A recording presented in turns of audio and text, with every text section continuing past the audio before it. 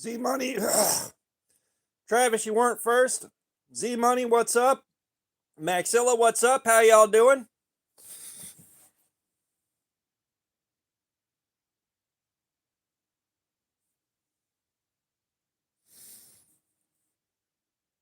Epic Freeze, what's up? How you doing, man?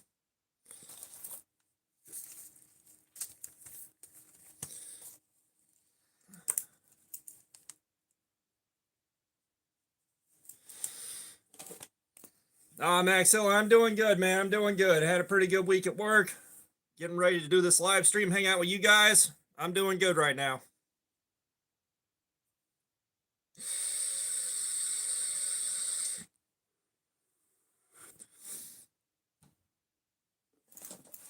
Yeah, hopefully you guys are having a day too.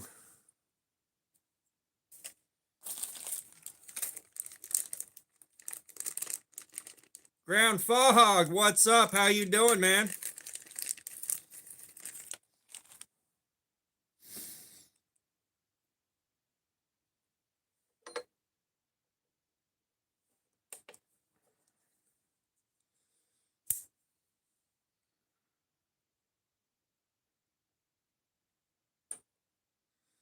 That ain't no 247.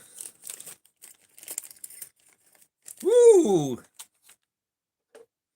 Nice. Hey, way to go, Maxilla. You beat your personal record for trips around the sun.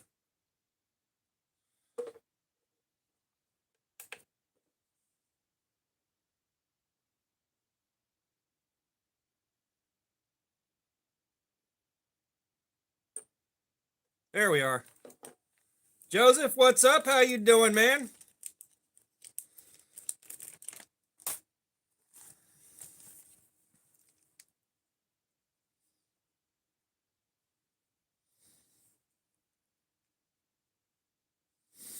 Okay, we're going to start this up in about 7 minutes here. Let some people file in.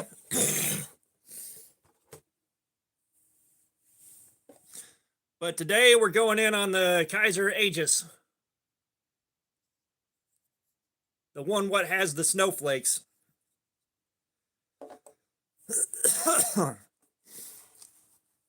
Jacob Humphreys, what's up? How you doing, man? I'm doing good. Doing good, hanging out with you guys, fixing to get going on a live stream. We're having a good time. And we got emotional support caffeine.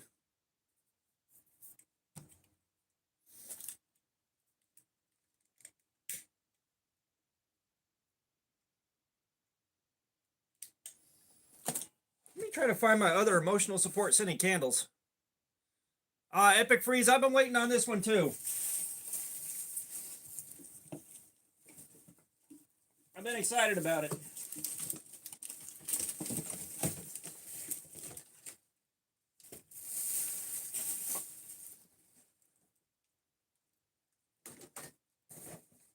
Now, I damn well know that I've got some other emotional support scented candles around here.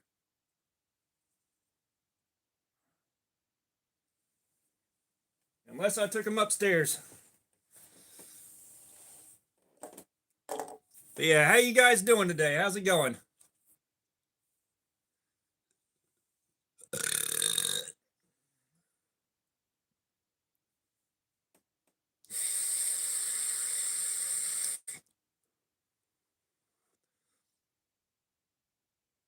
BenCon 31 216. What's up? How you doing, man?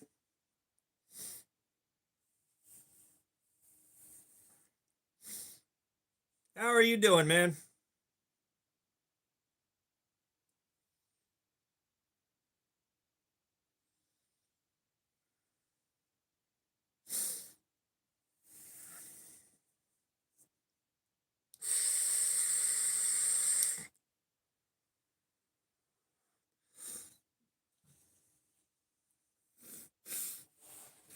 Where the hell did my other emotional support scented candles go?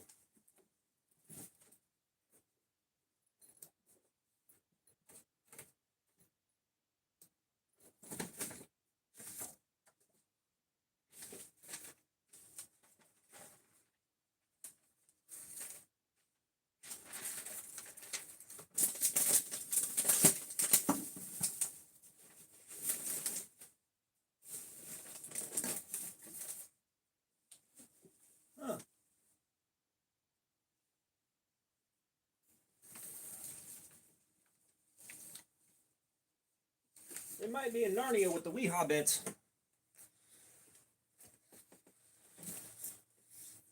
Brendan, I'll put socks on for $2, man. We got the sock game right here. I got socks at the ready.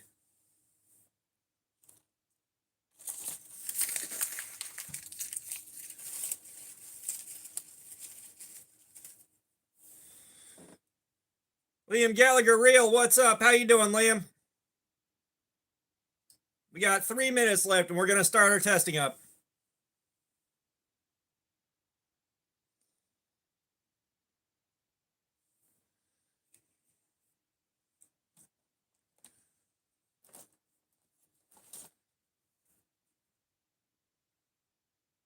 Oh, Liam, I'm doing good, man. I'm doing good. I am doing good. I need somewhere safe to put this. I'll put it right there for now. Chris Kitts, what's up? How you doing, man? Yeah, everybody has been getting sick. There was like, I think, a grand total of like 10 or 11 call outs at work yesterday.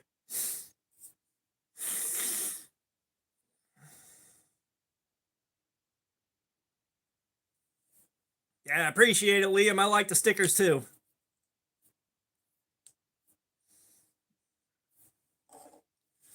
Speaking of which, do I have my stack of Fuchs stickers?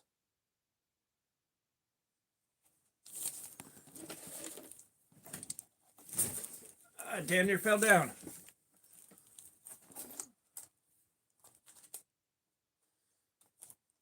Yeah, we need to get a fresh Fuchs sticker on there.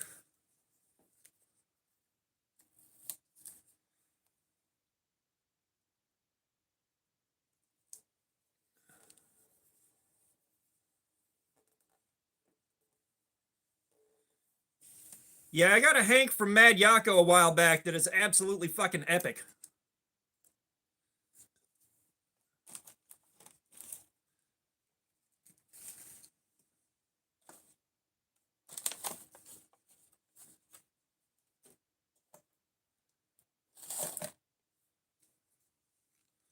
All right, T minus 1 minute. T minus 1 minute.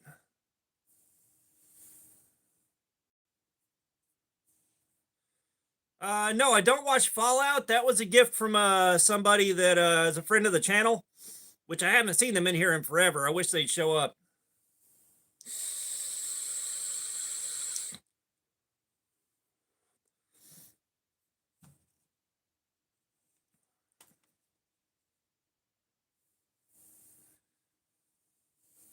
But no, that's Cutting Lay CDC.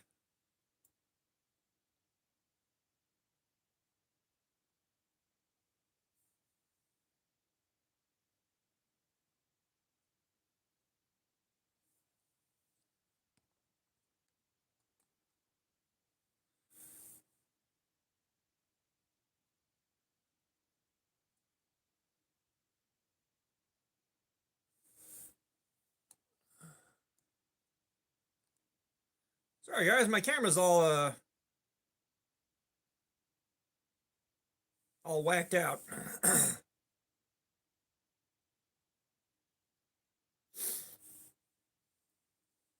All right. So the sock game is for $2, I'll put socks on. For $2, I'll take them back off again. All right, let's get going with this.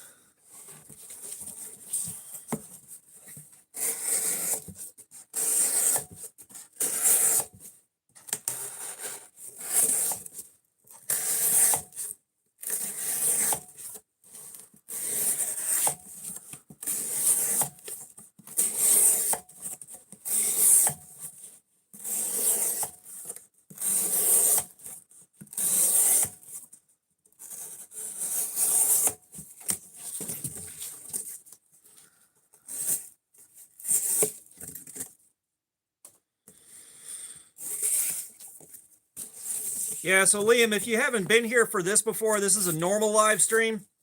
The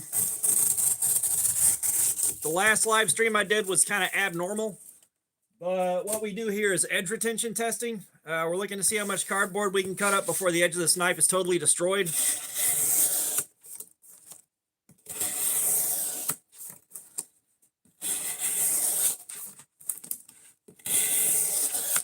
and it winds up being unintentional ASMR.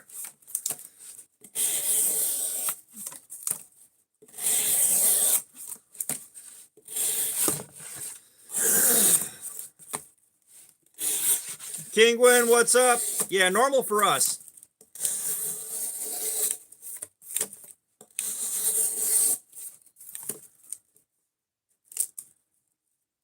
The Aegis is feeling all right, Brando, but we just started 2 minutes ago.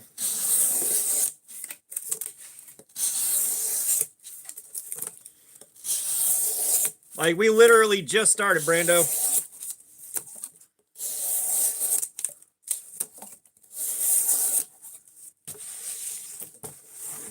All right, Liam, we'll see you later. Arthur, what's up? How you doing, man?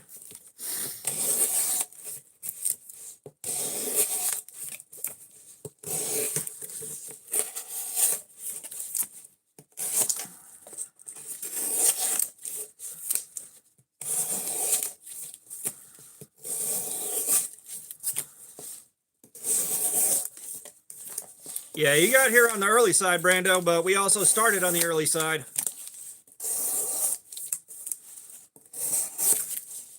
Damn it.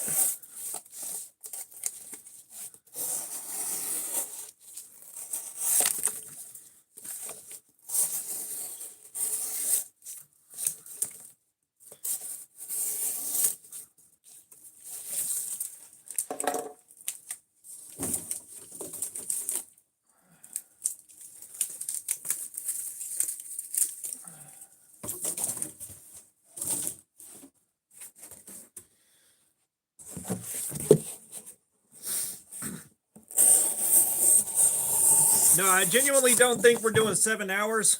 I'm hoping for 2 to 3 hours. Hoping. But I don't know what AEBL is going to do here.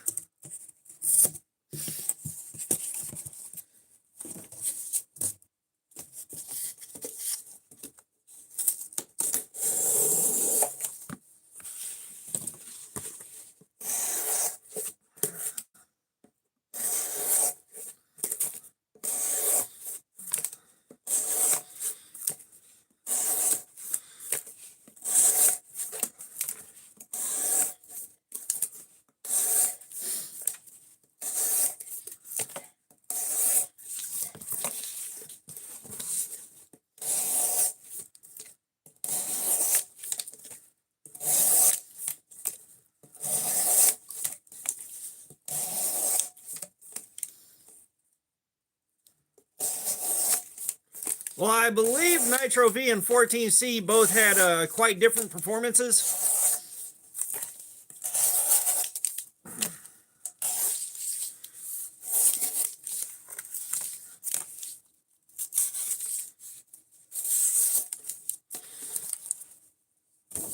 If memory serves, Nitro V and 14C both did a little bit different from each other.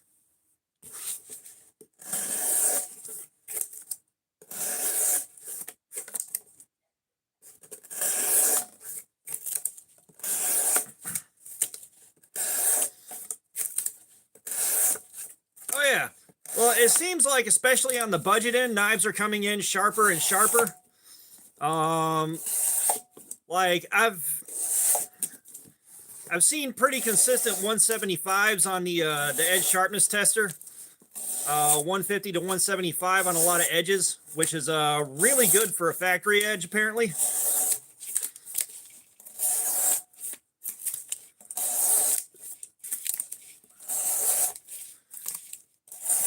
But I can remember a time when cheap knives came factory dull,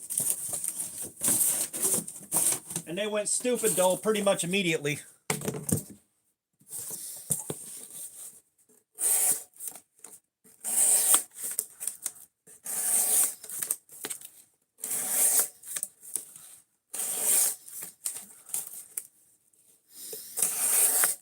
Which I don't still get.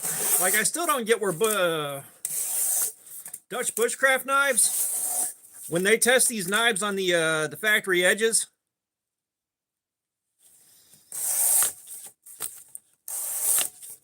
they're pulling like 60, 67, 70.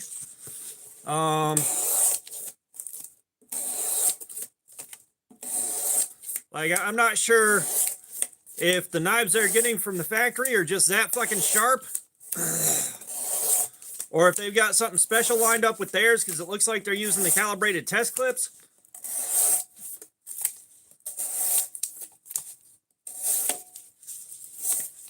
But even sharpening my stuff up to 3,000 grit, I'm not seeing below 100. I think I saw below 100 once, maybe twice.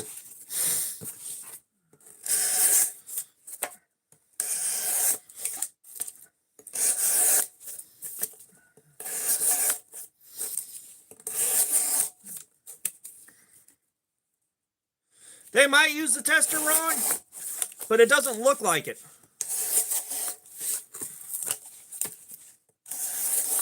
It doesn't look wrong.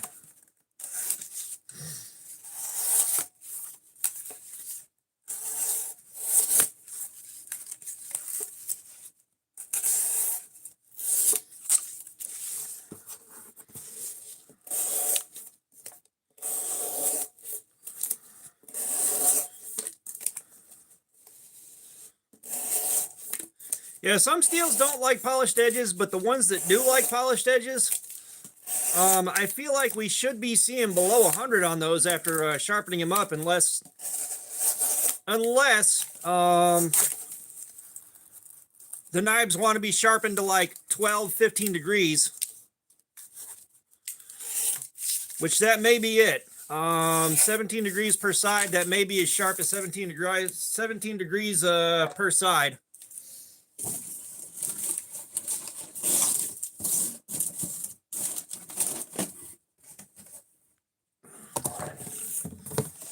Evil Twin, what's up? How you doing?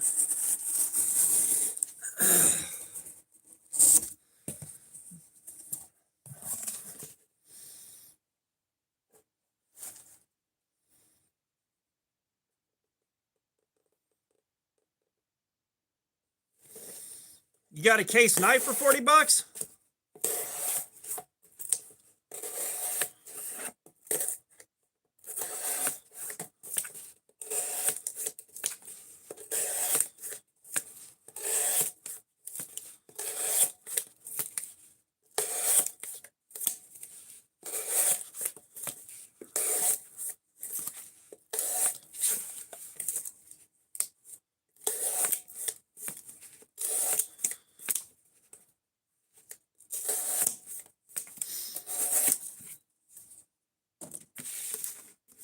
Yeah, I'd like some chili, but I'm probably going to be back on the macaroni and cheese again. Probably.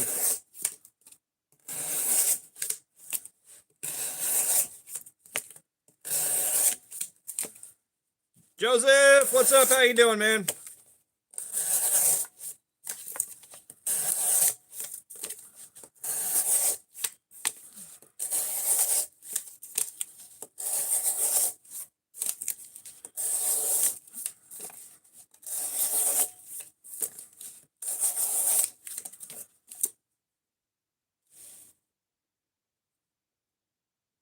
Oh no, it's the Craft Easy Mac.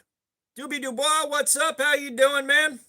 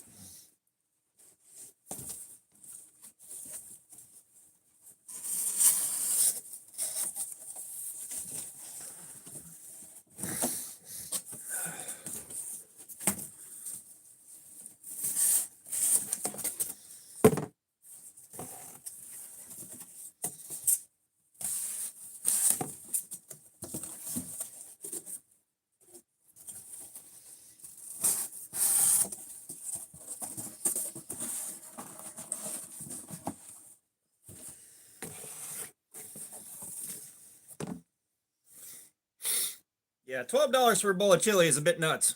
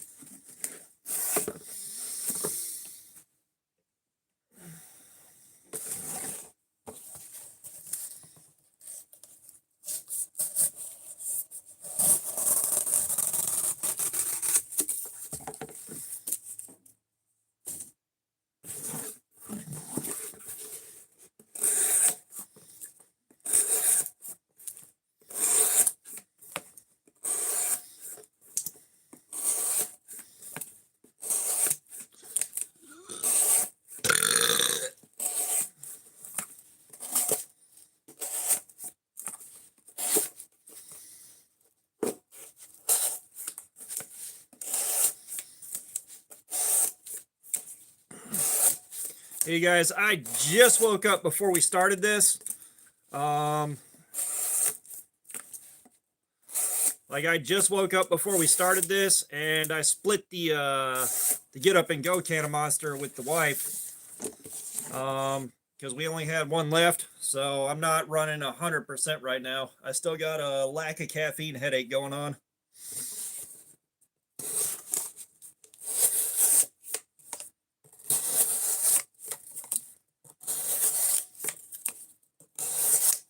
So you're telling me a bowl of chili in New York City is $24 fucking dollars?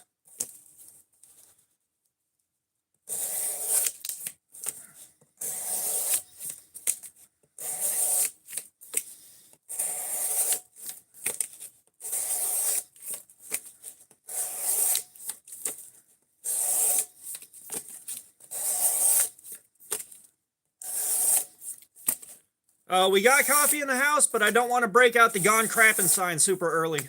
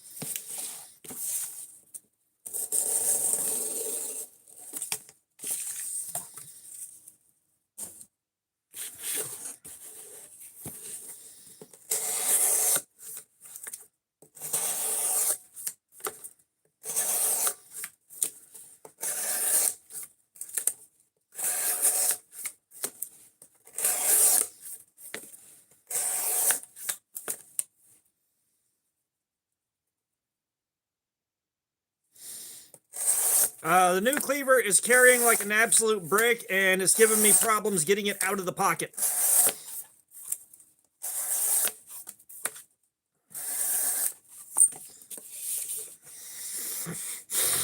Like the new cleaver is carrying exactly like you think it would, but it's giving me issues getting it out of the pocket.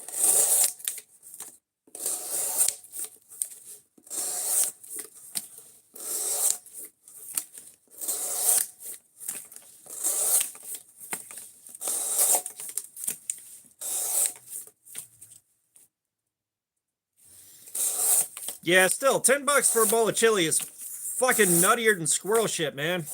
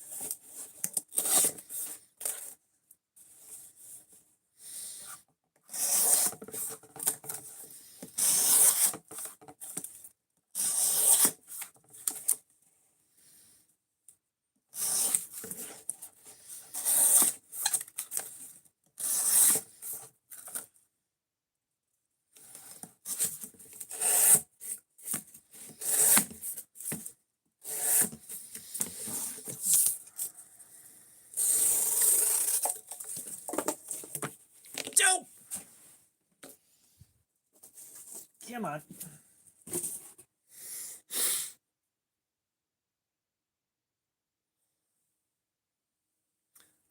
The bias in my cuts pulls me in one direction. Like my cuts always bias to where the right hand side is taking most of the bullshit. So my cuts are always biased a little bit twisted.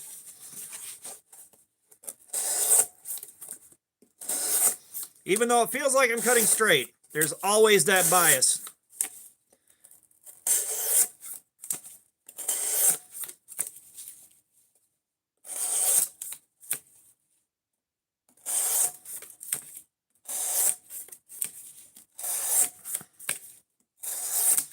And it might be because I'm not.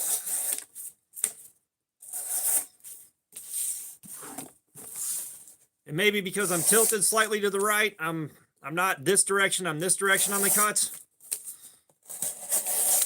But there's always that bias.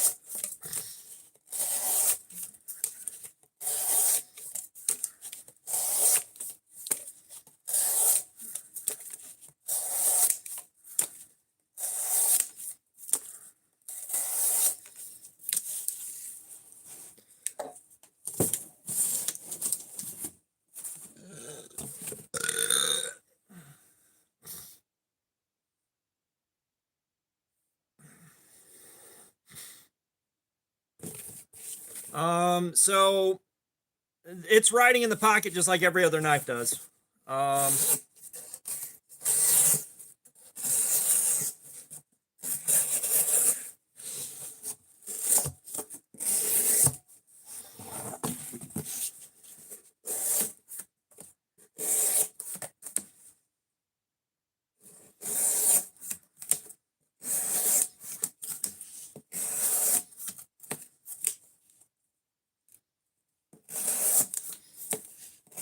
Well, like that's the best way to put it.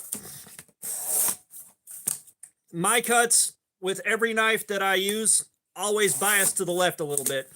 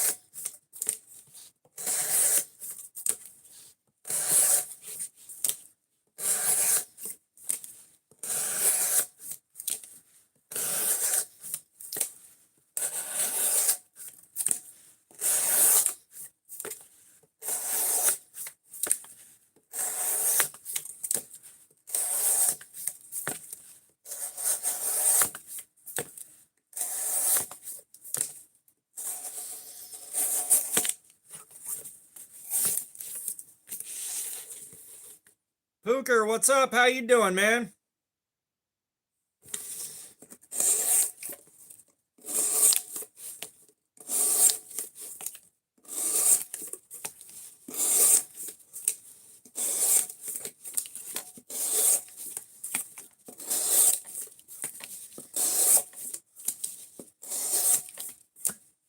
Daniel Porter, what's up? How you doing, man? No, I can't do something else. That's not why we're here.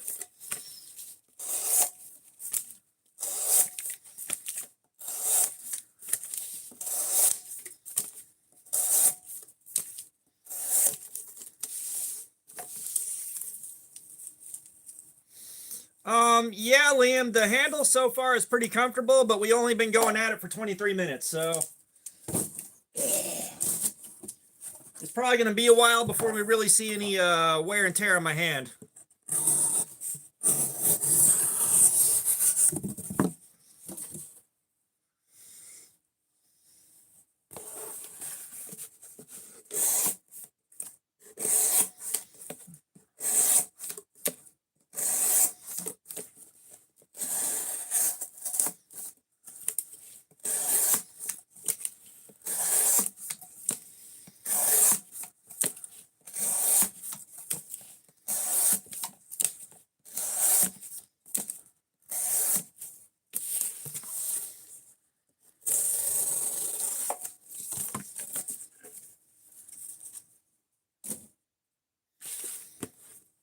Just a guest. What's up? How you doing, man?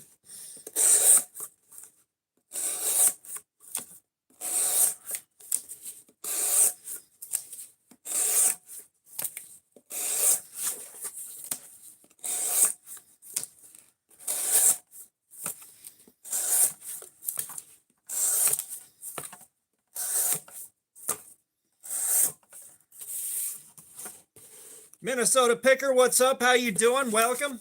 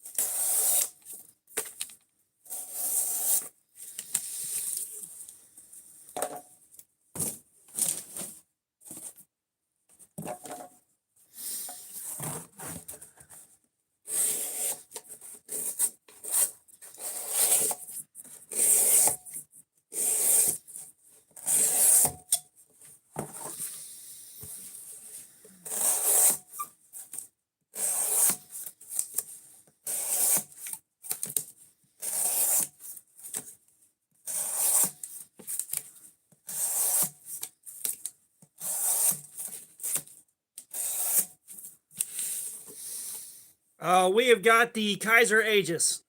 We've got the Kaiser Aegis right here.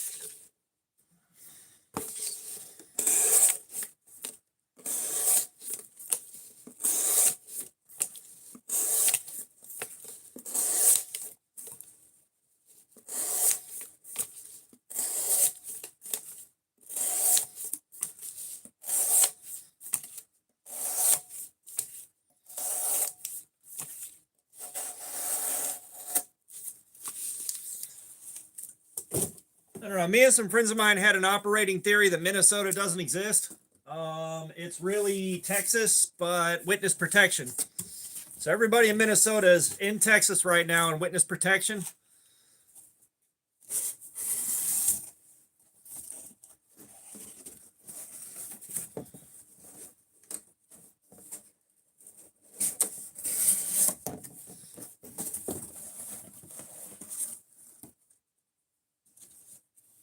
Oh, nice, Evil Twin. Yeah, I've got a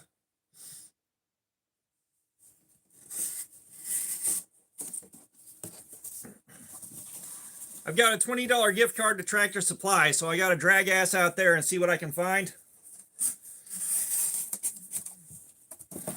Which is probably going to be a knife for the channel.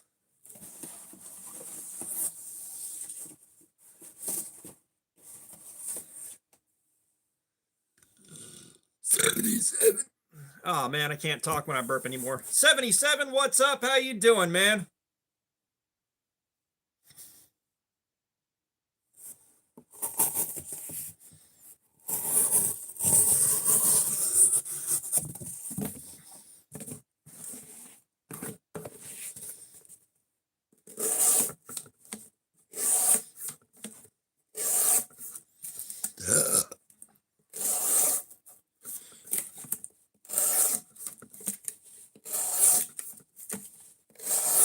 Yeah, I'll have to I just have to see what grabs me by the short and curlies while I'm there. Oh, nice, 77. Yeah, I don't get the house to myself very often anymore, which doesn't make much of a difference to me. I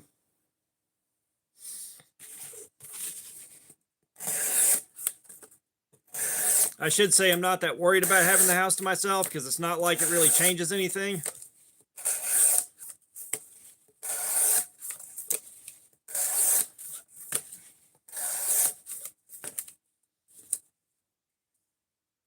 Chloe's Life, what's up? Yeah, trust me, I've known who Green Day were since 1993, I think. Like, I was still in fucking middle school.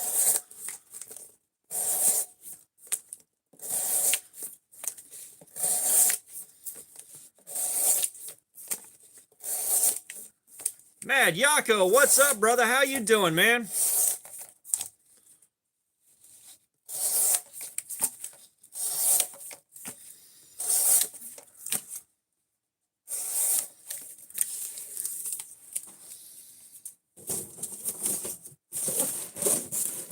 Well, there you go, Chloe.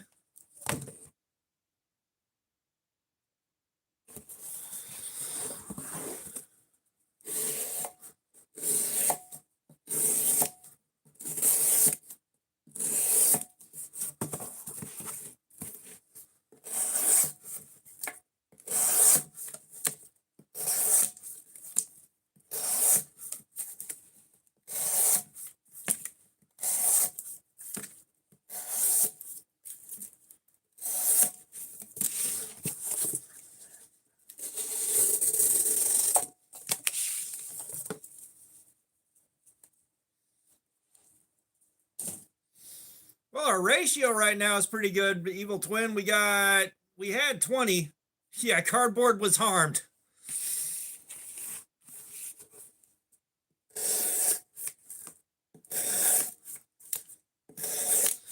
But we had 20 watching and 23 likes. I got a feeling viewership numbers are going to stay really low.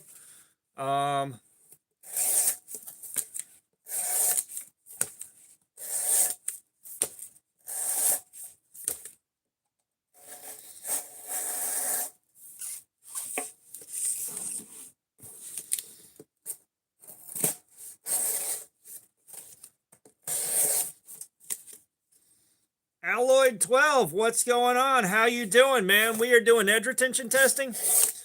We're looking to see how much cardboard we can cut up before the edge of this knife is completely fucking wrecked.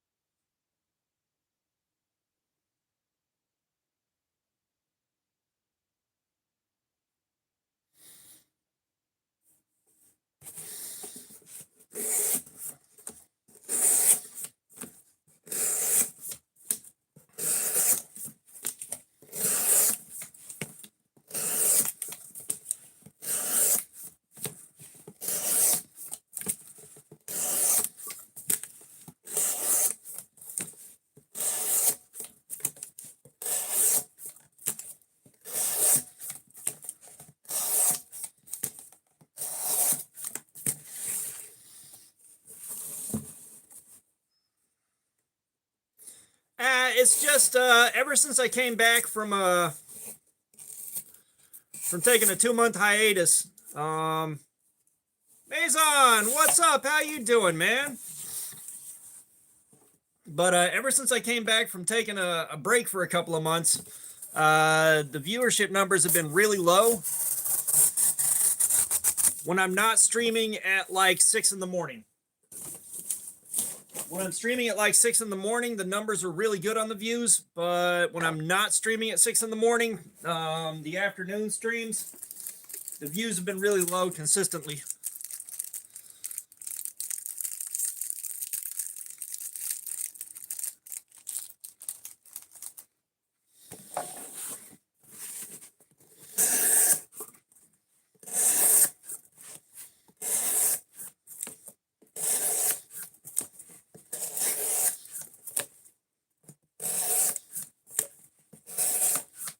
Mizan, we got the Kaiser Aegis right here, AEBL steel.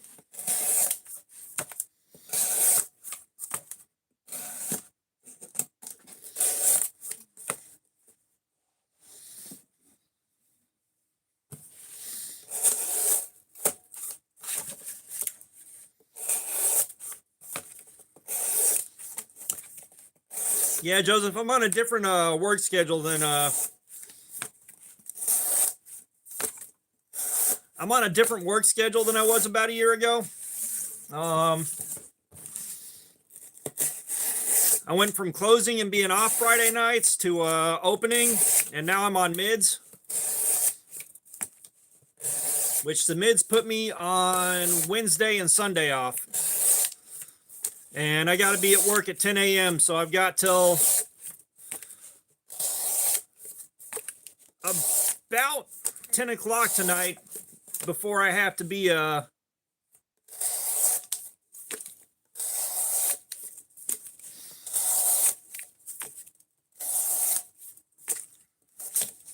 like, I'm not doing a 10-hour live stream today, I promise you that much.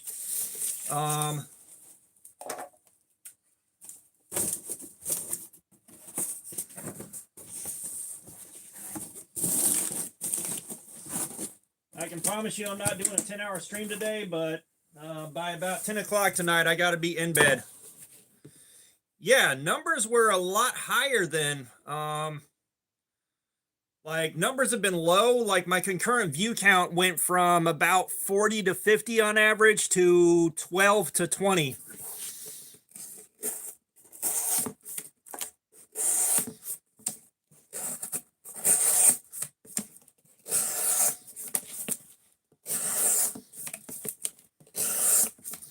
And then at like 6 a.m., I was hitting like 100 concurrent viewers, and the number of viewers there was staying around 60 to 80.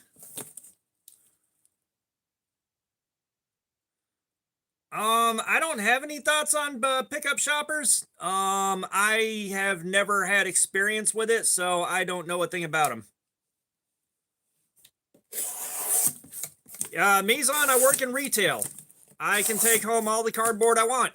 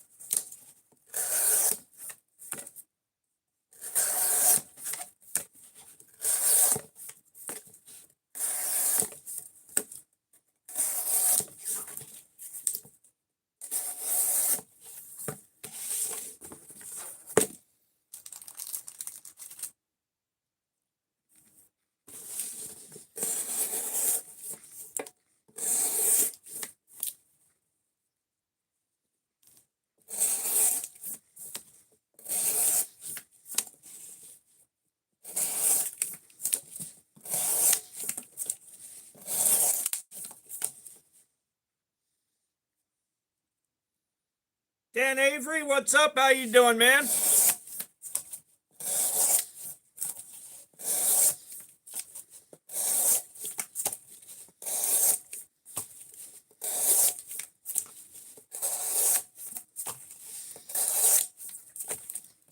Yeah, I'm not going to spend much effort focusing on viewership numbers, on like the view count on these live streams, because if I did, I would be stressed out and probably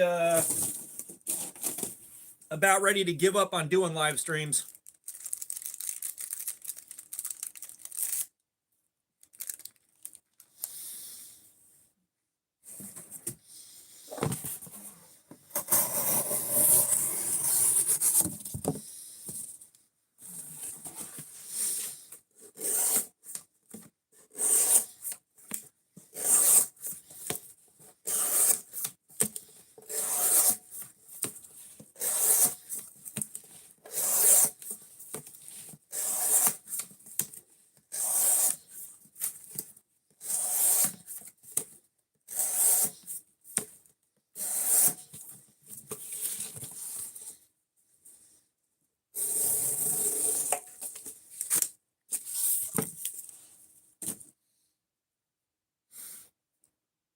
Yeah, we generate a ton of empty cardboard boxes at work.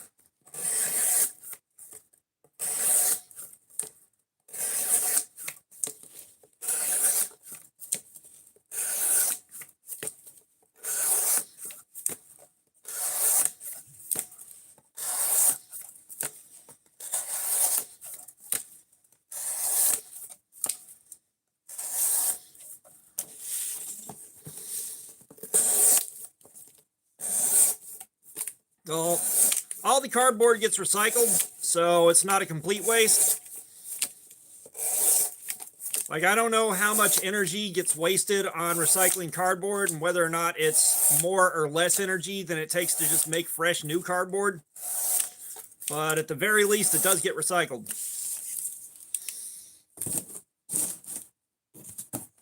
And because the store gets a credit, Dan, that is, whew, that's some bullshit right there.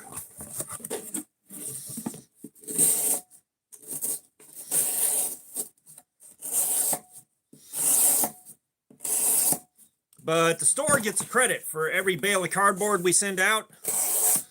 So they don't care about me doing this because the cardboard came from there and it goes back there. And the store gets a credit for all this cardboard I'm cutting up. News, radio, what's up, man? We have got the Kaiser Aegis right here, and we have got AEBL stainless.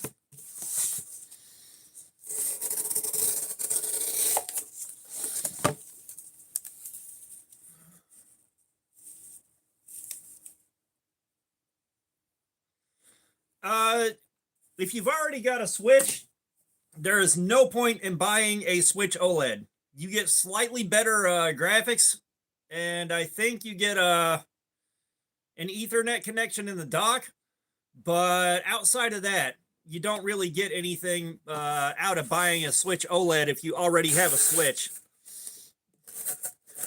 Personally, I'd be looking at a Steam Deck, but that's just me.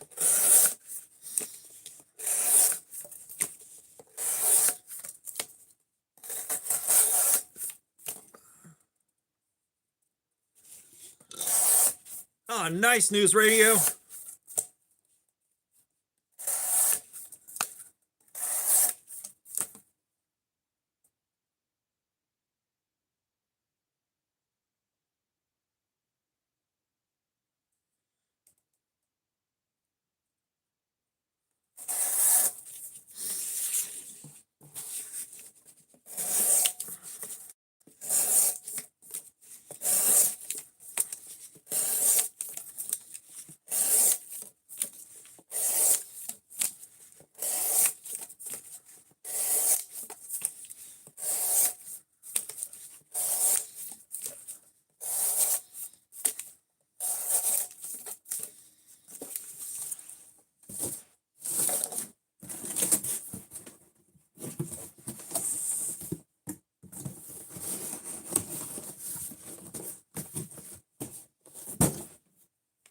Oh.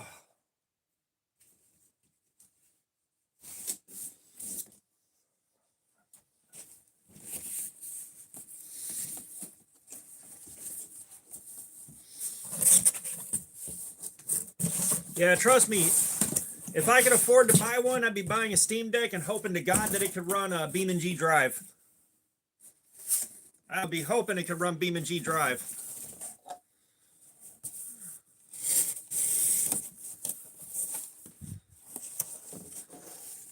All right, Maison, thanks for being here, man. Thanks for dropping by.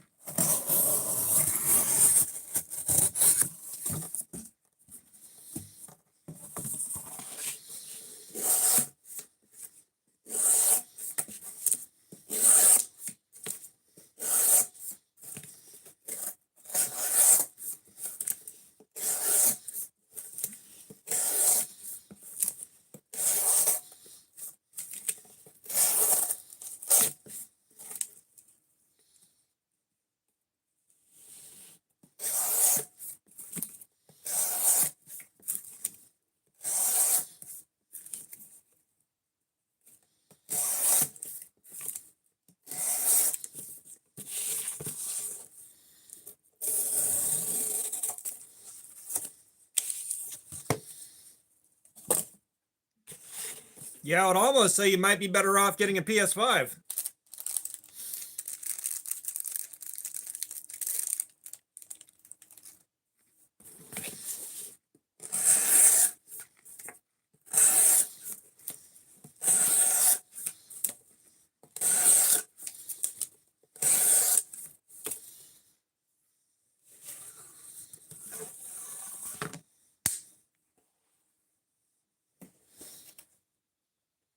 We got the same socks we always got, Epic Freeze.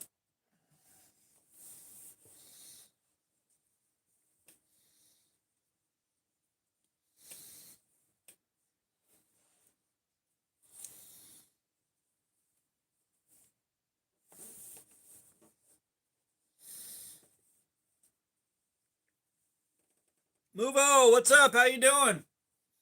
We got the same socks we always got. The official live stream socks of the channel.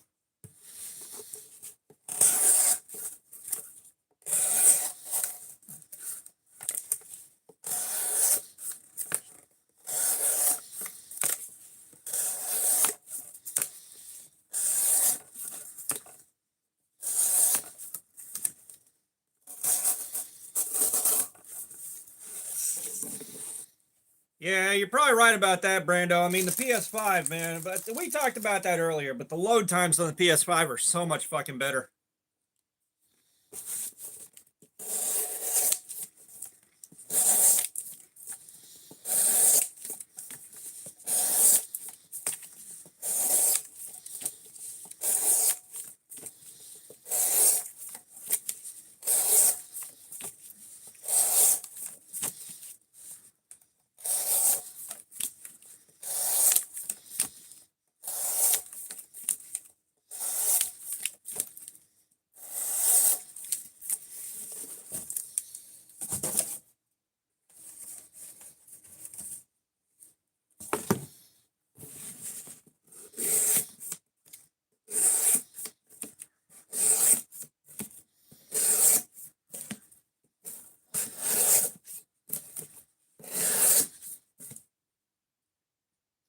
Movo, yeah, that is a holiday release from Kaiser.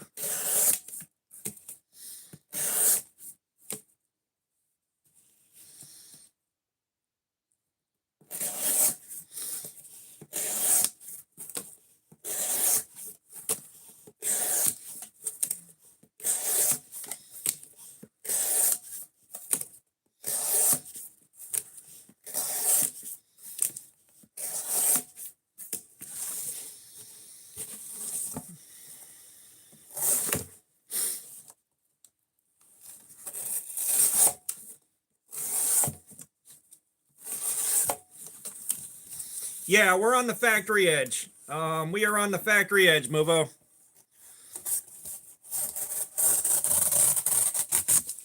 We're just shy of finishing the first hour on this.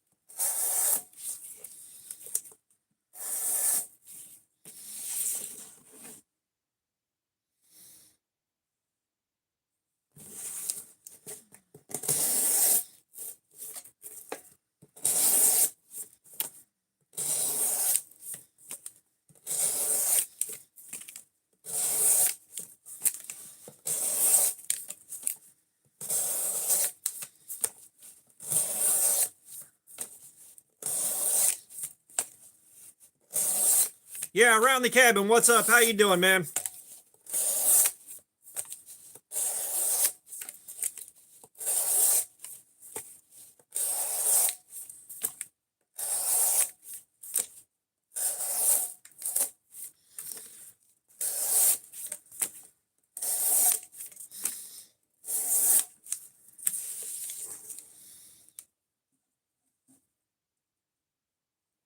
Diego Nasco 6745, what's up? How you doing, man? We're not making anything. We're doing edge retention testing.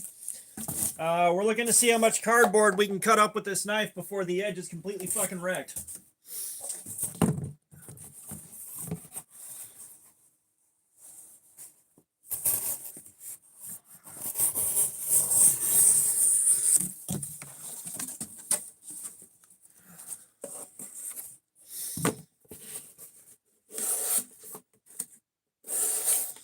So for those of you just getting in here, we're doing the Kaiser Aegis in AEBL stainless.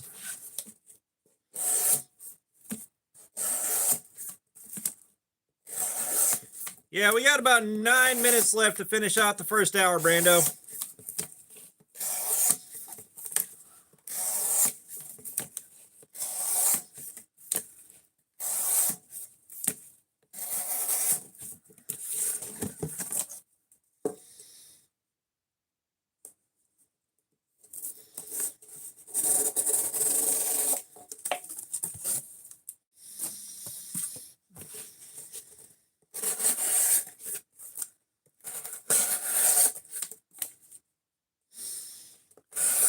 No hot spots yet around the cabin.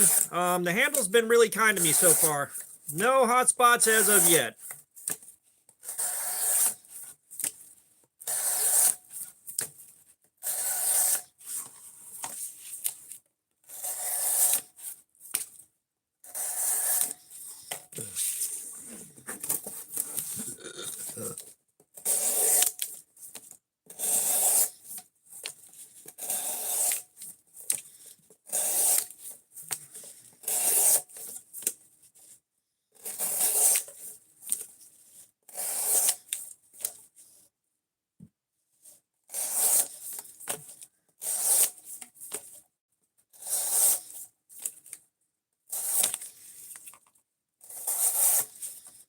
Yeah, if you haven't hit that like button, please do so. We're looking to see if we can hit 100 before this live stream ends.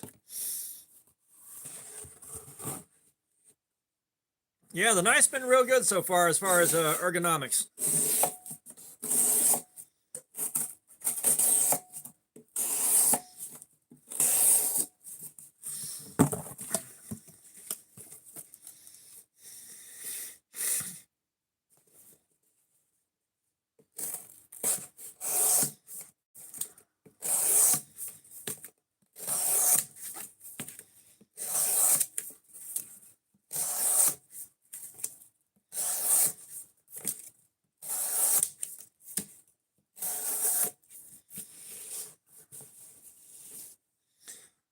We're not on a flat, well, we're on a pretty flat grind. I don't feel a hollow grind. I'm not seeing hollow grind.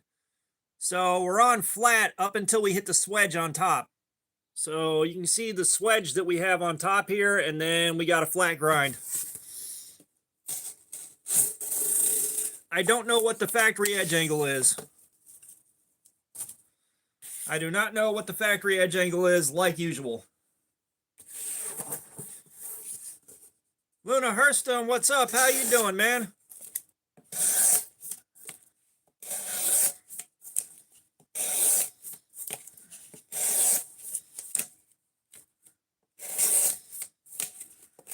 Hey, I was at work yesterday, Luna.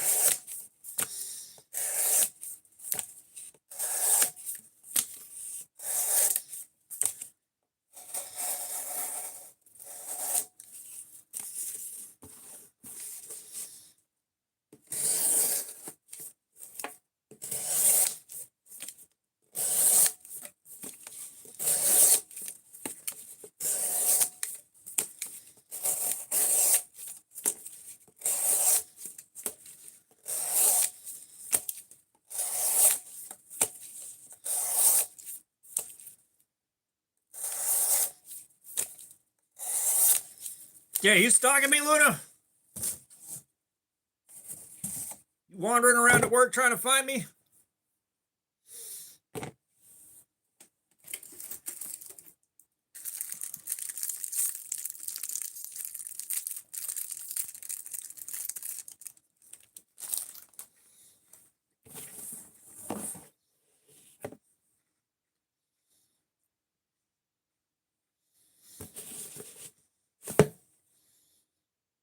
Larisha White. What a fucking weird question.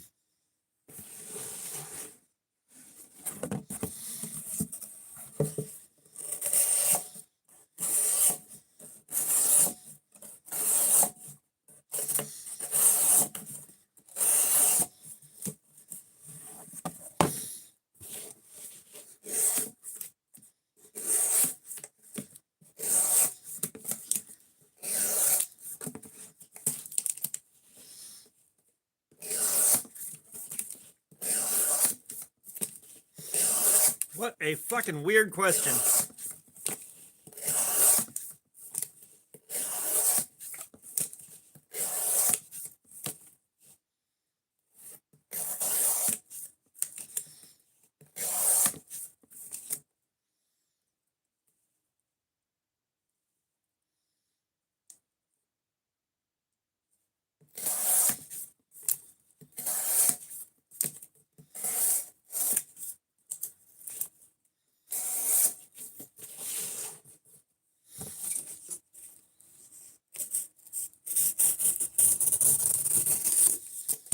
Besides, I did a face reveal live stream, what, 2 days ago?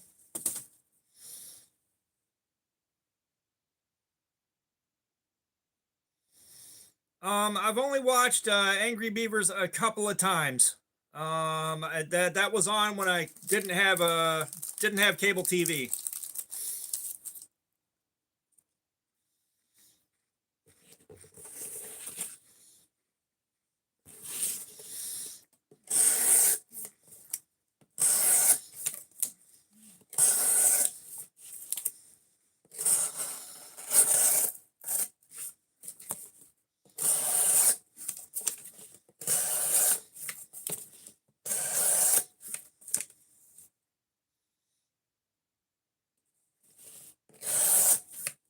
Drayton, you should go number 4.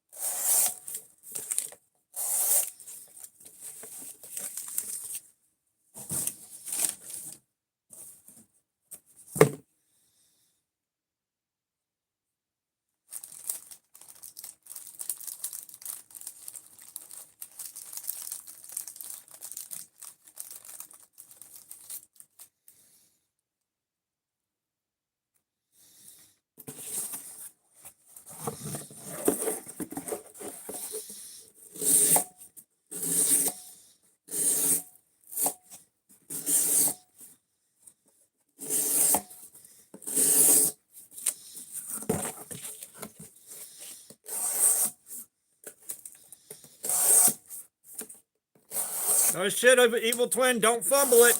Don't fumble it. You might have a chance.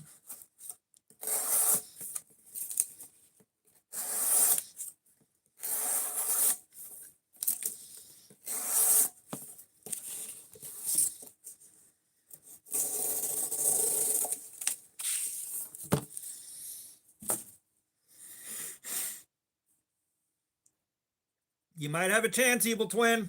Don't mess it up.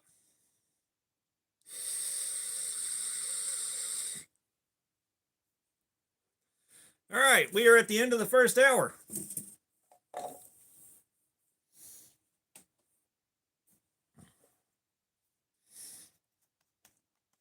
Break out the Forbidden Moonshine. Let's clean the blade off.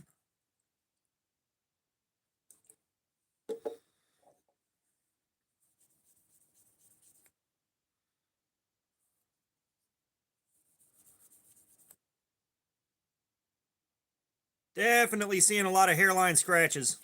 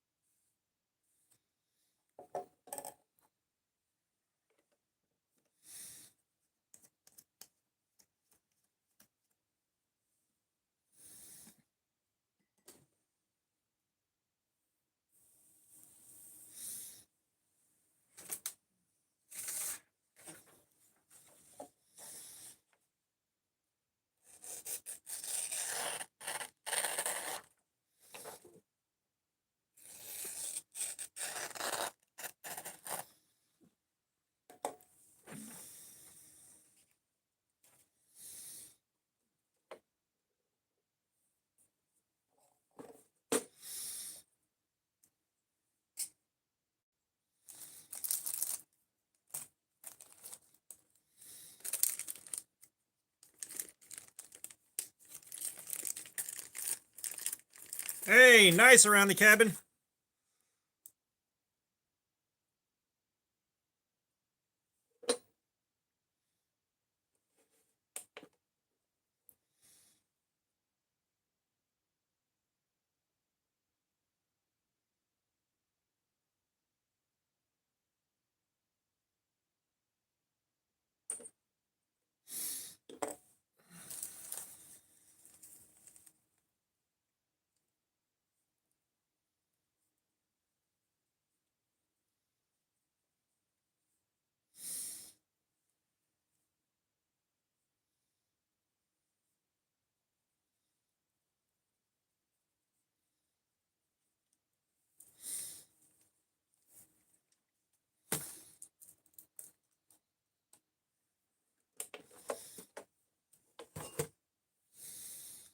All right.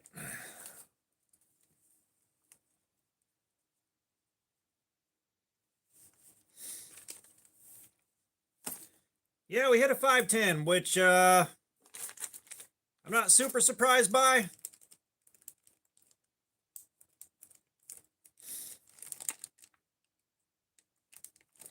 Nice. I wish I had the money to pick up another car. That'd be nice. Just get something besides Truck Norris for me to drive.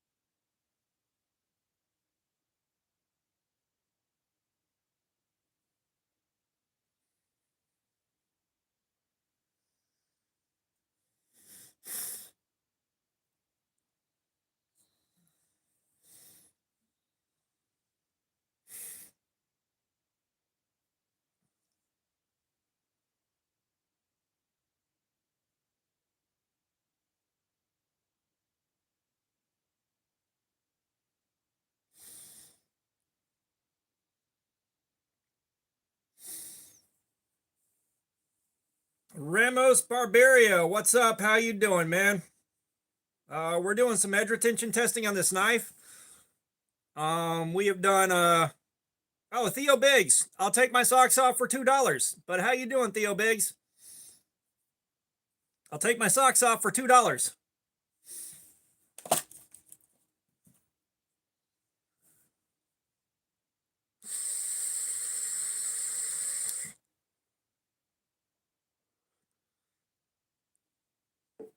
Well, Movo, it stopped slaying cardboard at around 600. So we still got to push it to 600.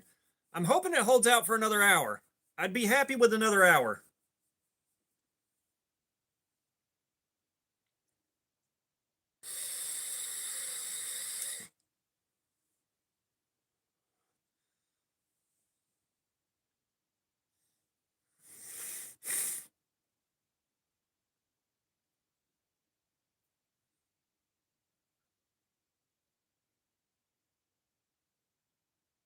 All right, 4 minutes. We're getting back into this.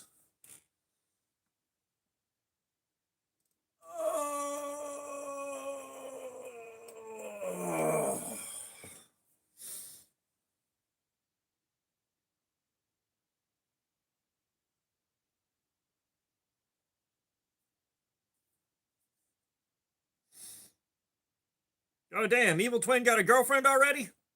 Way to go, Evil Twin.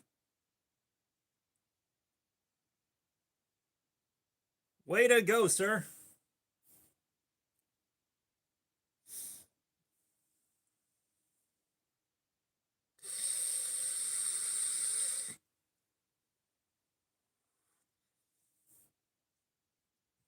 Yeah, Luna, you're Evil Twin's girlfriend now.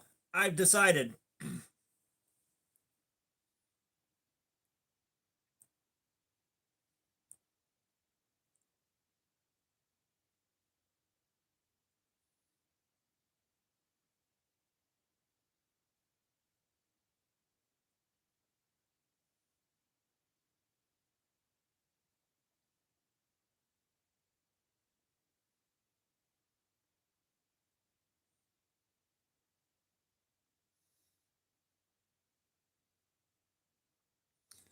All right, 3 minutes. 3 minutes. Oh, man. I wish I would have woke up earlier. Taking more time.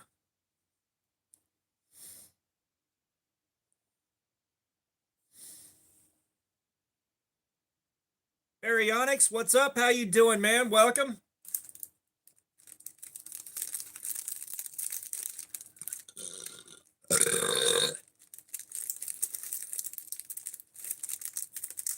Two minutes. 2 minutes.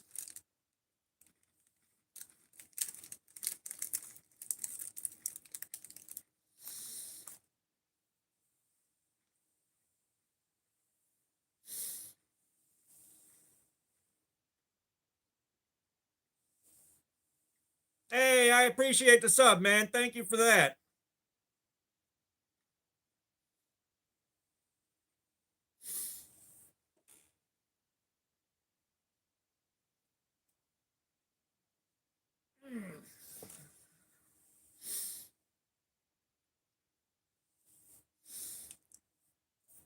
Which y'all, I am waiting. I am waiting on my emotional support caffeine. Let's see if we can make it another hour before I got to get into it.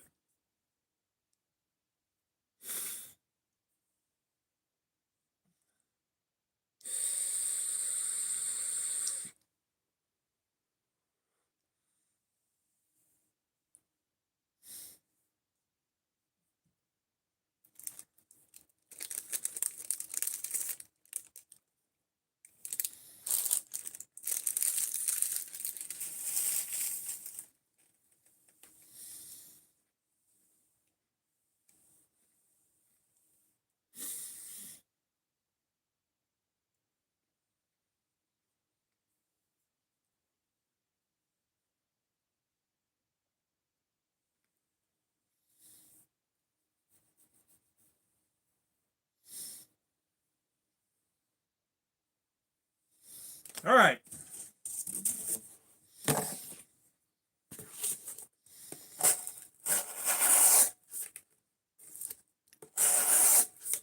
But the point is trying to see how much cardboard we can cut up with it before the edge is totally destroyed.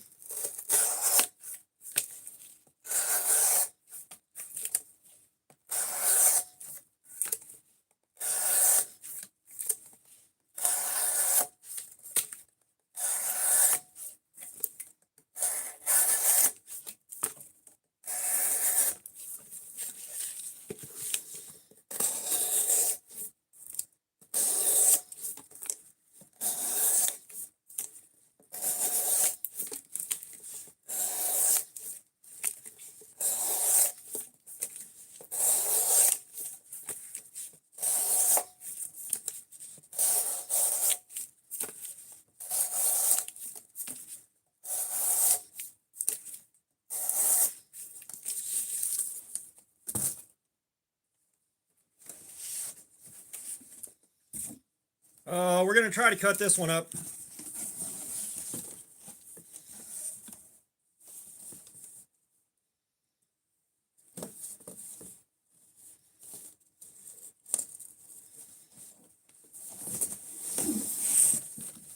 Then again, we'll wait till we sharpen this thing.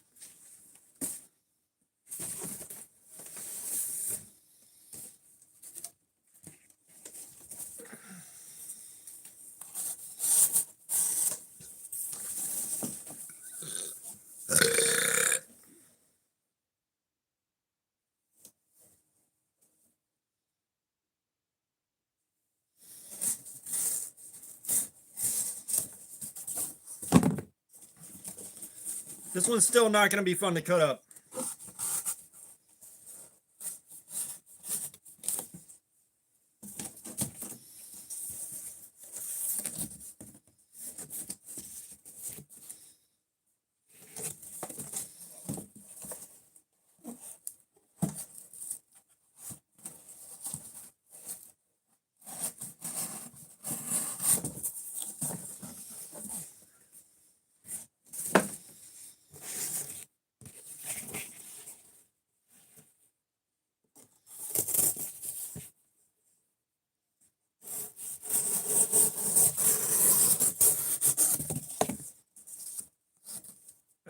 Baryonyx, I don't have a favorite car.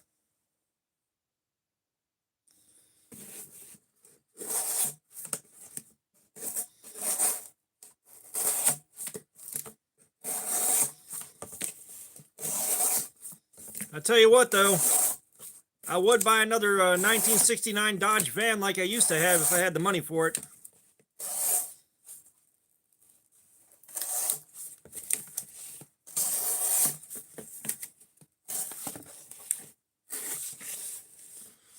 Come on.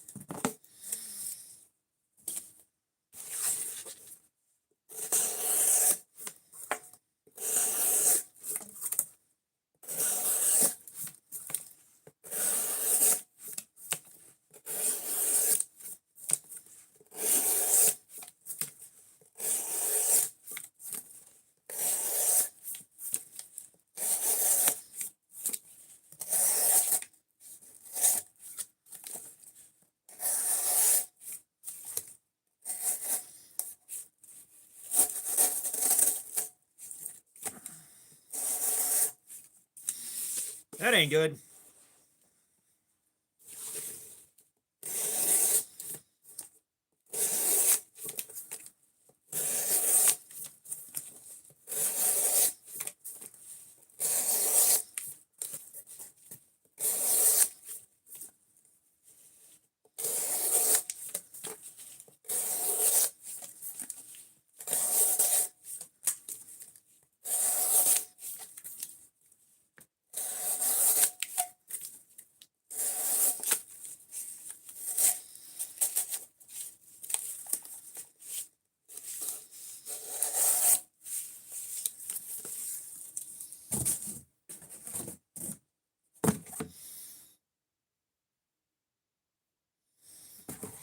I don't think anybody in here plays Roblox, Baryonyx.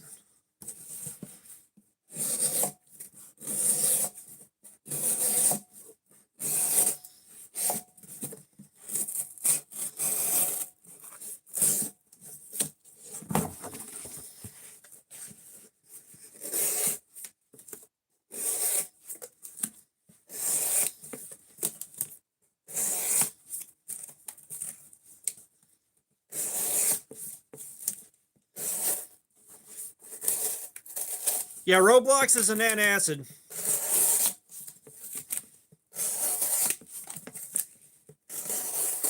Yeah, you take Roblox if you got heartburn.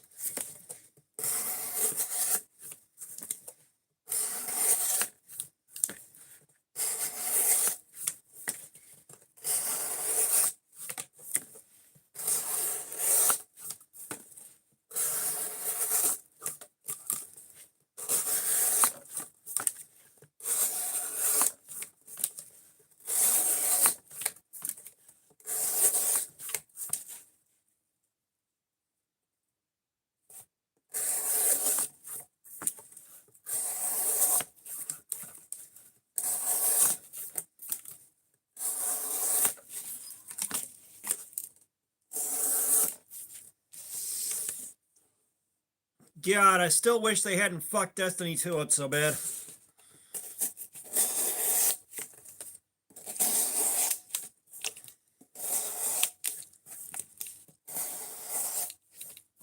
Canon USMC, what's up? How you doing, man? Happy Sunday.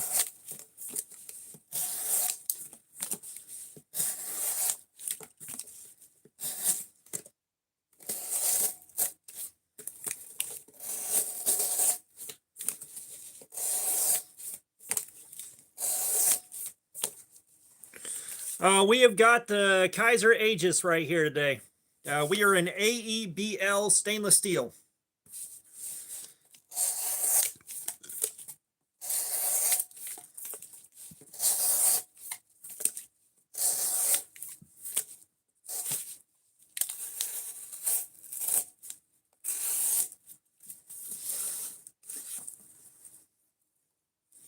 Punisher, what's up? How you doing, man? Welcome back, brother.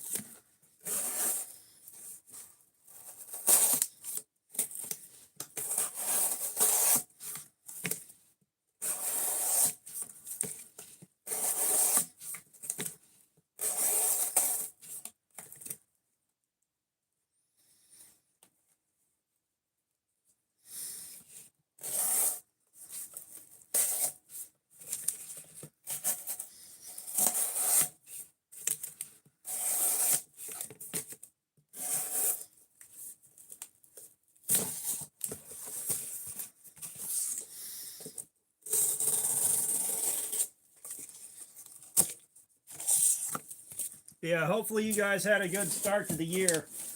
My start to the year is basically just another day going into work. Same shit, different day.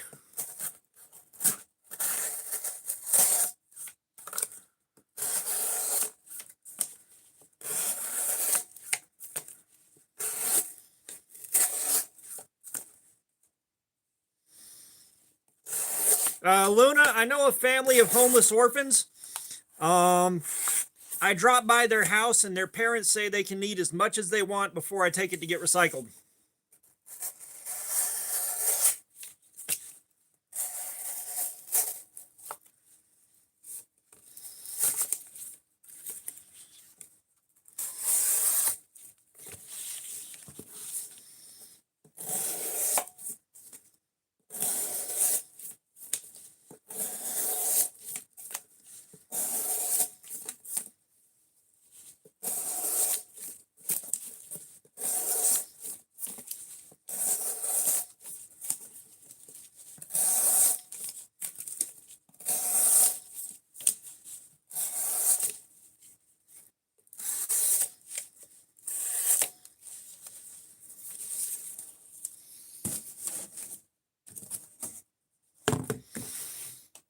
Yeah, well, I mean the little scamps get hungry.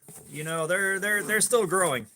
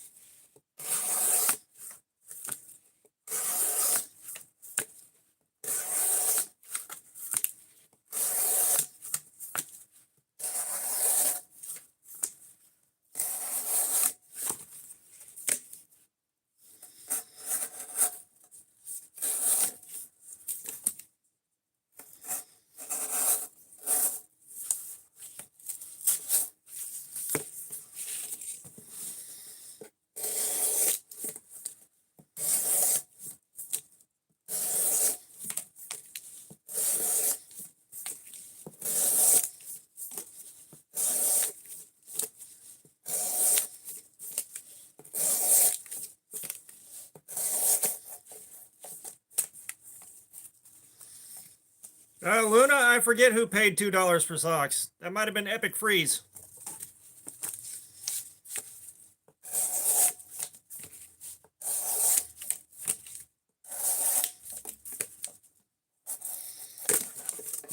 Damn it.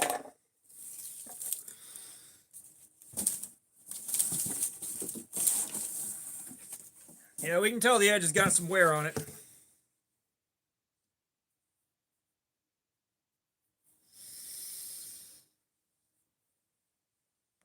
Yeah, okay, I remembered.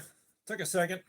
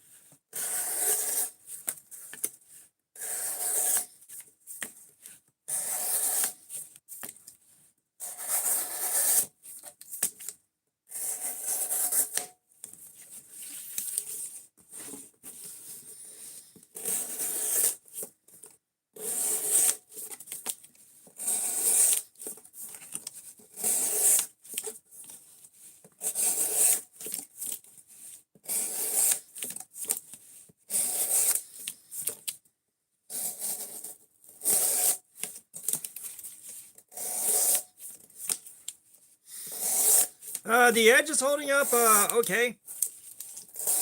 The edge is holding up okay. Still going. I don't think we've hit 600 yet, but this particular box is definitely not happy about getting cut up.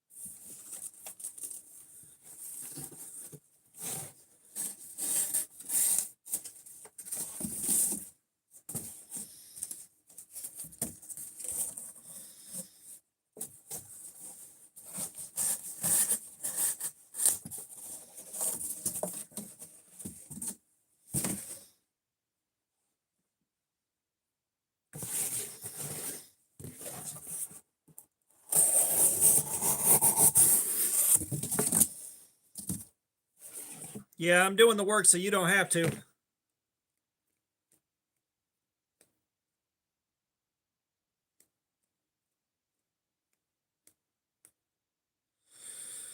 Oh.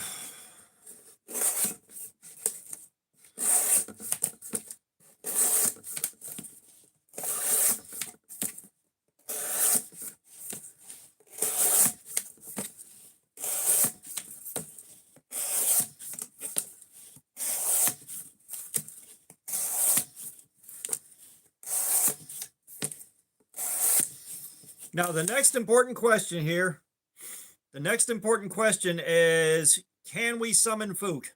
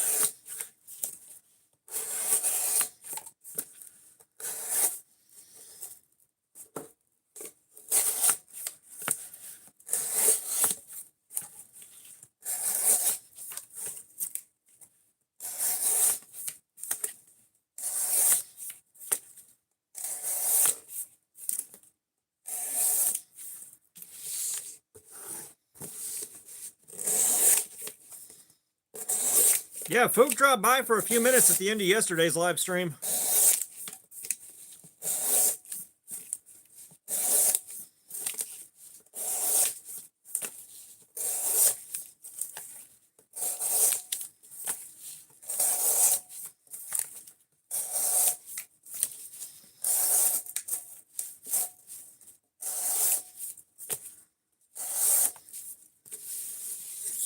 No Fook for you.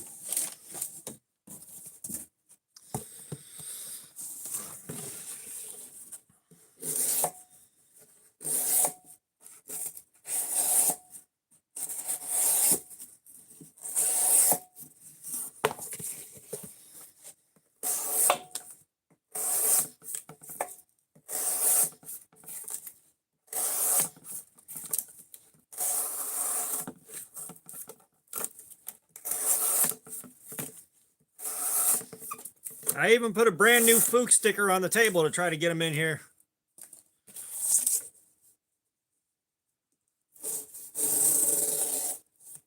I don't know. I wanted to do another podcast with Hey Woodinator, but I don't know. I don't know if I'm going to have the time this week.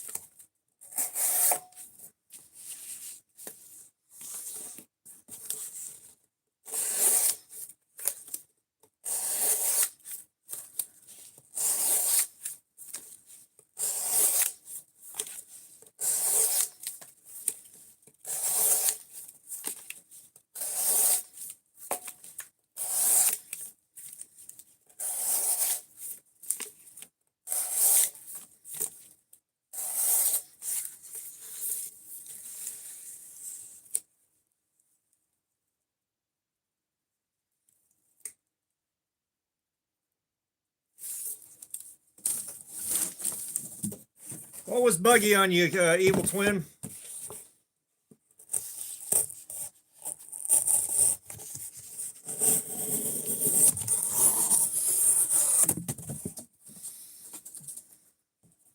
Was the stream bugging out?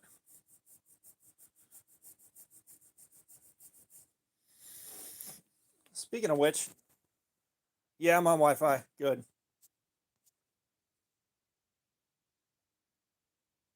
Who the fuck is Alexander? Shadow Spawn 777, what's up? How you doing, man? Gotcha. I don't know, Evil Twin. Like, my audio or my video quality has been fine on my second account phone.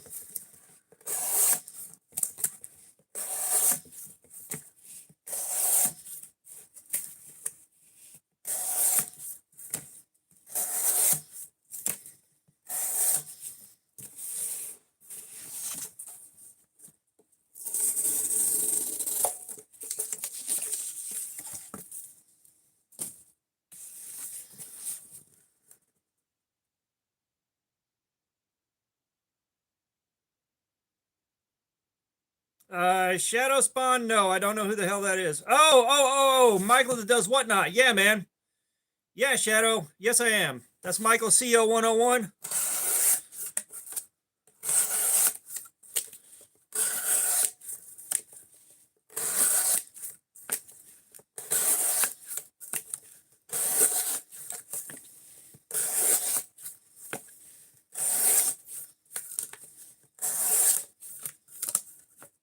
Thanks, Shadow Spawn. Yeah, I gotta make some more beads. I gotta make another batch of beads. Oh shit. Damn, dude, you know what? You helped cover my ass on Christmas this year. You were a big help covering my ass on Christmas this year.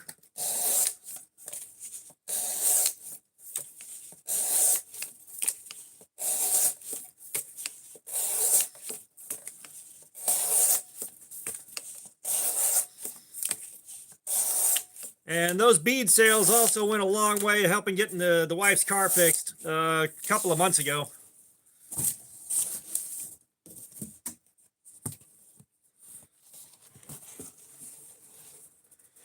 Yeah, I got to do some more Cardboard Slayer beads.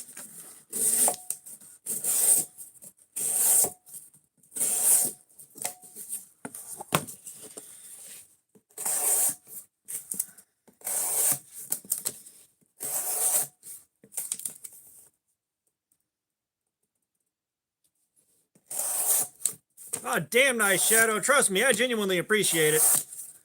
I genuinely appreciate it. Do you have just the glow in the dark, or do you have like the multicolor beads?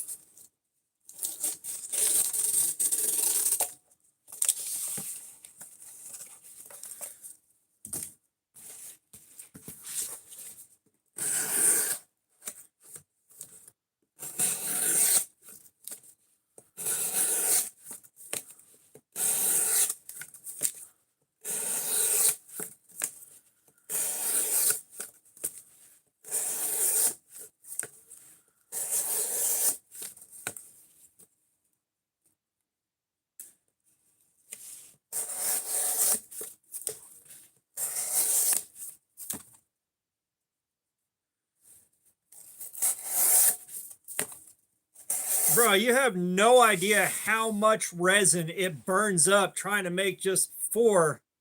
Nathan Clark, what's up? How you doing, man? Welcome. You have no idea how much resin it eats up trying to make those sweet gum ball beads. Those things eat up so damn much resin. My God.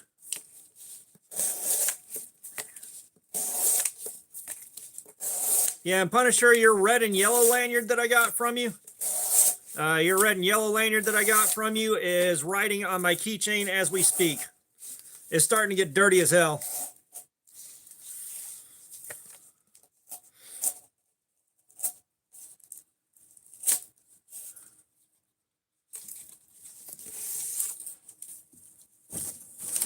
Yeah, like I'm real happy with how they turn out.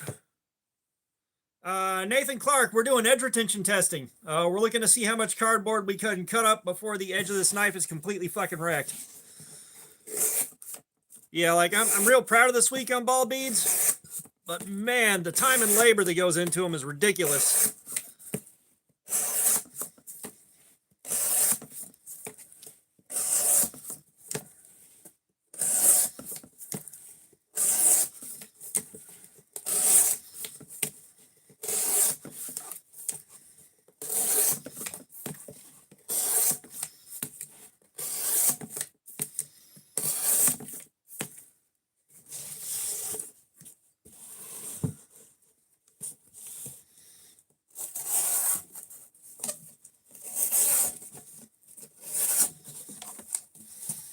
And yeah, believe it or not,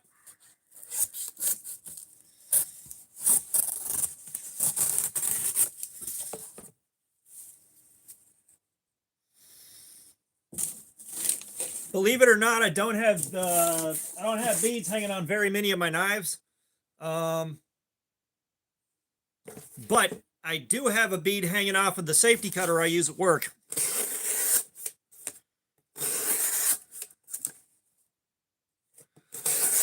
Nathan Clark, today we've been doing this for an hour and a half.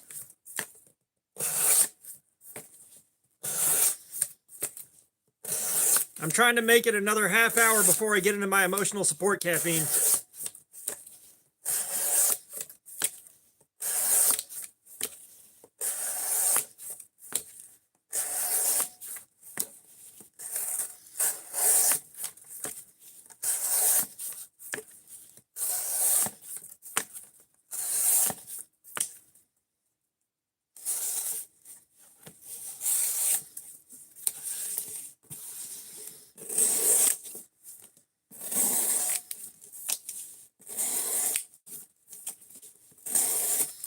Yeah, the only problem with that Evil Twin is I'm only carrying the knife for a week.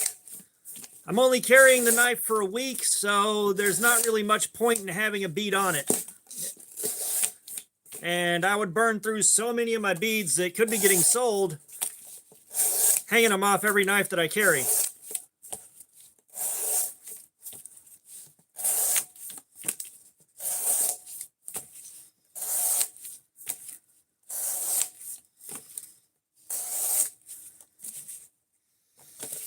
How long have I been streaming for? 1 hour, 51 minutes, and 48 seconds.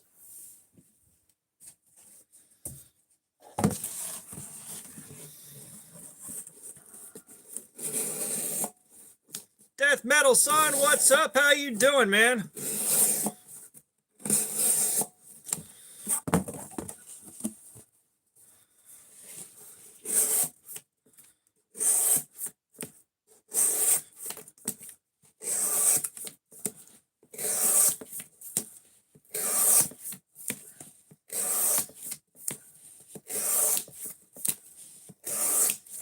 Speaking of which, I gotta get new carbide cutters.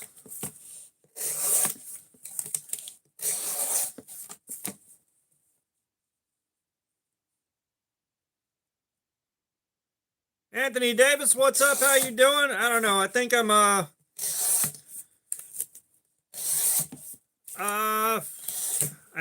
2.5 to 3 years in. I'm not sure exactly how long I've been doing this. I kind of haven't kept track of it. Blade Steel is AEBL. AEBL.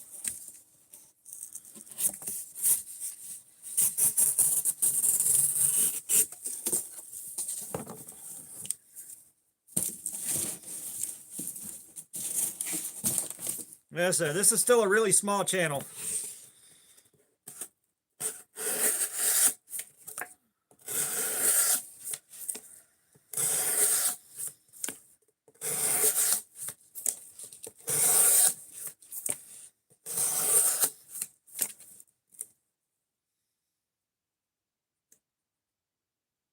Shadow Spawn, I appreciate it, man. Thank you so much.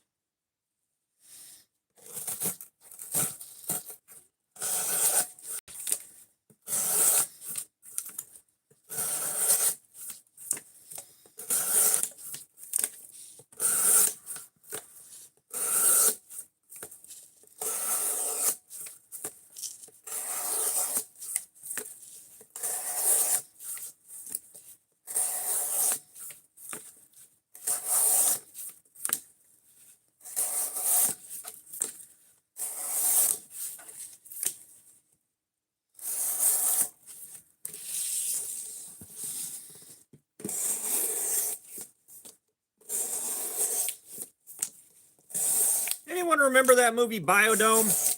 That was neat.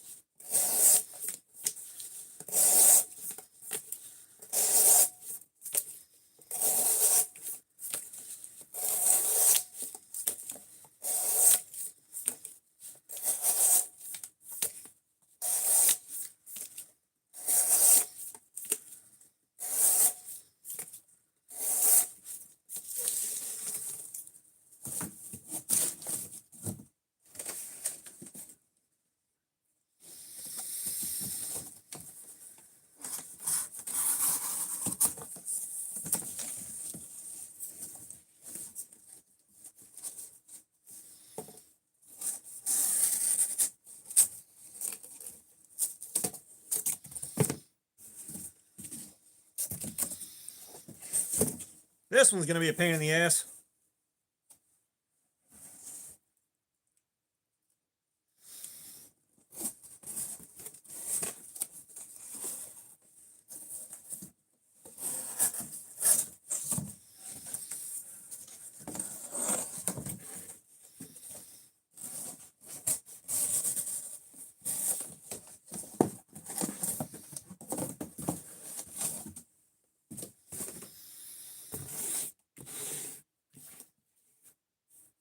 Yeah, I've got an Army Navy surplus store that I used to live pretty close to, and they quit selling surplus gear and just turned into resellers like Carhartt and Temu gadgets and Temu weapons and stuff like that.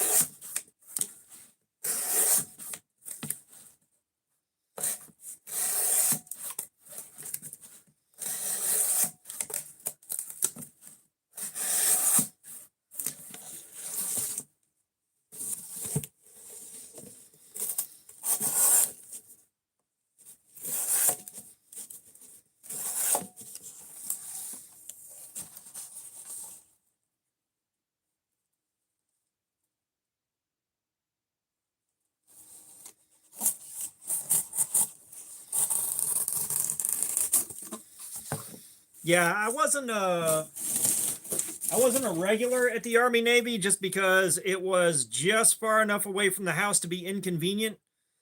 But I would drop in there once in a while. And I went in there trying to find some replacement boots that I had, a replacement for some boots that I had, and there was no surplus left there. And it's like, all right, well, I'm out.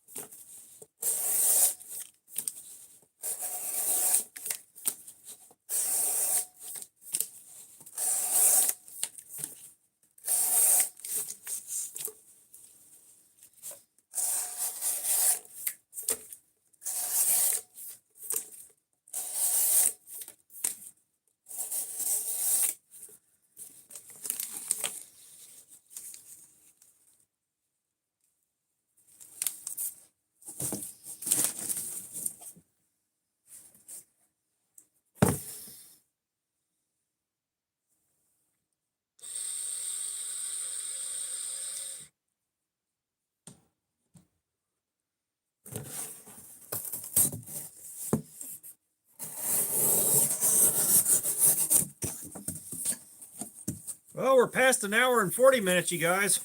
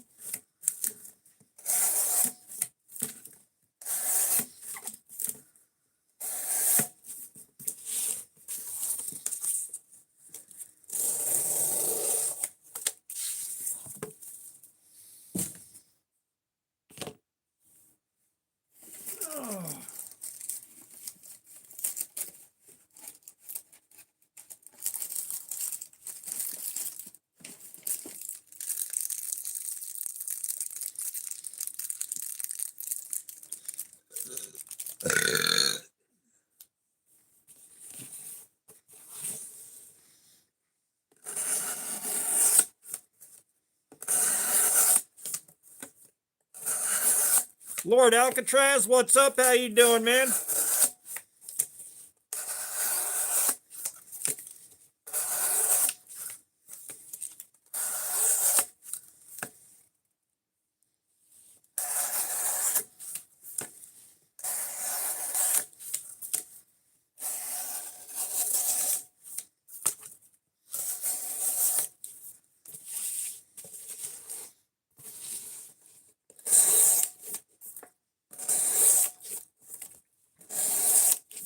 Back in my day, a quarter cost a nickel, and that's how we liked it.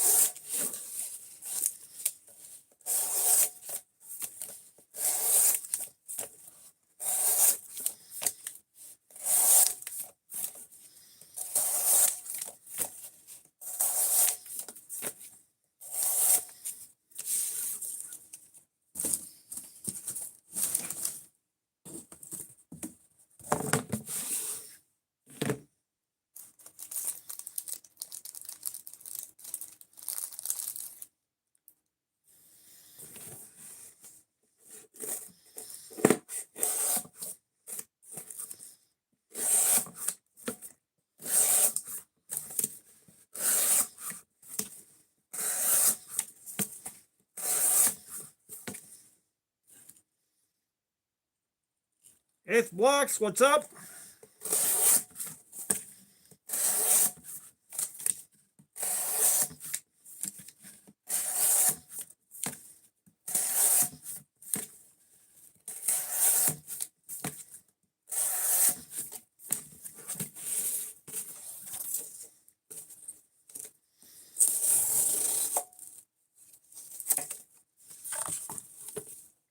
Lord Alcatraz, we've got AEBL. AEBL.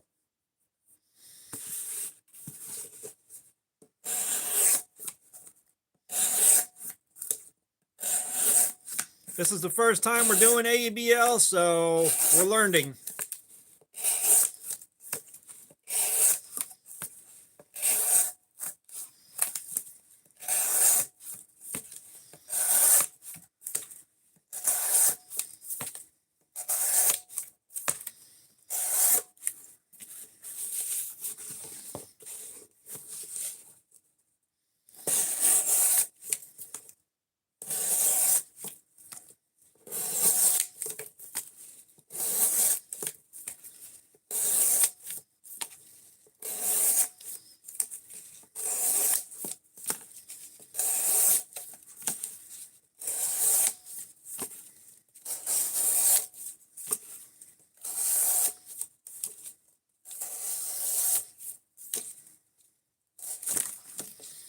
Nope.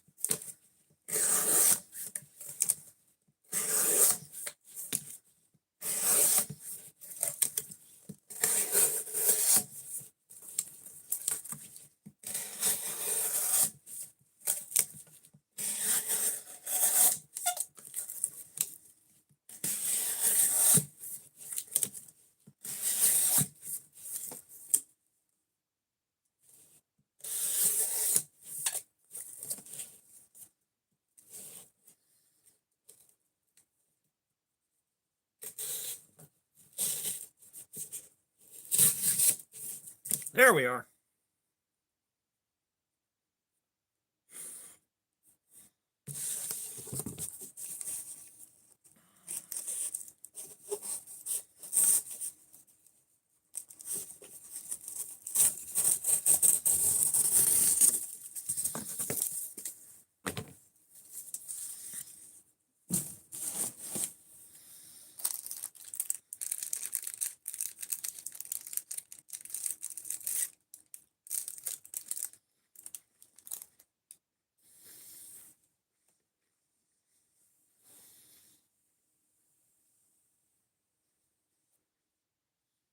Creator, you didn't even give it an eighth of a second before you're like, hello, anyone?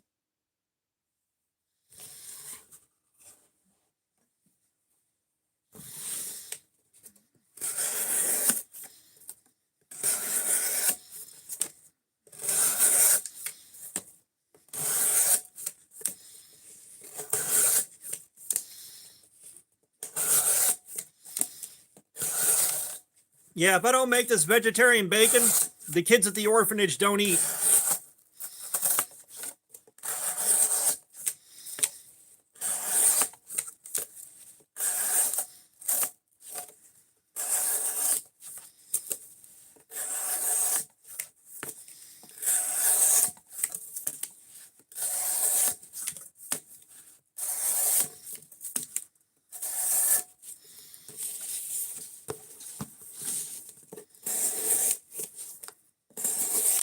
Oh yeah, no, I forgot to say it. We're doing edge retention testing on the knife. We're looking to see how much cardboard we can cut up before the edge is completely fucking wrecked. Sorry, I'm watching the clock. I've got 11 minutes before I can get into my emotional support caffeine.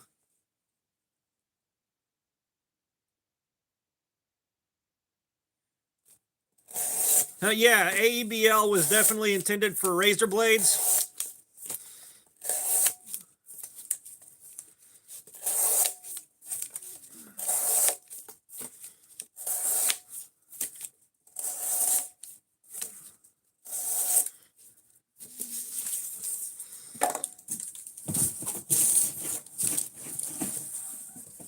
And of course, we're just looking to have some fun with it.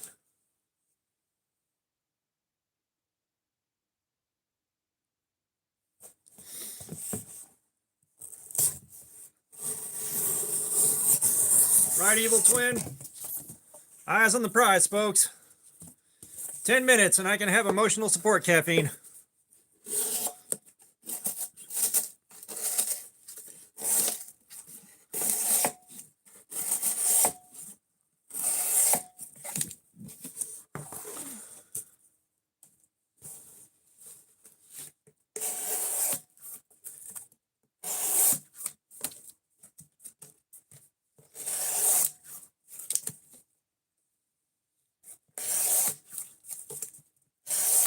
Well, like, I mean, as we know, the majority of knife steels started off as tool steels.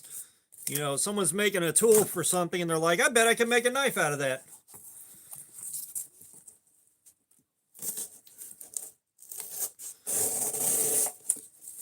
Which is any variety of hardenable steel. Someone's going to look at it and go, I can make a knife out of that.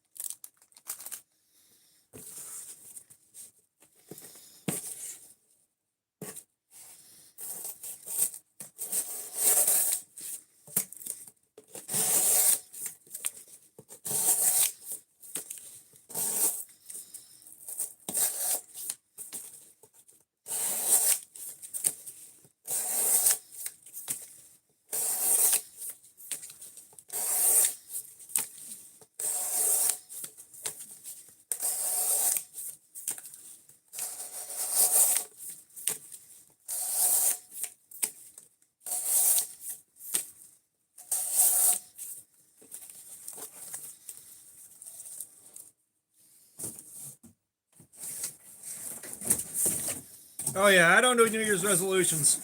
I don't do that.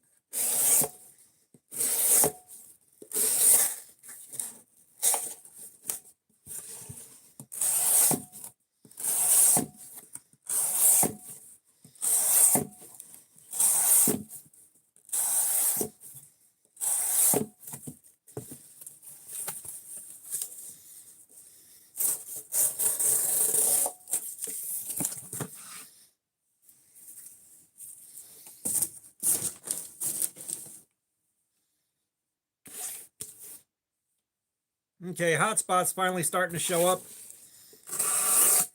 4 minutes.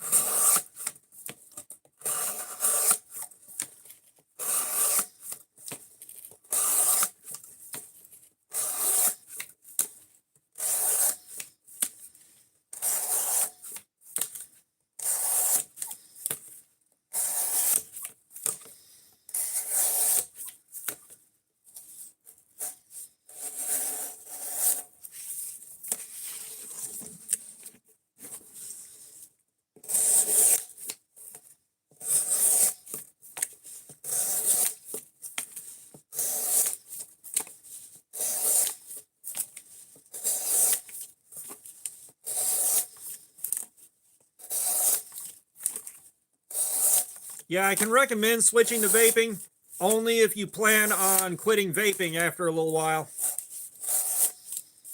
However, that first week and a half to 2 weeks is an absolute fucking bitch, even if you switch to vaping.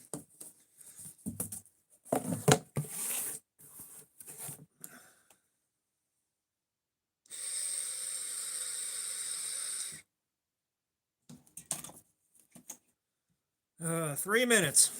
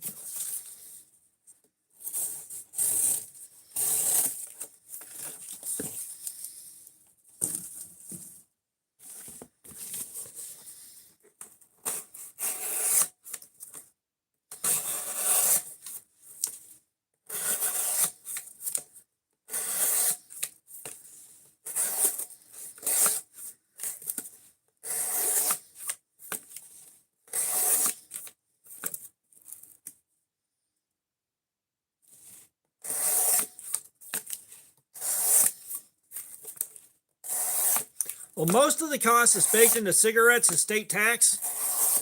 Your state tax gets really bad in states where some years ago, companies like Lorillard, Philip Morris, those guys, they're required to pay a certain amount of money based on the amount of tobacco they sell in the state.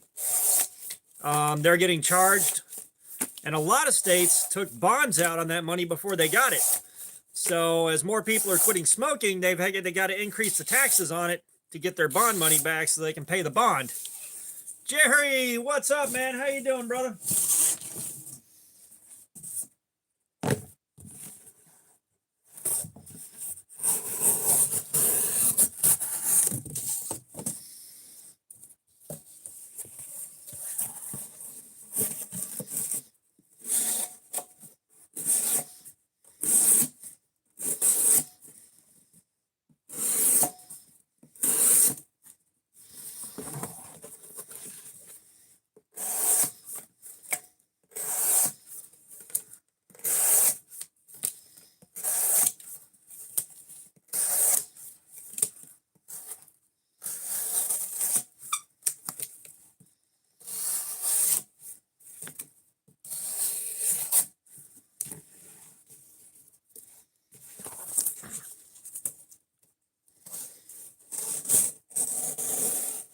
Yeah, one of the reasons there was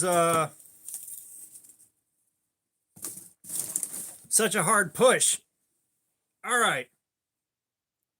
Z Money, what's up? How you doing? All right.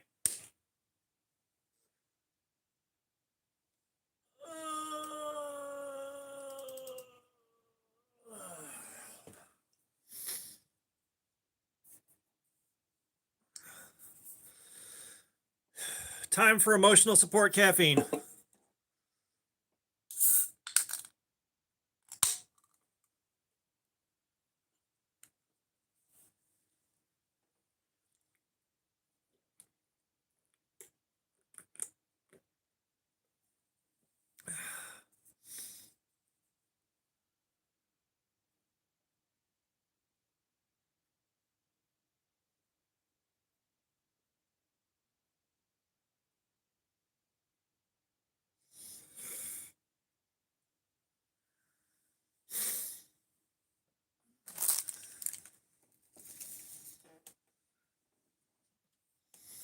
Let's get some Forbidden Moonshine out. Let's clean this blade off.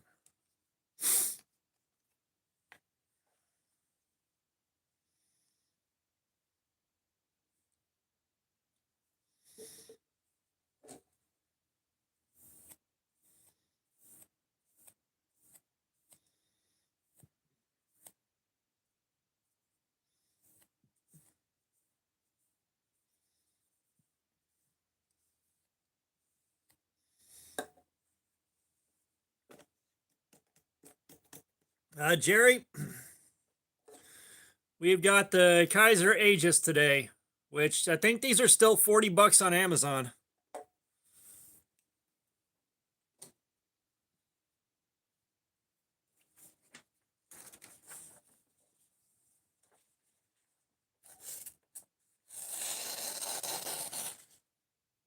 Well,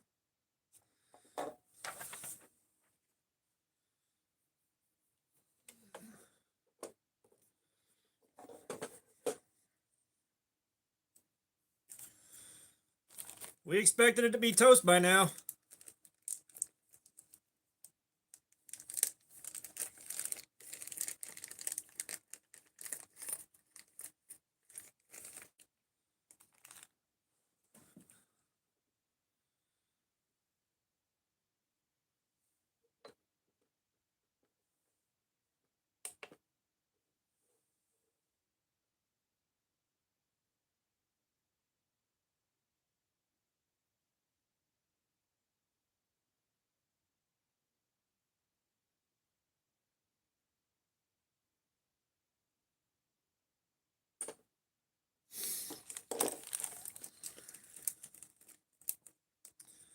We got a 558. So it's holding on for dear life.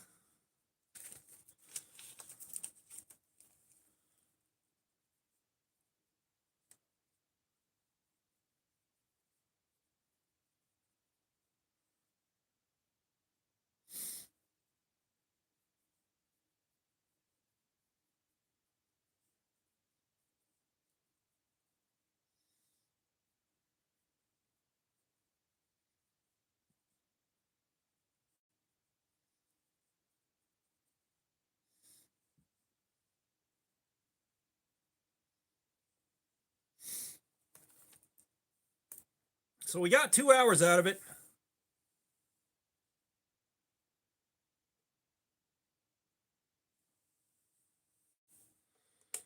We've gotten 2 hours out of it so far, and we can still keep going.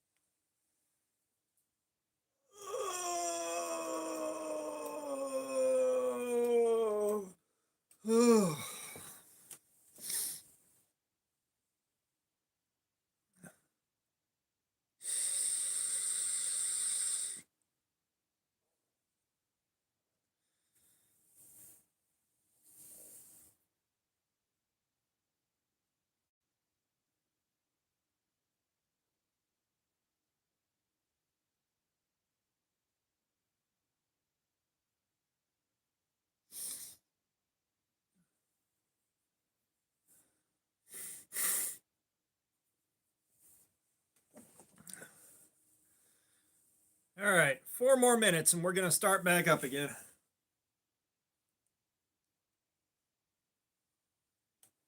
Oh, man.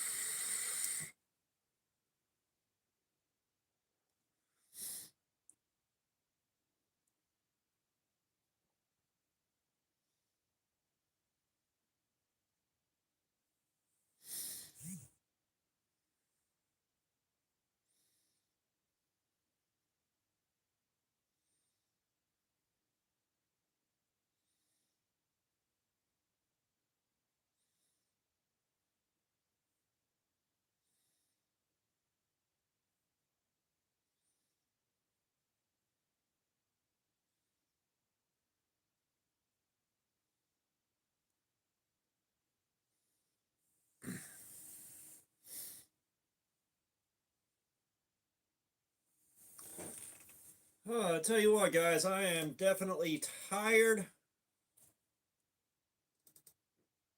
I am taking a nap when I'm done with this stream.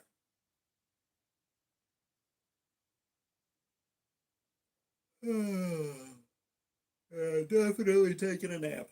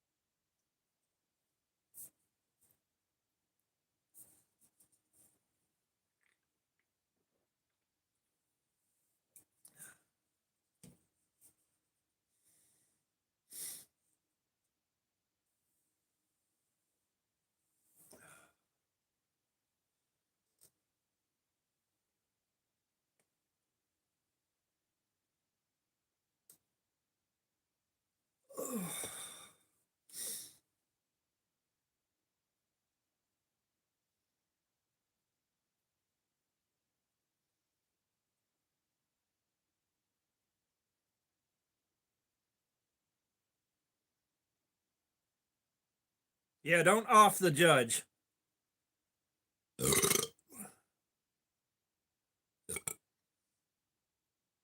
Don't off the judge. I don't think anything good can come of that.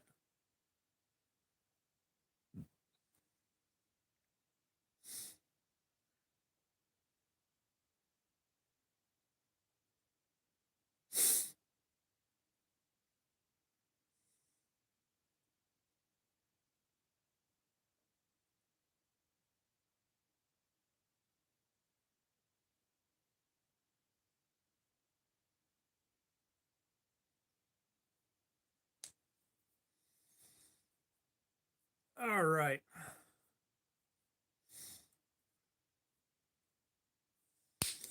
Back at it, you guys.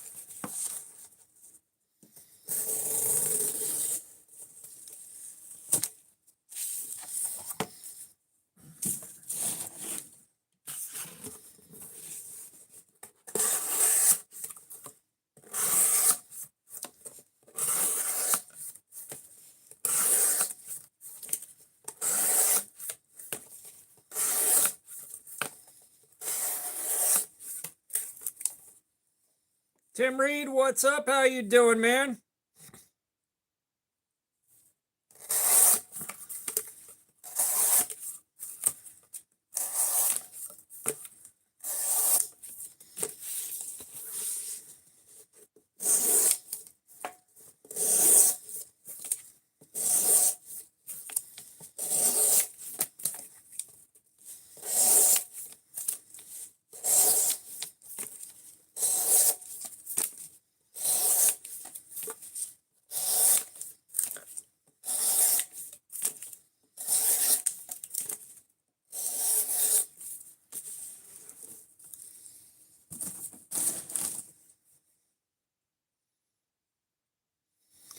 Yeah, I've got one Ryobi angle grinder, and then I've got 3 Harbor Freight angle grinders.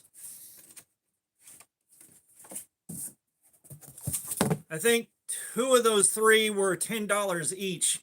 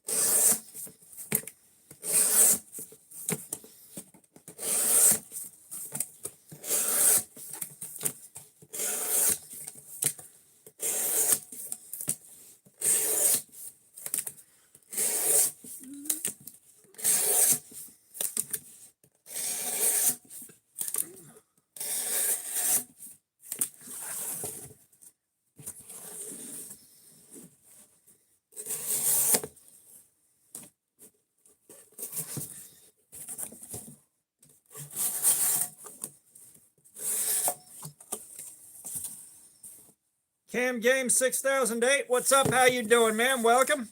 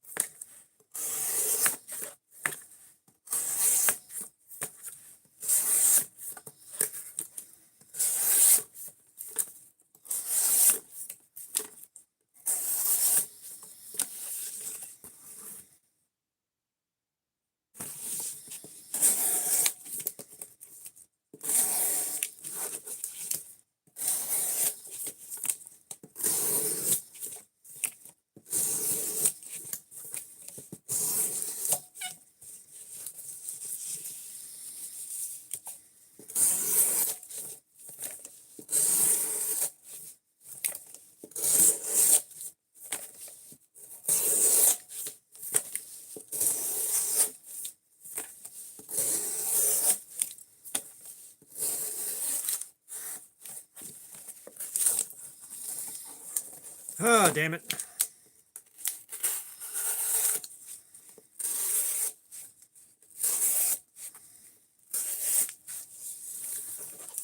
Pocket Privilege EDC, man. Hey, welcome, man.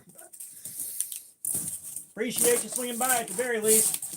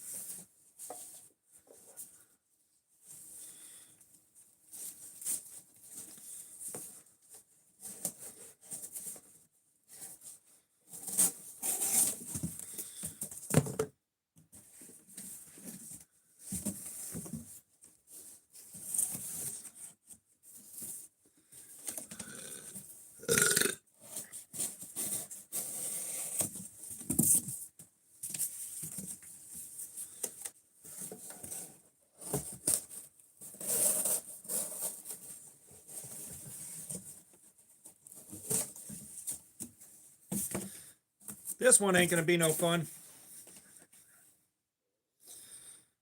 Oh, I got you, Pocket Privilege.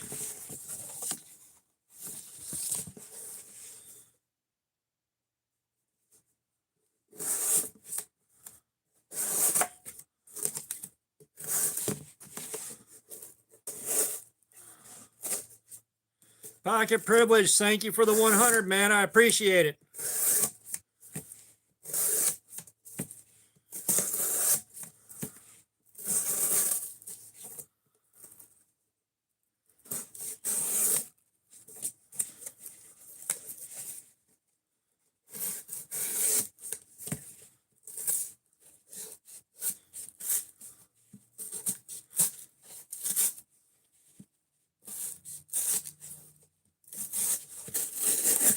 There we are.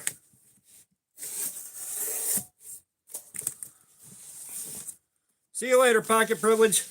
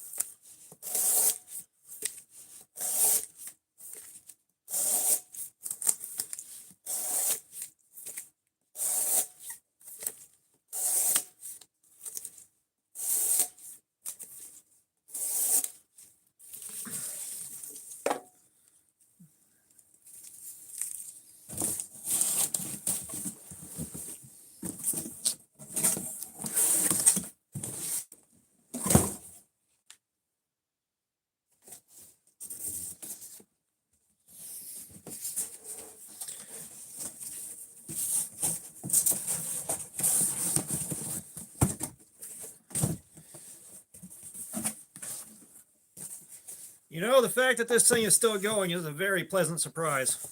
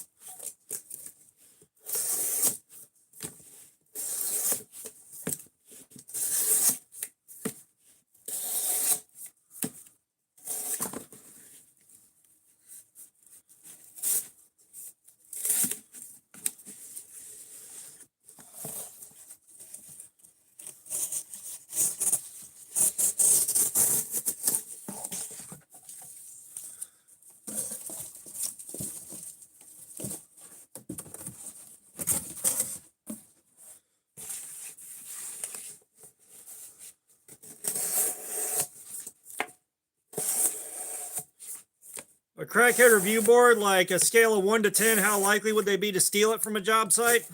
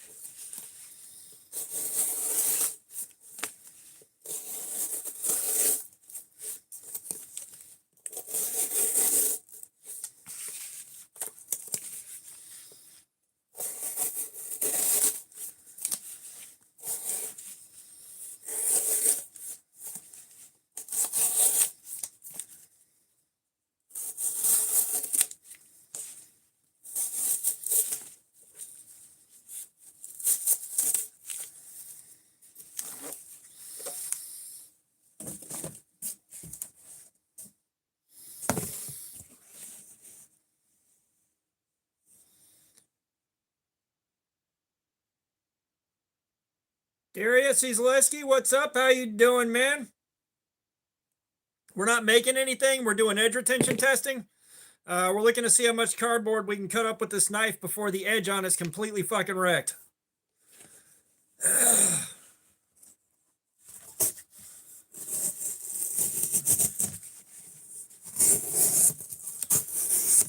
One out of 5 crackheads recommend stealing this power drill.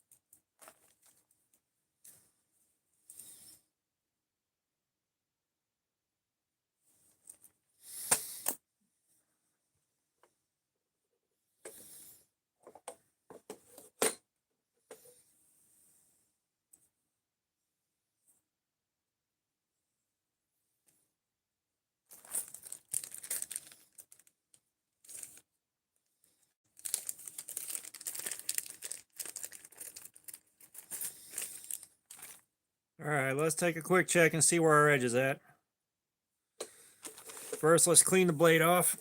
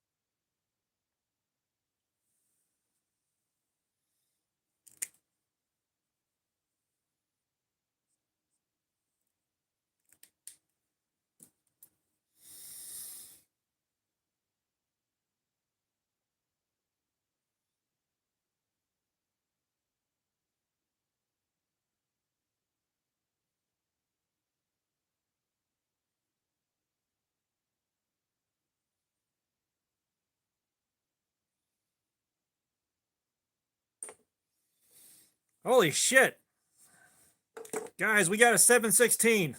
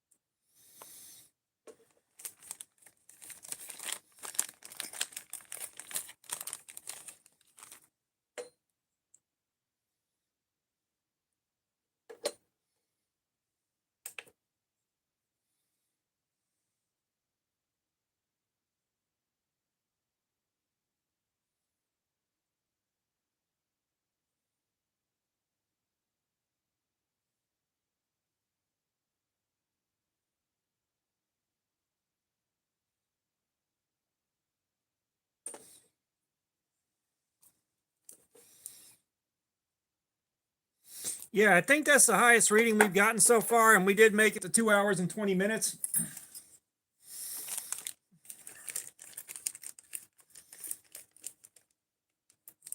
But yeah, we made it like 2 hours and 20 minutes. Now I'm just kind of checking around to see what other numbers we can pull, because there's got to be a 600 in here somewhere.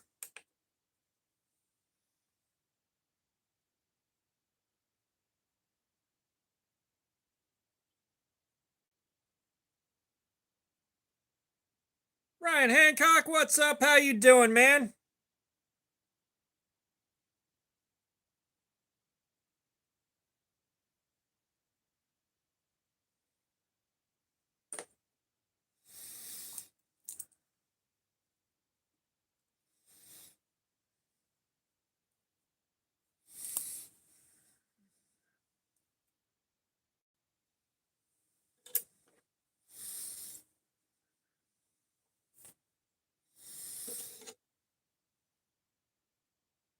Nadish the Cur, what's up? How you doing, man?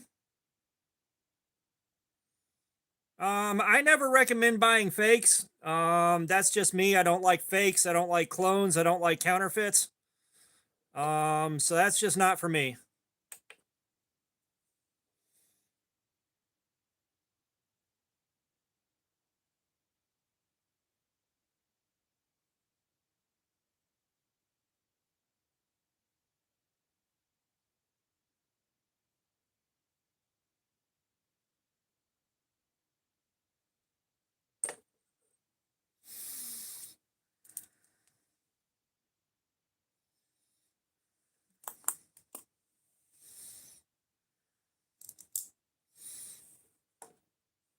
Oh, damn, Ray, that is not good. I don't know about you, but I got a finished basement. A burst pipe would be absolutely catastrophic. Like catastrophic, catastrophic.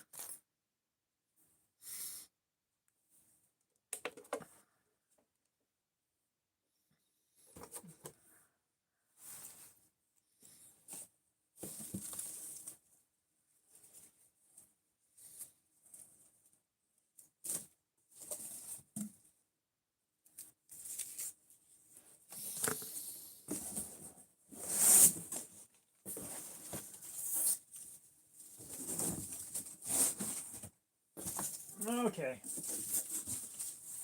Now,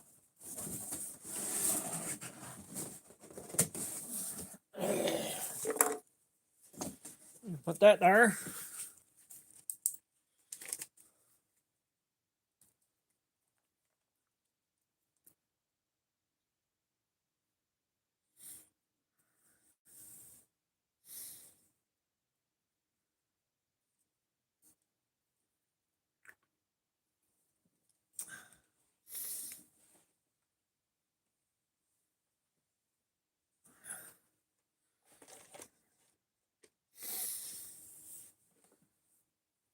All right, let's give her what for. Can I pull the thumb stud off?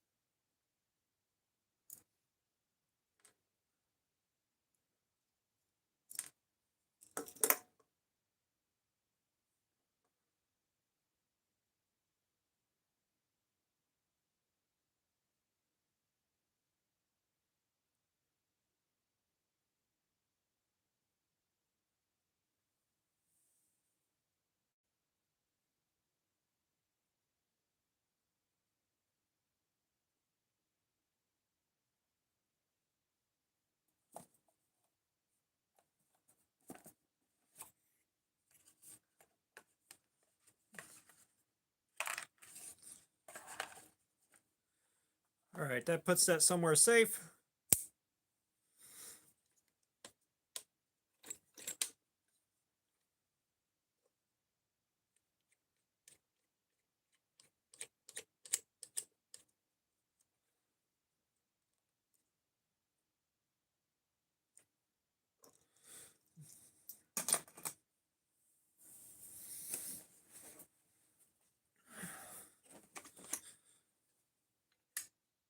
Now, will this thing pull a burr? Oh God, I love Mythbusters. Oh, I love Mythbusters so much.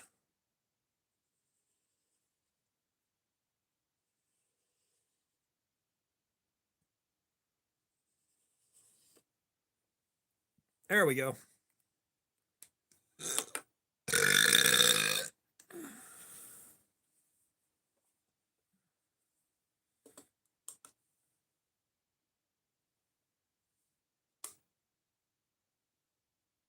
All right, 17 degrees on the spot, on the dot.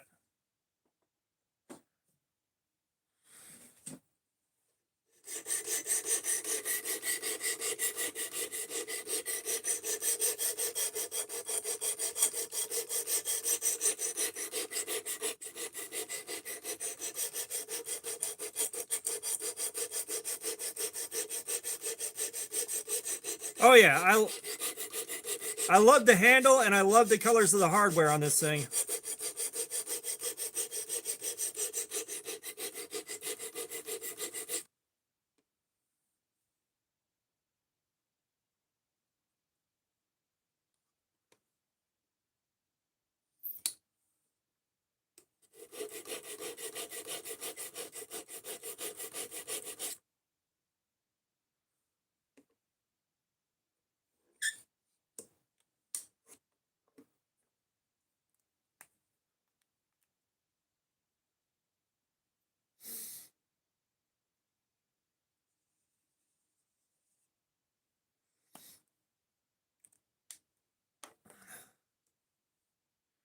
Kind of like your mom, I may be flipping it back and forth to see if I can find what I'm looking for.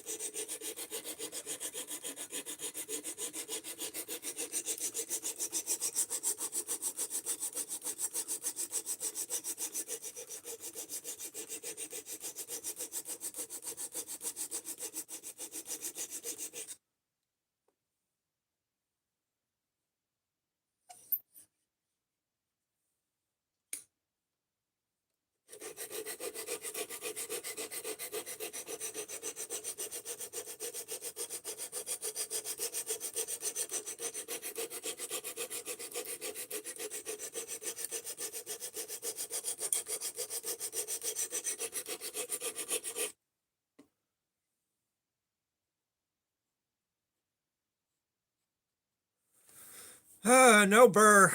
No burr.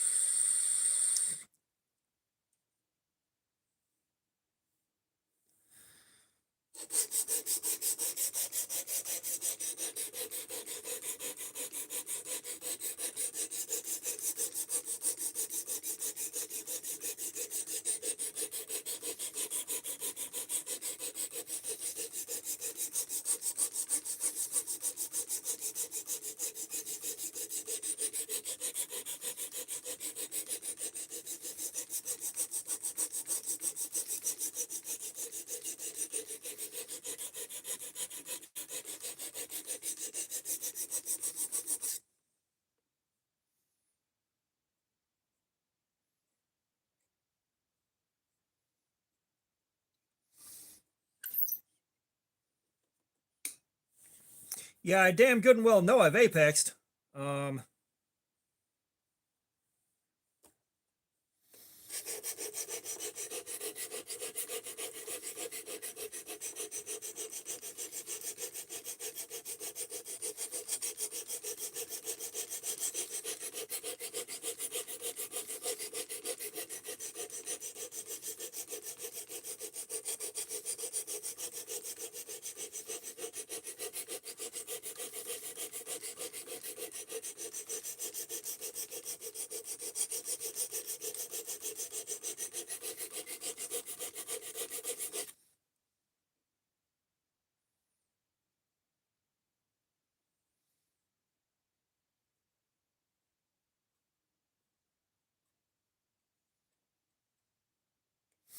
Okay, I can feel the tiniest trace of a burr.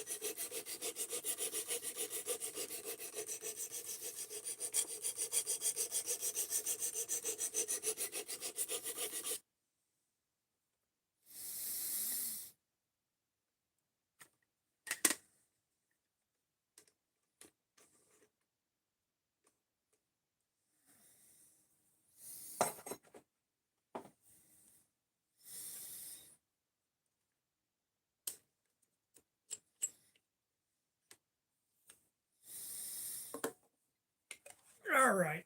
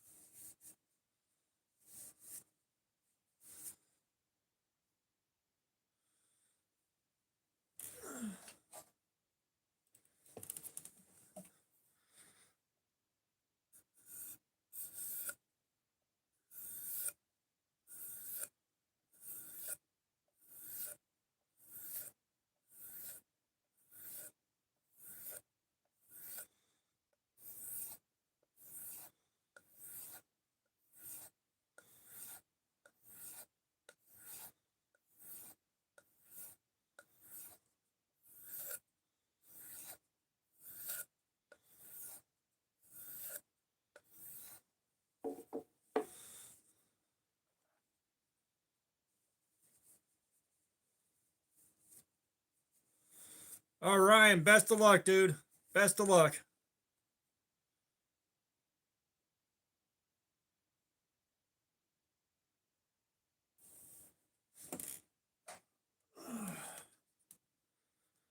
All right.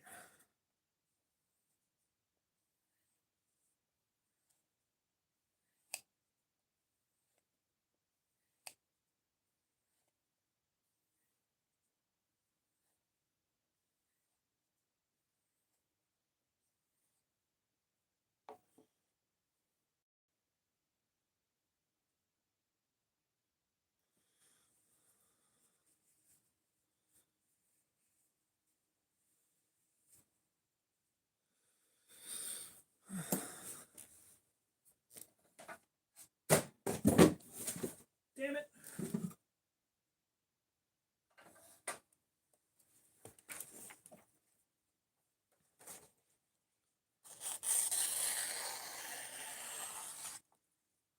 Perfect. Perfect.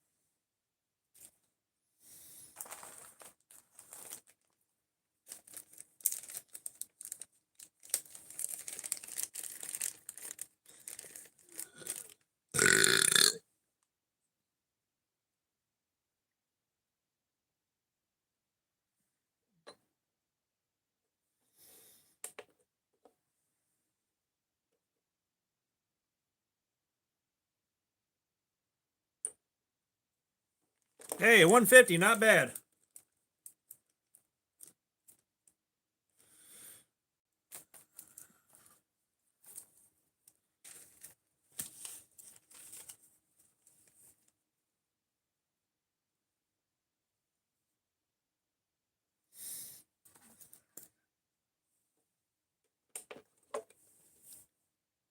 Yeah, this thing sharpened up nice.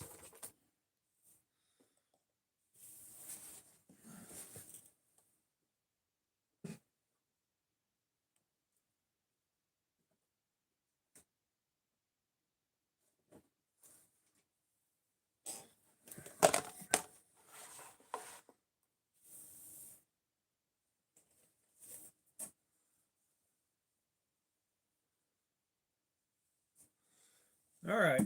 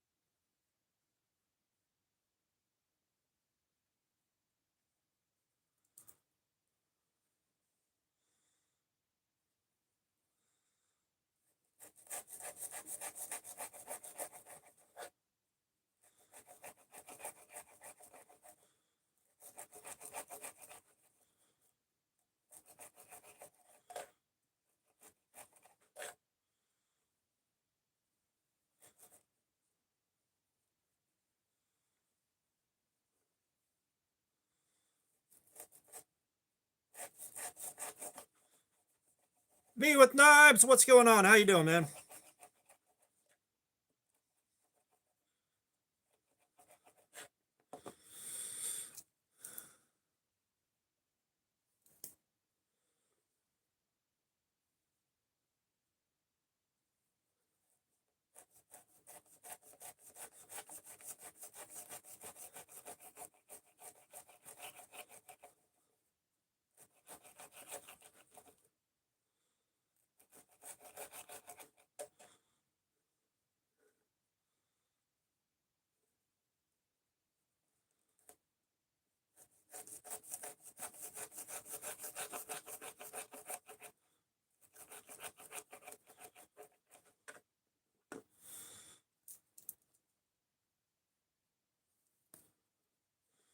All right, one more cut. I'm doing good, man. Happy New Year. As you can see, we are playing around with a knife. I'm having a great time.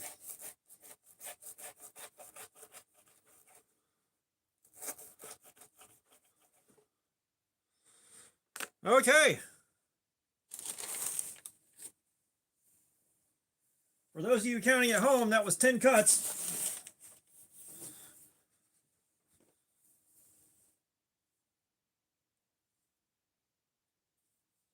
Me with Knives. No, this is AEBL.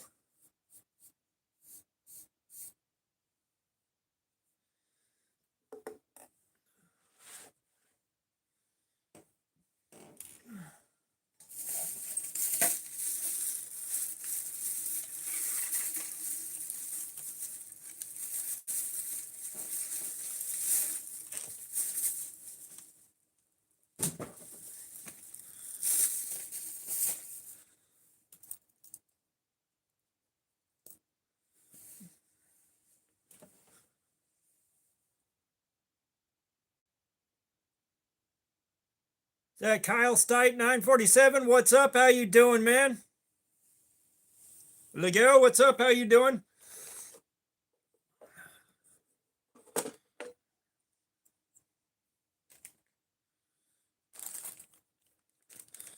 But yeah, this is AEBL. I've got two Kaisers in AEBL actually.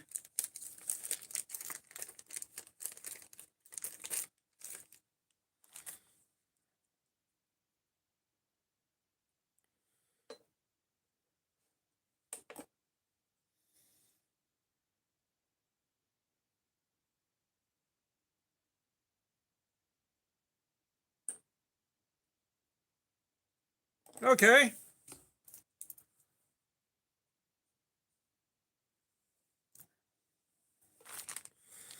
Take one more test.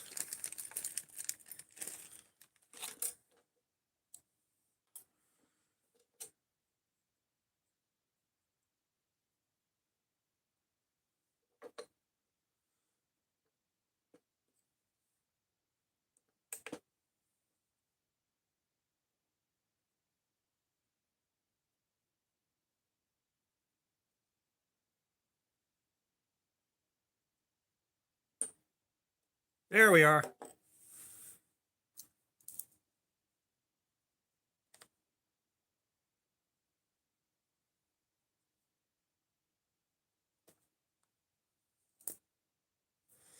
Okay.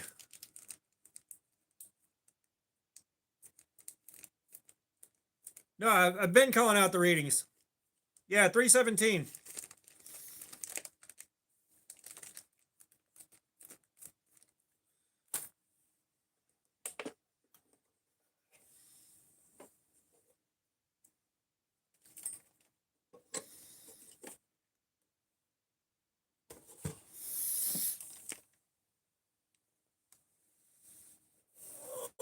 All right.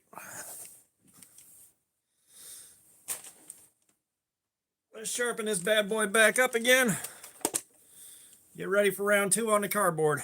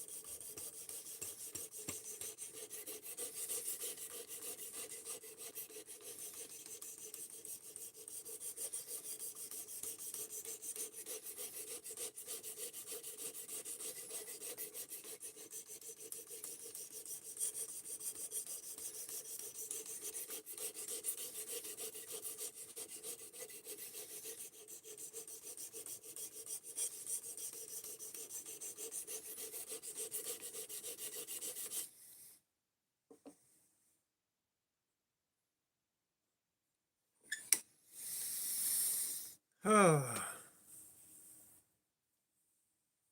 Boy, chat went dead silent on me.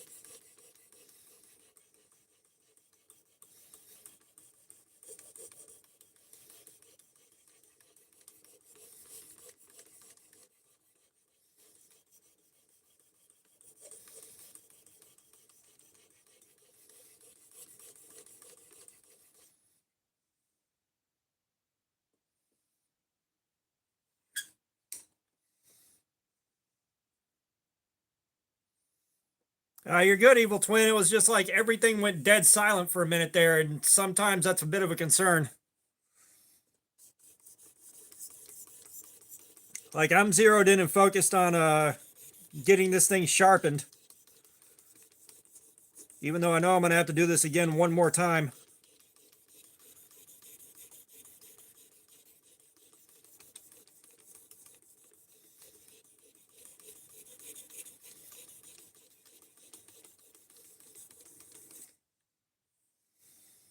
I'm looking forward to being done with this.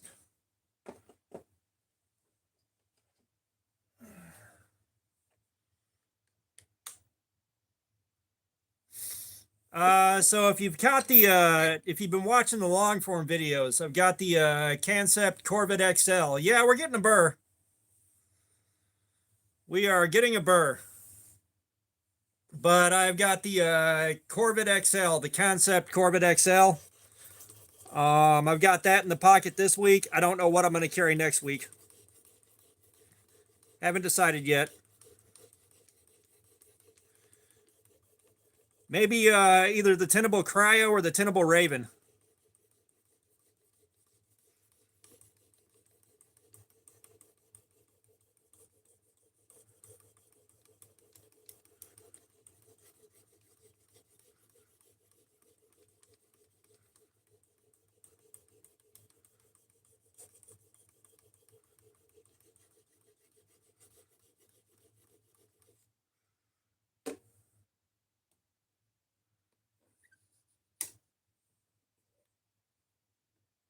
Yeah, I'll go get it. I'll go get it since we're at a slow point.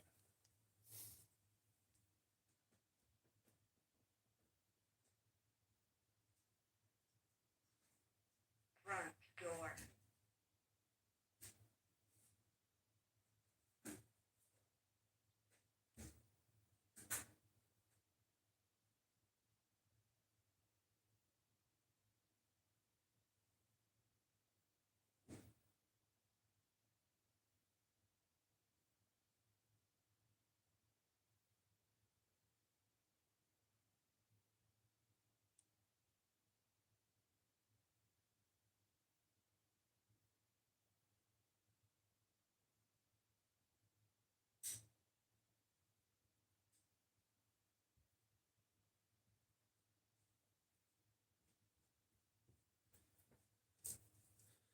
Okay.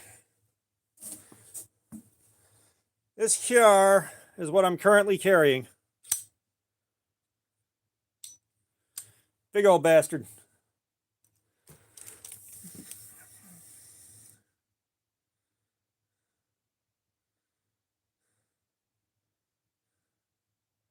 I forget what the cryo's in, but I don't entirely trust CBRX with hardness stuff.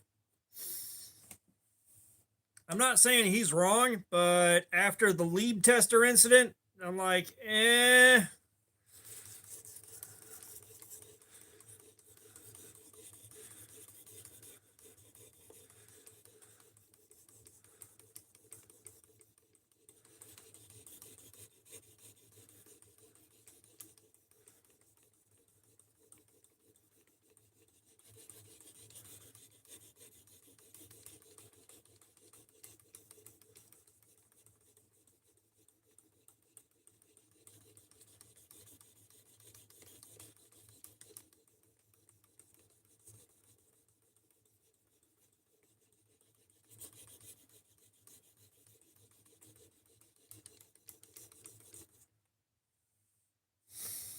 I mean, like I said, a CBRX, when he was calling everybody out for soft steel using the lead tester, even though the lead tester wasn't the right tool and was like the least accurate way to do that possible. And then he finally got the proper HRC tester, but then he didn't really apologize to the people he was causing problems for. It's just like, bro.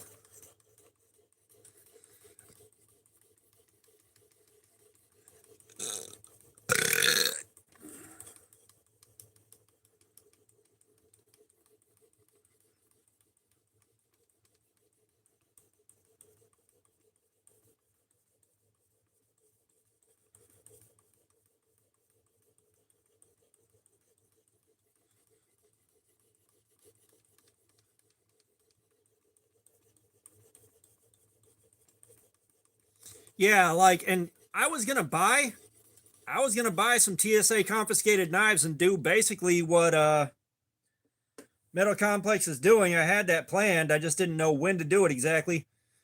And then he went and did that, and it's like, all right, I guess I'm not doing that.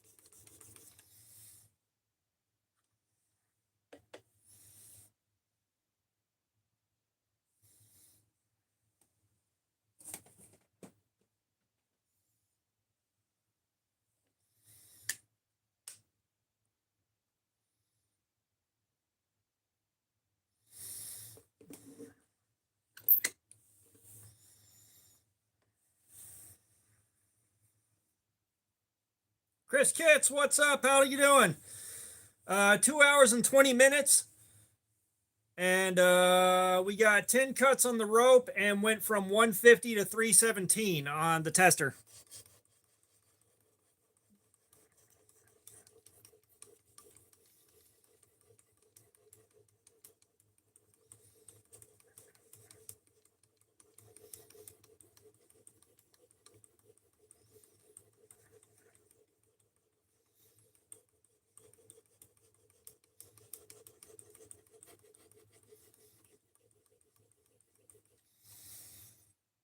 No, I'm getting her sharp and we're going in for round two.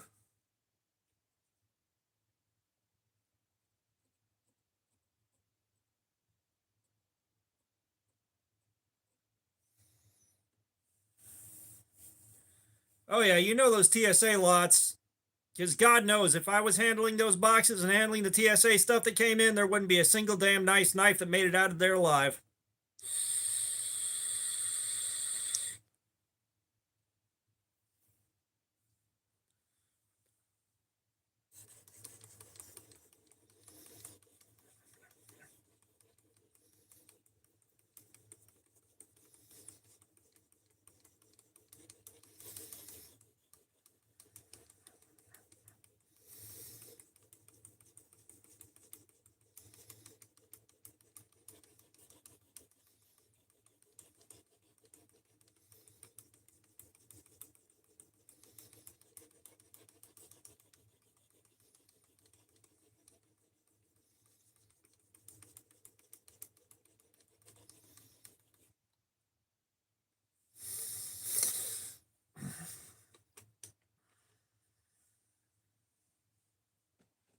Well, I imagine it's fairly rare, reasonably rare, that TSA is picking up some terribly nice stuff because not that many people that have nicer knives are going to be willing to carry them through the airport knowingly.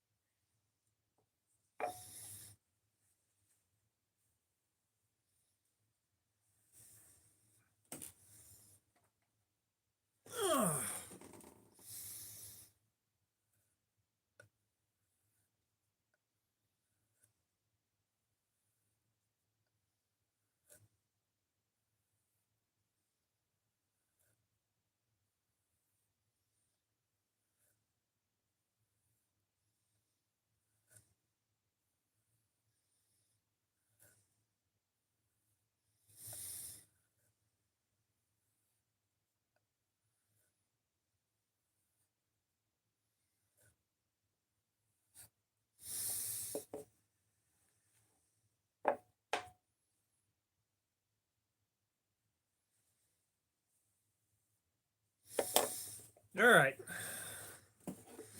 Finally done sharpening. At least this time.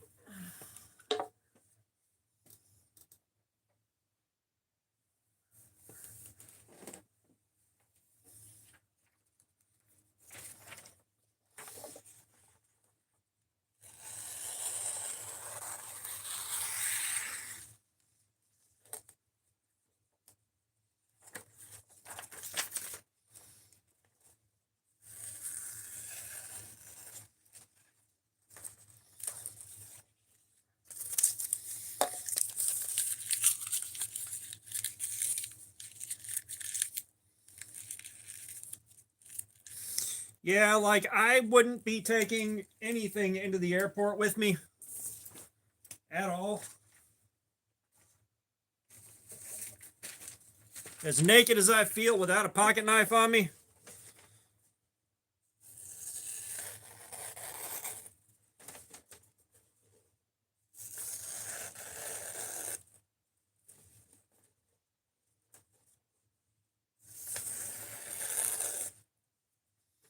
Come on.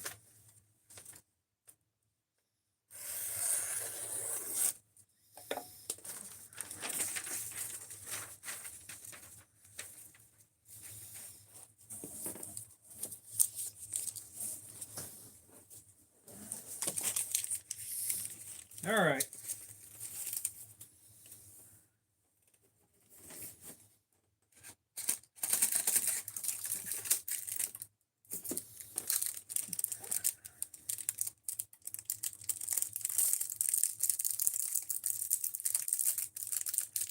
That's weird because I see the EDC pry bars. I'm like, there is next to no use case for those.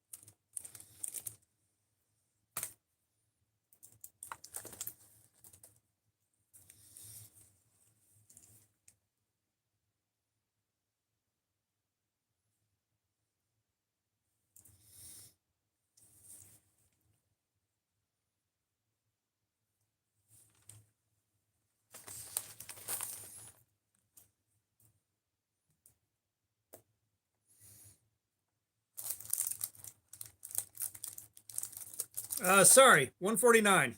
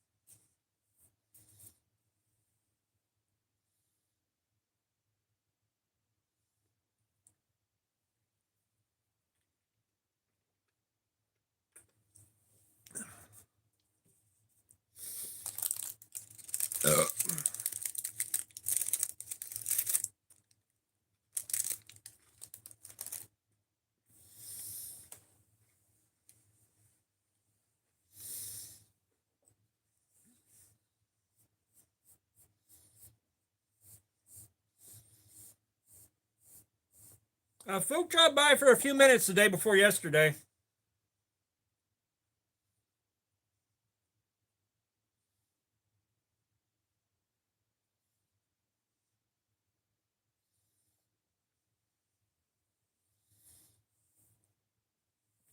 And I got a couple of friends that buy cars at police auctions and fix them up and resell them.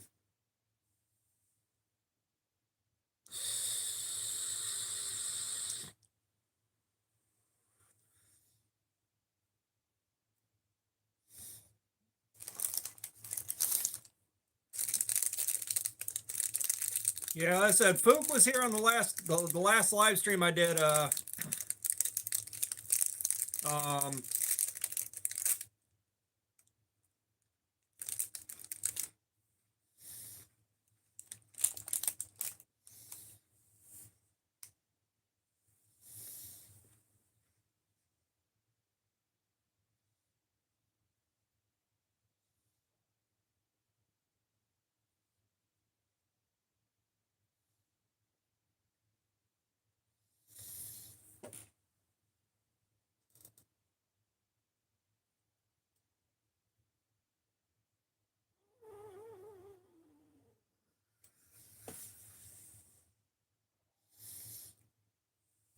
Fook, what's up, man? How are you doing, brother?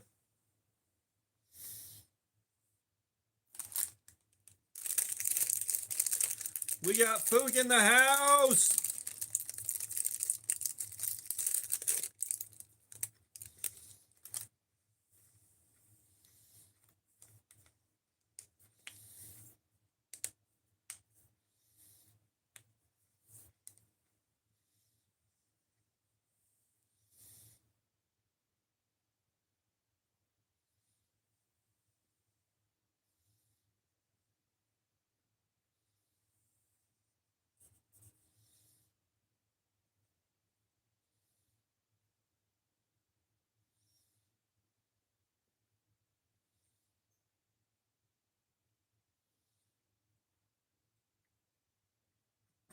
Pony too, but I never got one.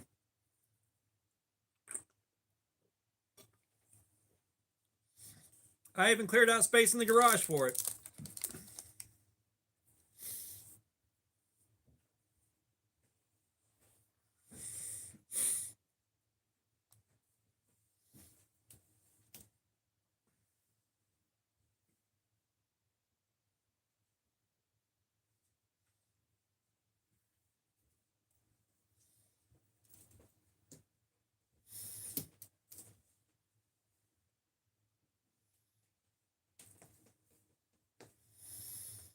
All right, beautiful. I'll see you in a few hours. See ya, love you. Love you.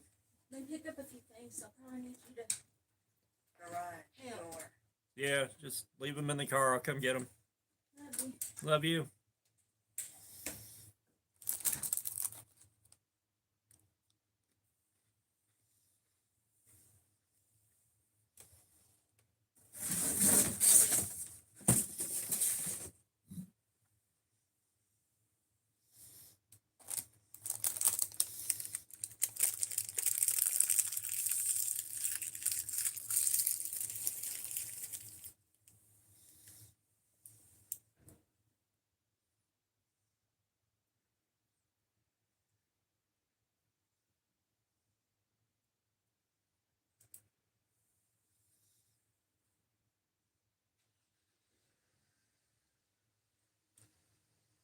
Yeah, Pocket Privilege, the sock game started and nothing's happened since then with it.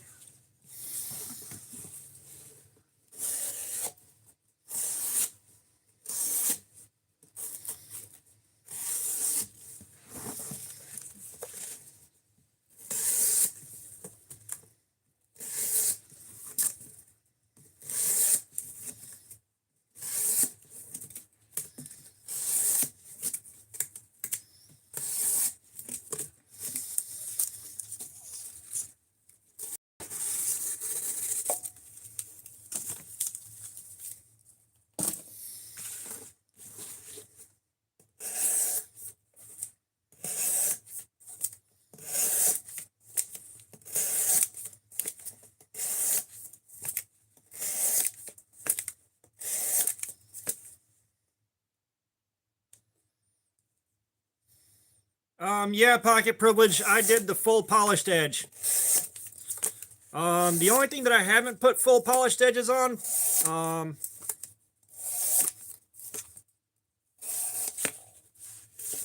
was the Rex 121 and the Maximet.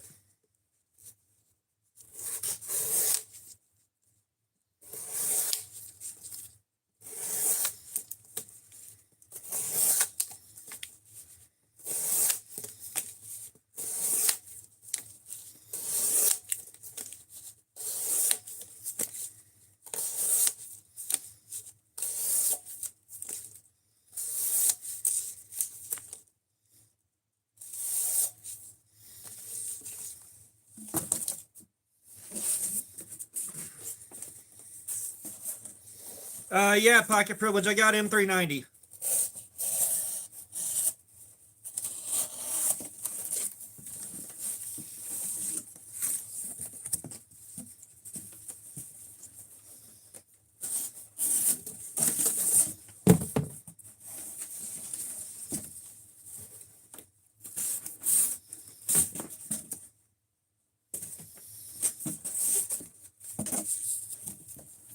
Get this one while it gets good.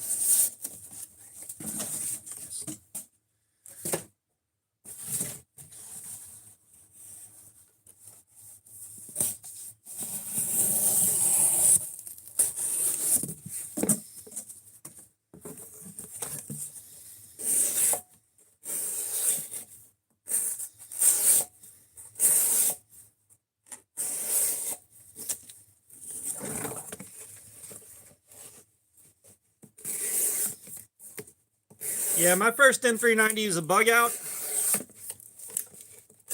And I really need to bring that thing down here and do a cardboard slayer on it. But I got so many other steels that I haven't done before still sitting here waiting to go.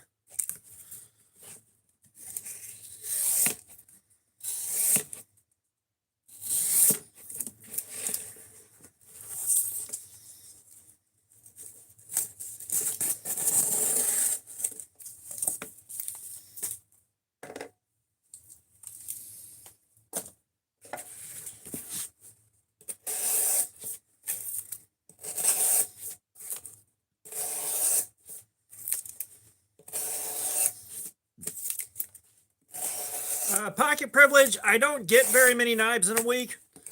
A lot of the knives that I have in the bucket that I haven't carried yet are from the last two blade shows. You know, I might buy another new knife once a month, if that, depending on whether or not I find something that grabs me by the short and curlies at the right price.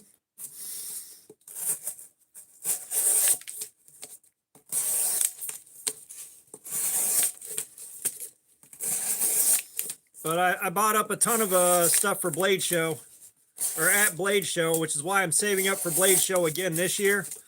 I know I'm going to need 70-ish bucks for tickets. And then the rest is going to be, I know I need about 100 to 150 bucks for my prototype from Devo Knives. My Devo prototype.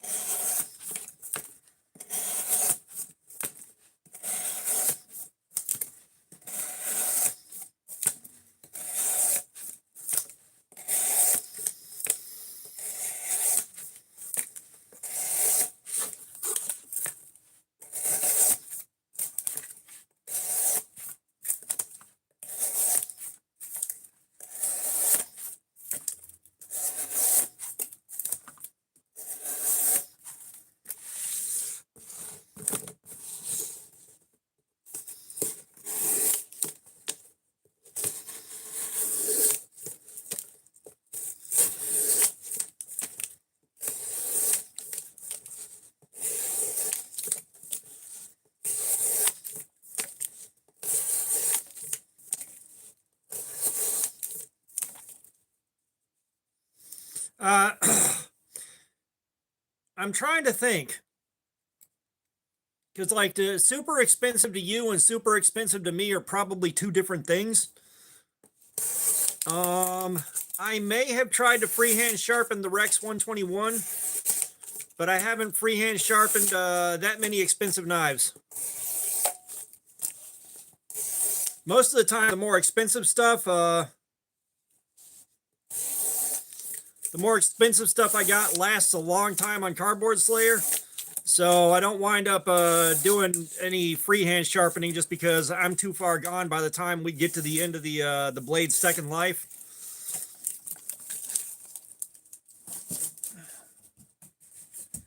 And at that point, I'd like to know exactly what angle I'm sharpening at.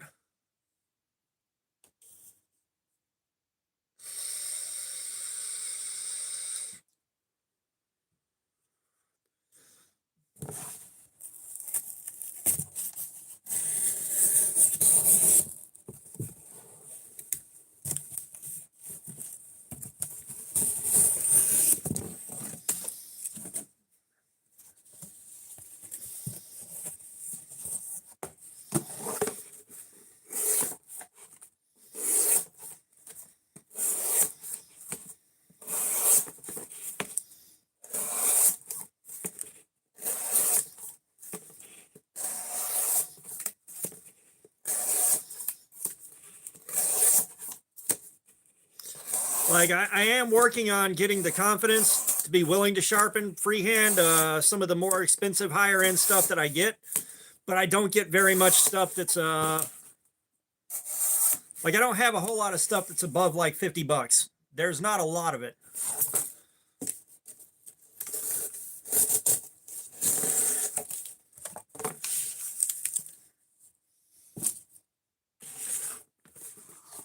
Oh.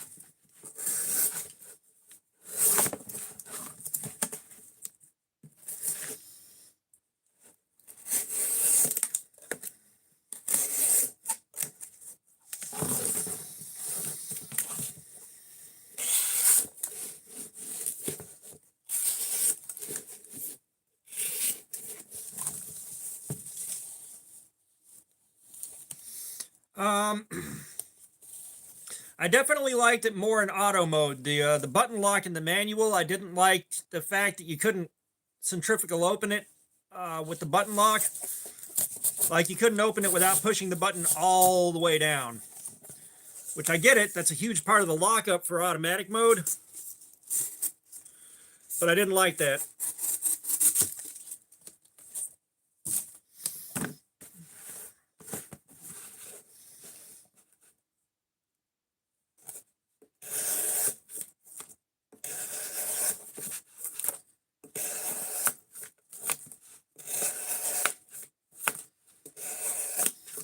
But that being said, if I was stuck running it in button lock mode in perpetuity due to legality issues or something like that, I wouldn't be that badly bothered by it.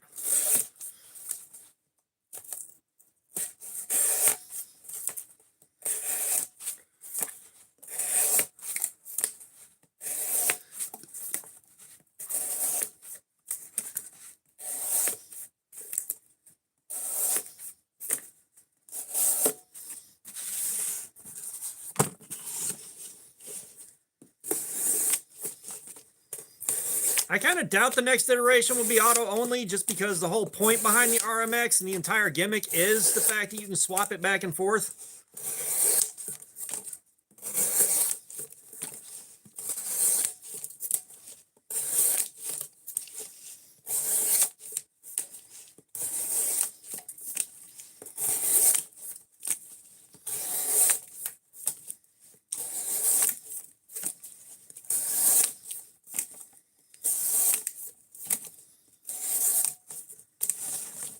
Fook, you out of here, man? It was good seeing you back in here for a few minutes. It was good having you back for a few minutes, man.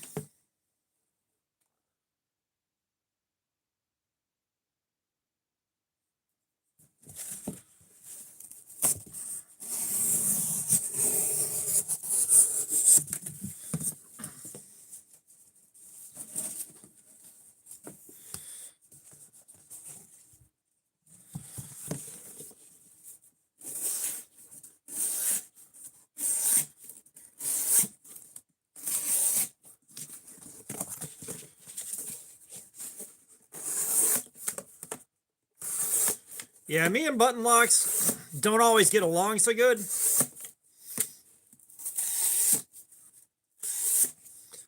Mostly because button locks are real bad about bouncing back open. Like they're real bad about bouncing back open if you close them too hard. And it doesn't take much to close them too hard.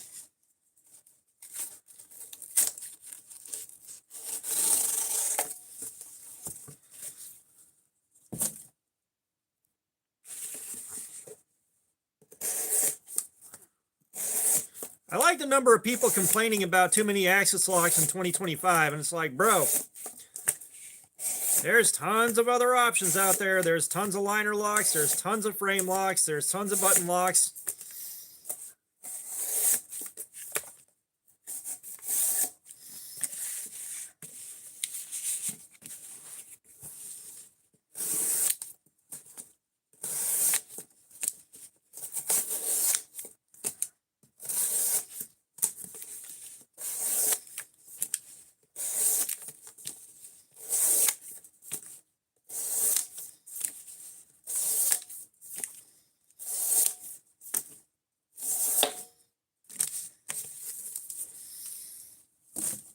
I've had a couple of button locks I really like and a couple of button locks I don't really like.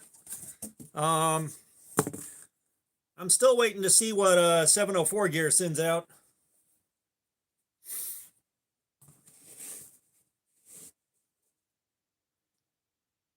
Old Dirty Booger, what's up? How you doing, man? Welcome.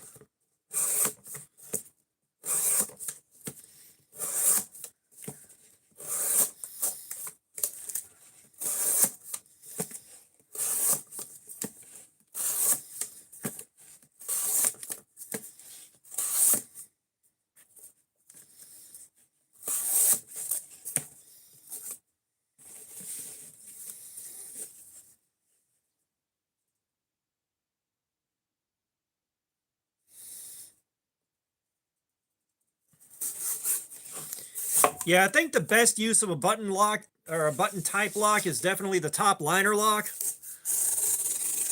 I think that's the best use of the button style lock.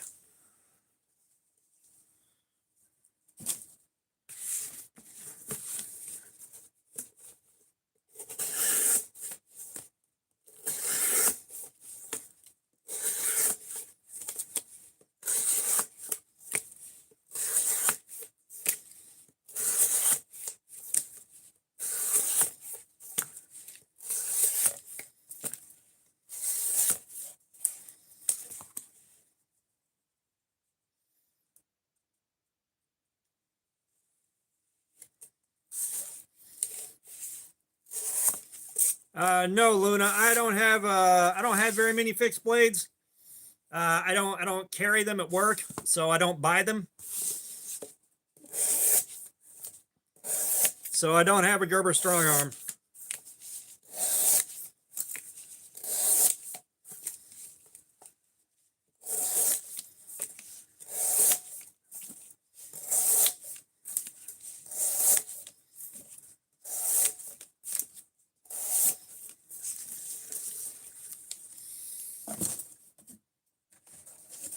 No, I don't have a good way to do a fair review on a fixed blade is the issue.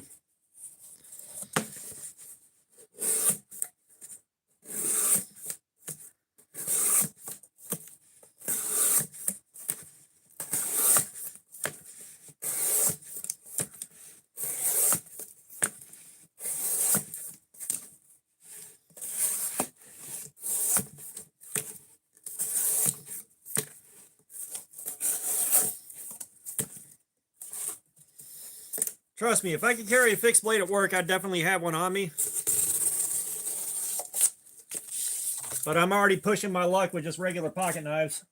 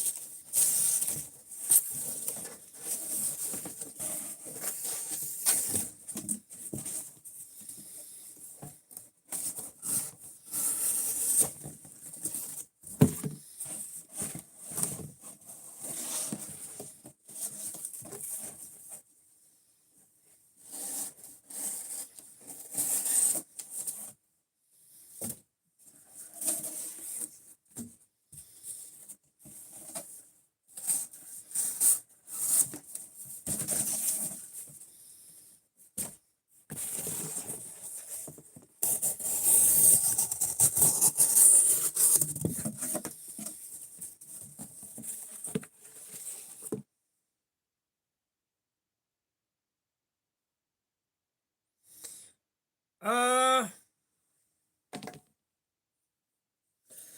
knife that performed the best out of all of them had to be the Hogue Deco with MagnaCut. That went either 9 or 10 hours of cutting cardboard like this nonstop.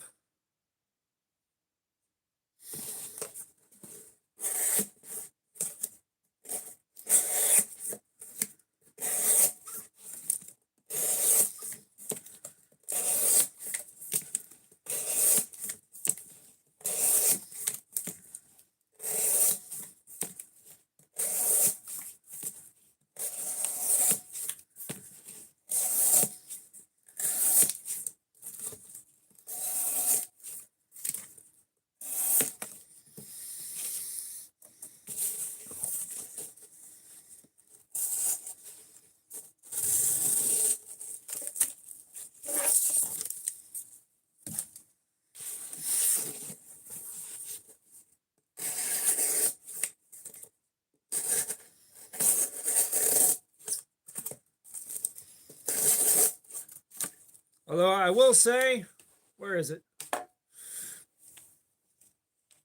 Oh. This guy right here was kind of close to the MagnaCut. It cut up cardboard like this for 8 hours on a hand whittled edge. Yeah, we did do LMAX. LMAX lasted 5 hours. Pocket Privilege, thank you for the 100. I appreciate it, man.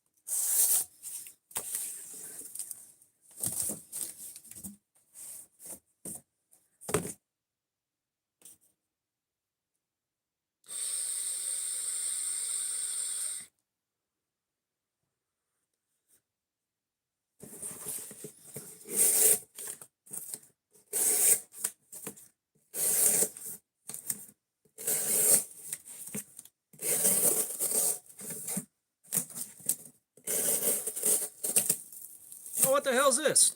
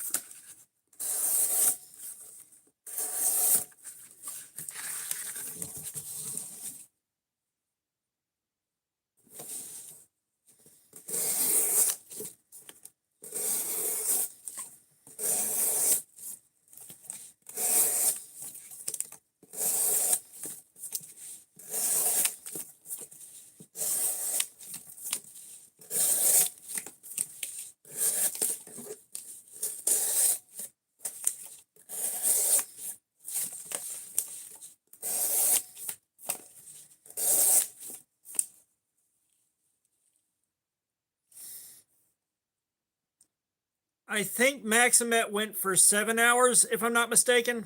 I think Maximet went for 7 hours.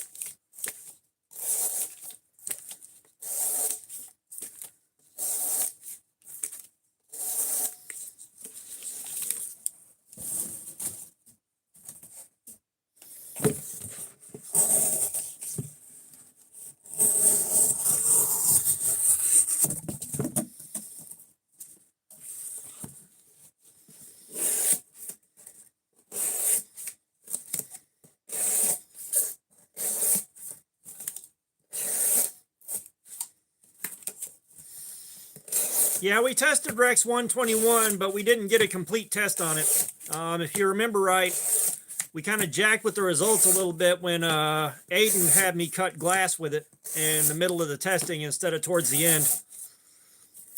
Like, I was going to cut glass with it regardless, but he paid 50 fucking bucks for me to cut glass in the middle of the test.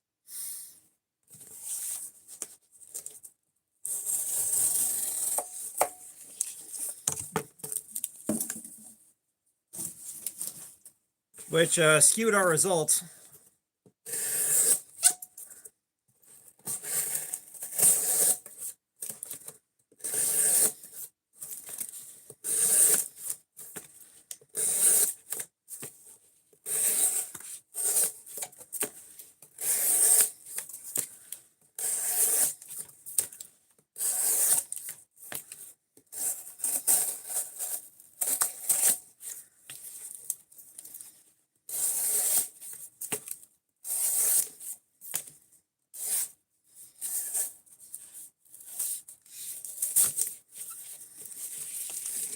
K-Ho, what's up, brother? Thank you for the 100.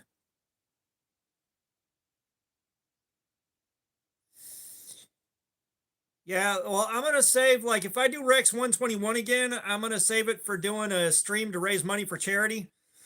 That's still one of the goals of the channel. It's going good, KO. How you doing, man? We're working on the AEBL.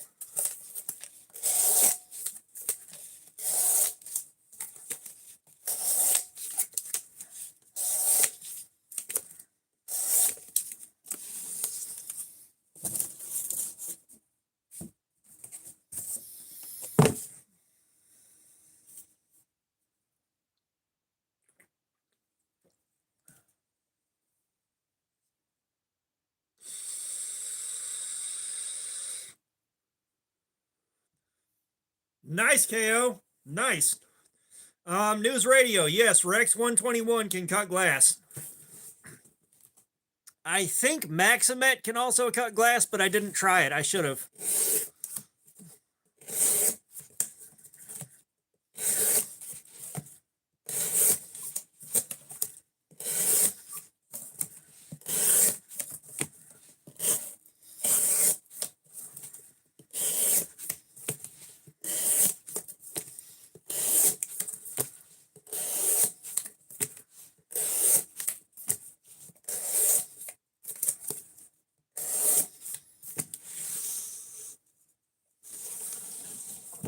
Well, it's not just that Rex 121 is hard.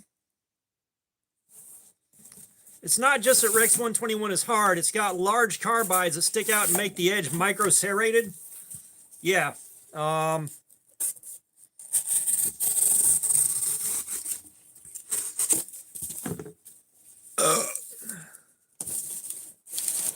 those serrations are what are part of what helps it cut through the glass.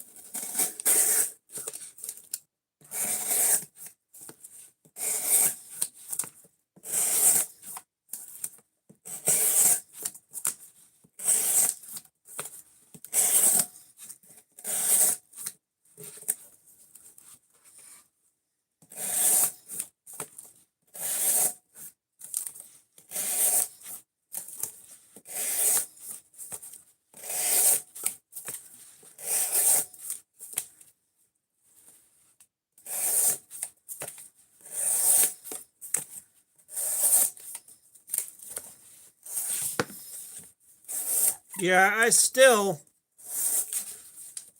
really want to test tungsten carbide.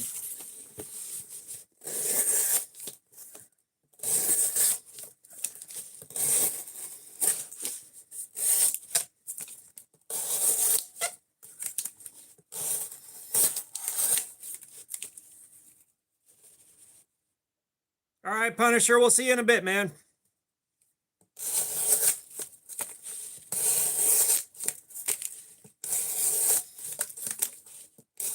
As a matter of fact, I'm thinking I should take some time off in March so that I can do some marathon streams.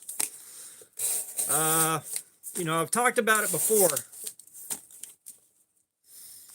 It's not that the blade is unhappy. This cardboard box is unhappy with being cut up, is what's happening here.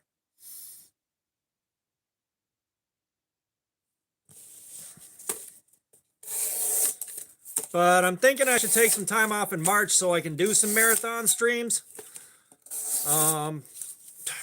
Because, again, in an ideal world, right? In an ideal world, in March, we're raising money to donate to Make-A-Wish, Georgia in April.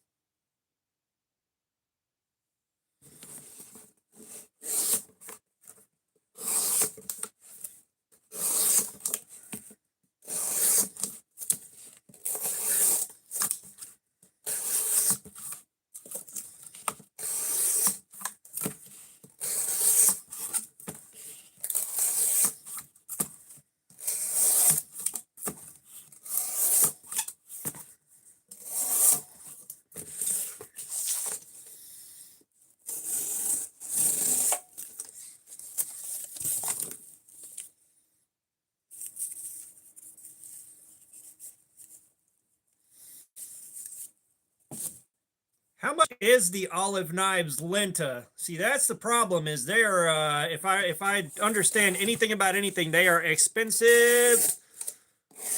The tungsten carbide blades are expensive.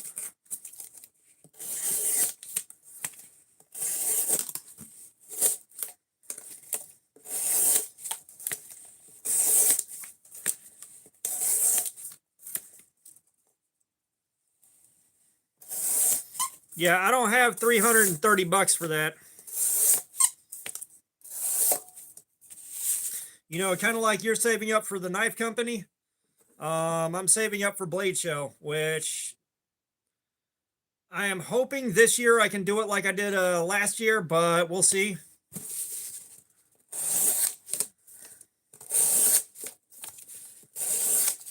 I may only have a couple $100 to play with.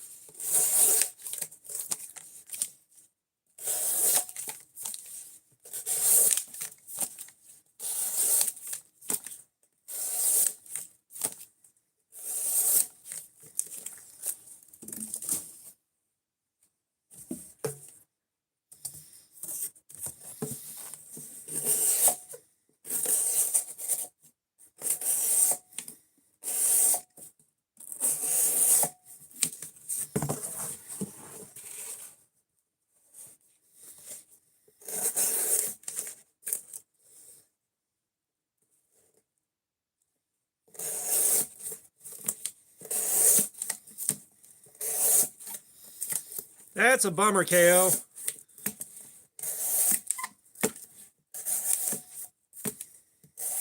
Maybe whoever decided it, that they were going to send one for testing just wasn't there anymore.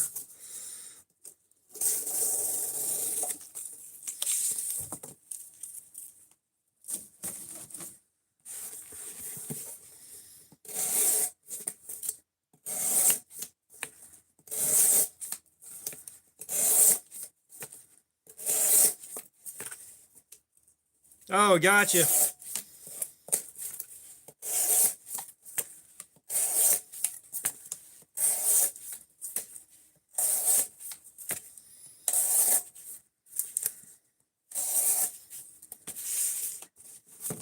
Joe Stonker, what's up? How you doing?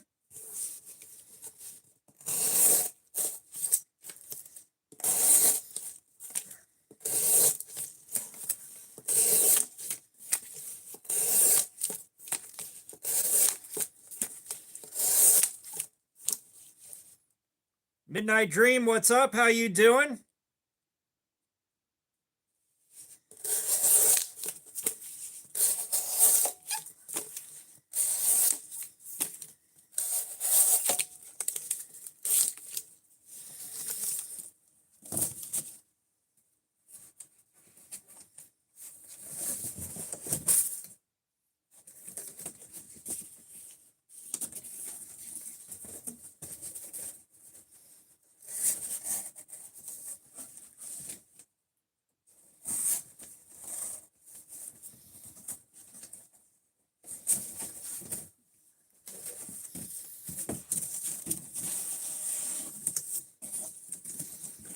Midnight Dream, I don't have any tips.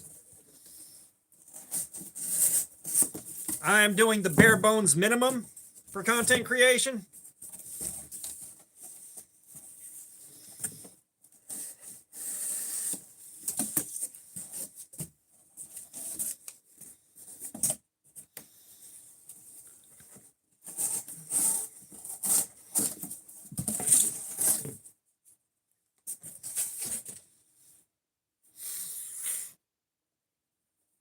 KO is right. If you're not too worried about building your channel quickly, don't burn yourself out.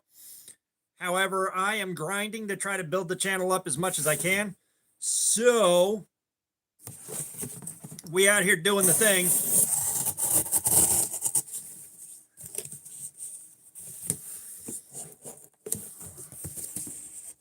What the hell?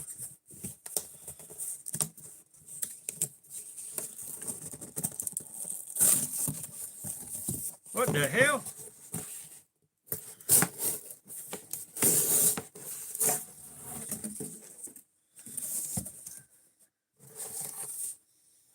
Midnight Dream, I appreciate the sub. I appreciate the sub.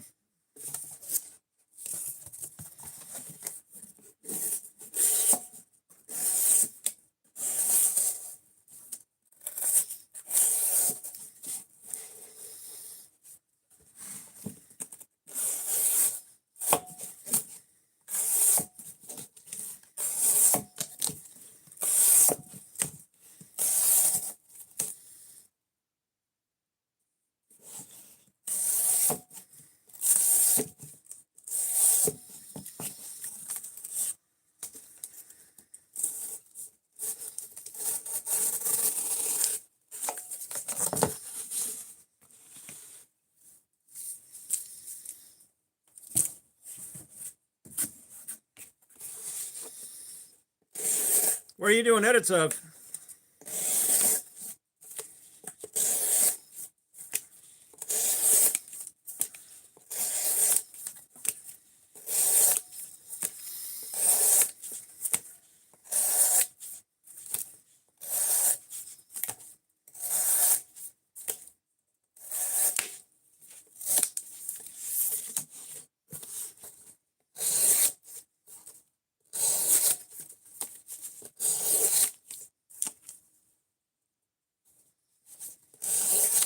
Gotcha. I have no idea how those edits work, and I got no idea how those edits channels work. So, what you're doing is completely lost on me. I have got no idea.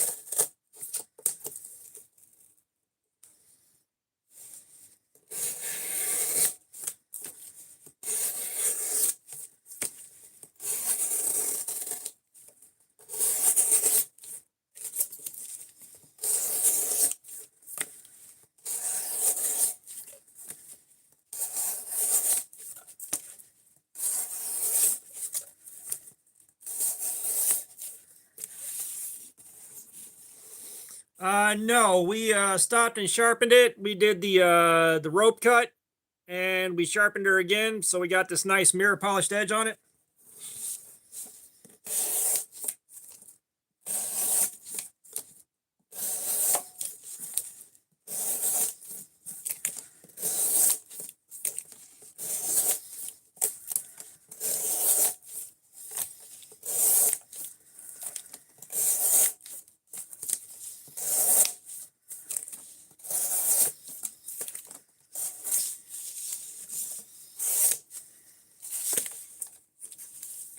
Damn it.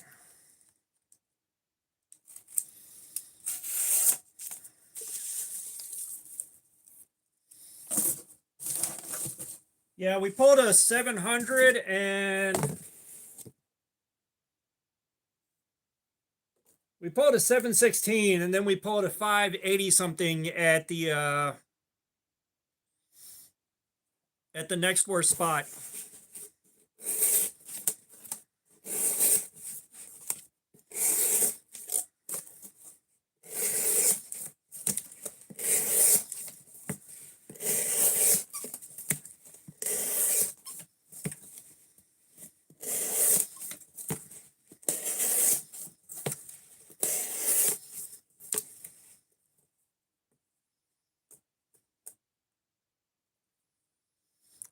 You don't want to be as good as I am because I'm not very good. I just stop and practice occasionally. Pocket Privilege, do you watch Outdoors 55?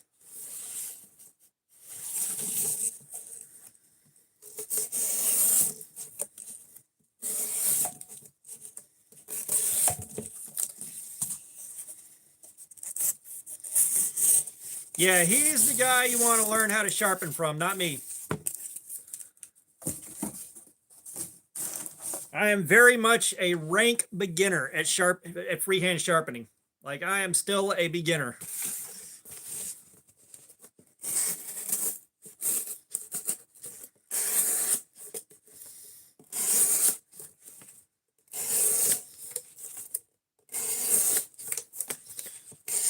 You know, I'm able to go in with a degree of confidence. One, because I have a little bit of practice, and two, I know if I royally fuck it up, I can just throw it on the precision adjust and get it back to right again. It may take a little while, but I can get it back to right again.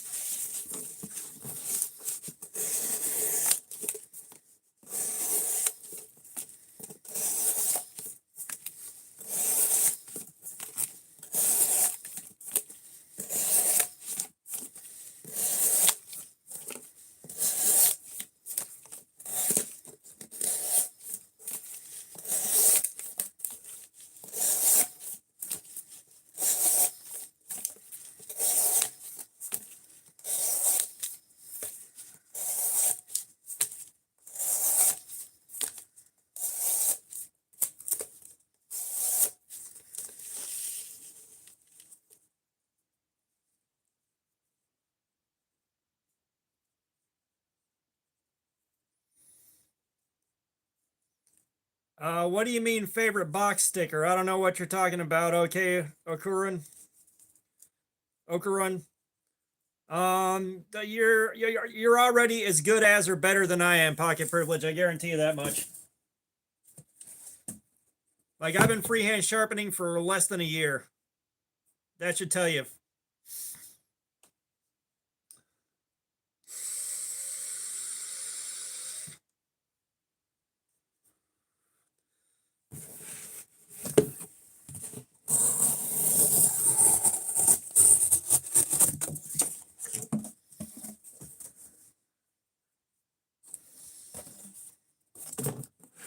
Emma Harrison, what's up?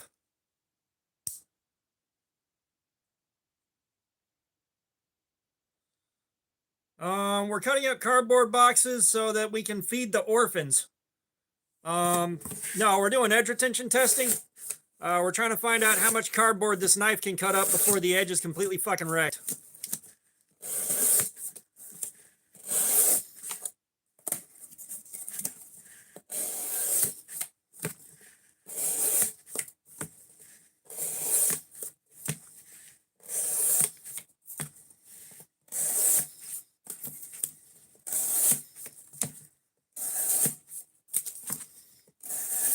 Like I said, pocket privilege, if you can shave with your freehand sharpened edges, you're every bit as good as I am. I promise you, I am not that good.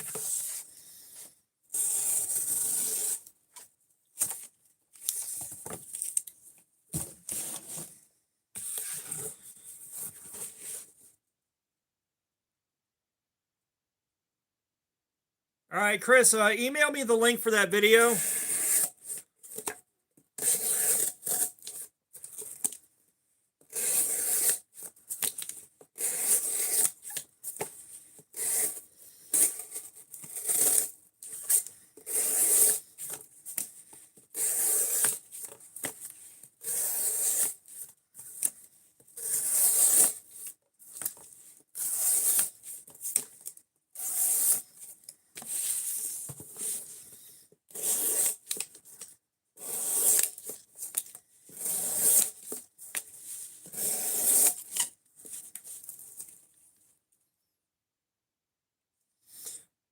I do follow you on at least my secondary channel.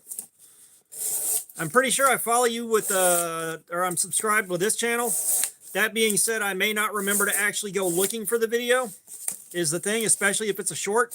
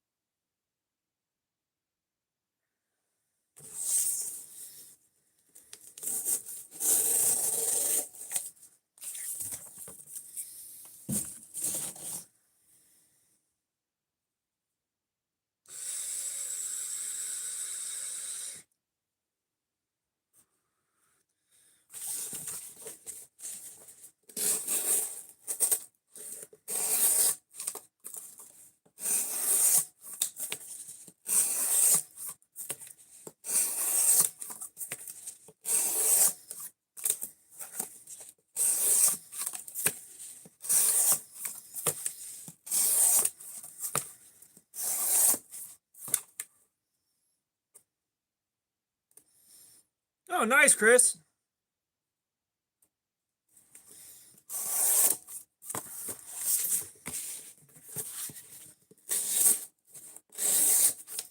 Yeah, I'm kind of curious to see what you're doing with the blade polishing. So what, are you just taking the blade itself to a mirror, or I'll find out.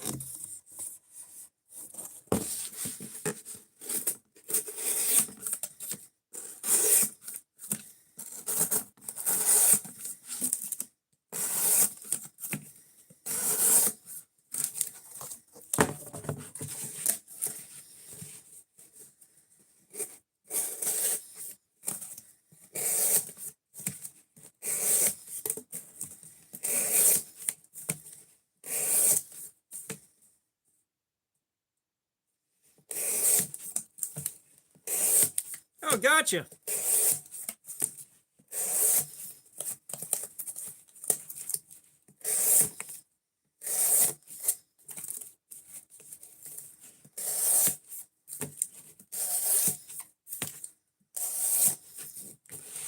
Yeah, as long as you're talking as long as you're talking to the camera and you're keeping people occupied and giving them something to watch, you should be good.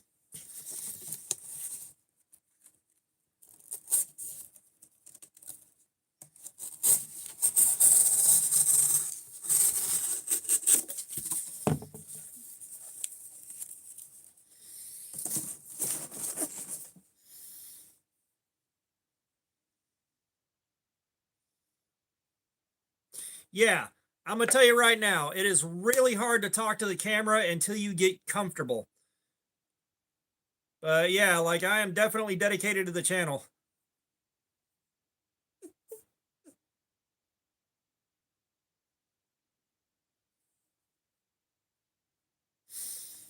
I wasn't ready for lives when I started. I just said fuck it and went for it.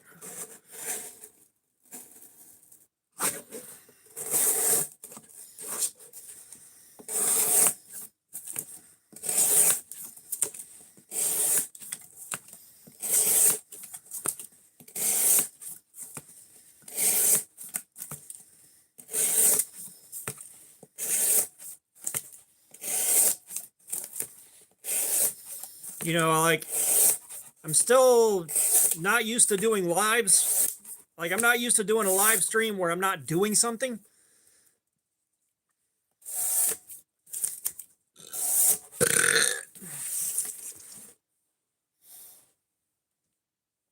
Like I'm not used to doing a live stream where I'm not doing something. I'm just sitting there talking to the camera. Yeah, I'm a bit weird too.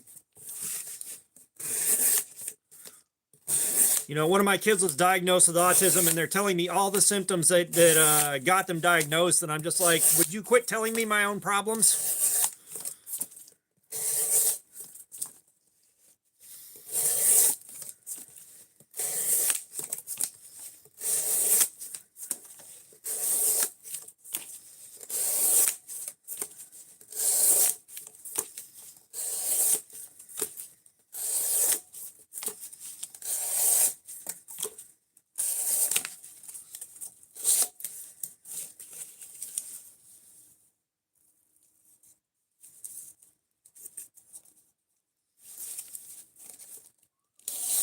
Like I said, you got to ride through the awkward part.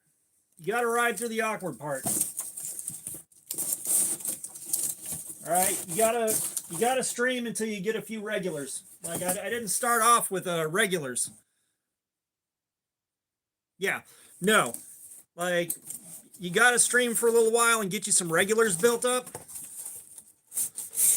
And once you got regulars, the streams get a lot easier to do.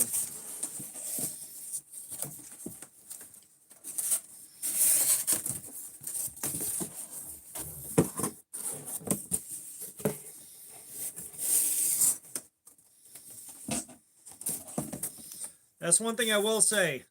Start streaming and stream until you get some regulars.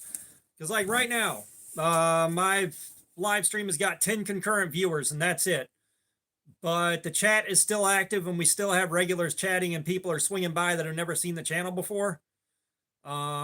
This is going to be a very low view live stream. You know, thankfully I am relaxed and I'm not worried too much about the view count because I would be so upset about how few views these things are getting. But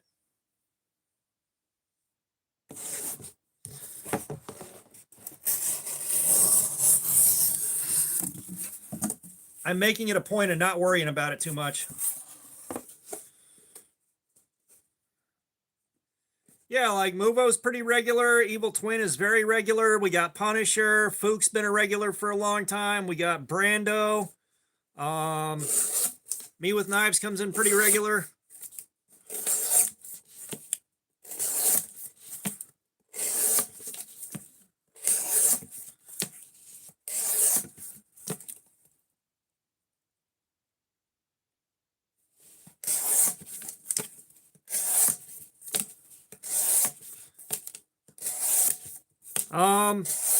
That I don't know, Chris. As a matter of fact, if you're going to be doing very much in the way of knife polishing or doing knife modification, that's what you stream.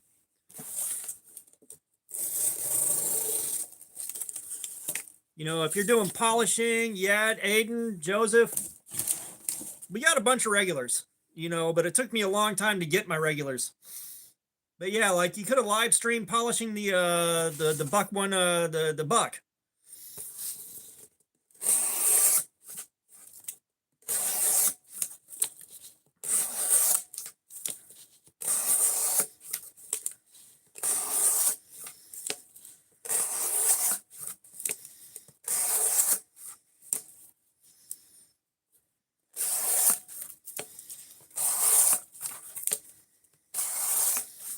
You know, like KO Knives, he live streams taking knives apart, cleaning them, putting them back together, sharpening them. Death Metal Son, what's up? How you doing, man?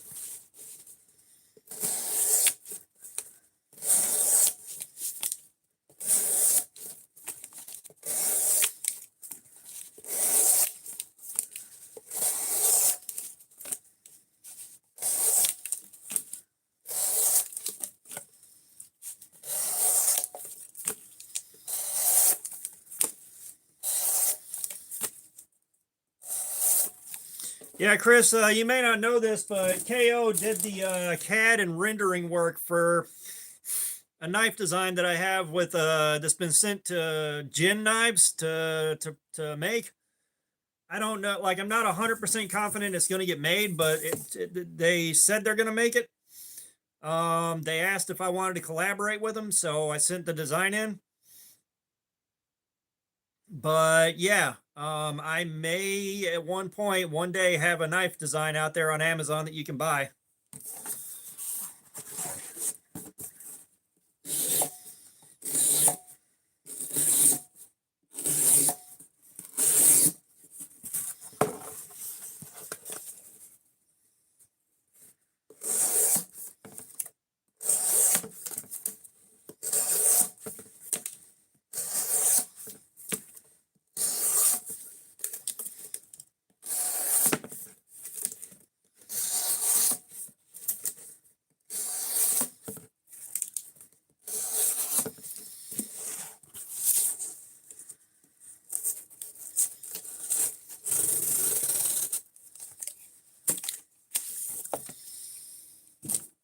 All right.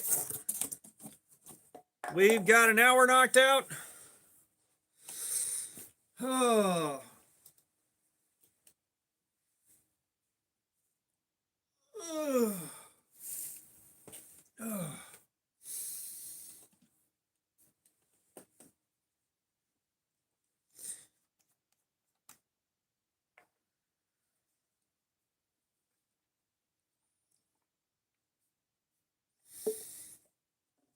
Yeah, KO's working on the blade company.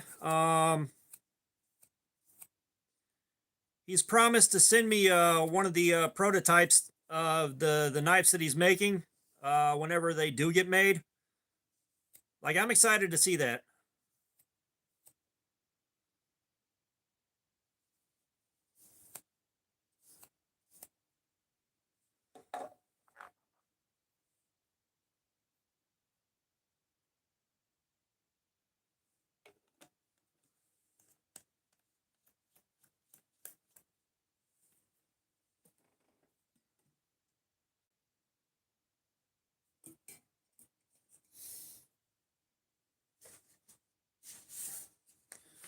All right, let's see how we're cutting.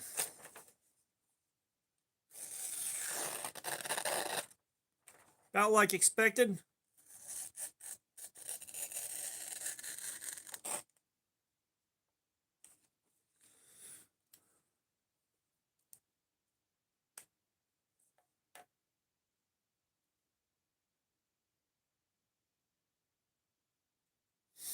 Yeah, if you want a really fun knife, go on Amazon and get the Gin Rhino. That Rhino is a lot of fun to play with.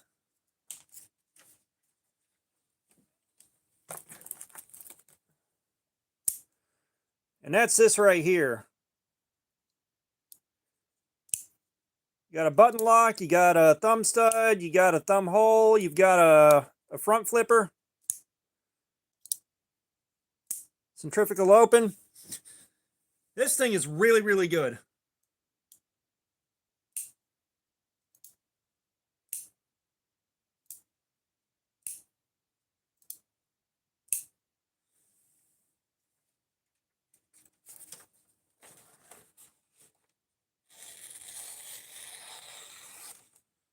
And of course, I sharpen the piss out of it.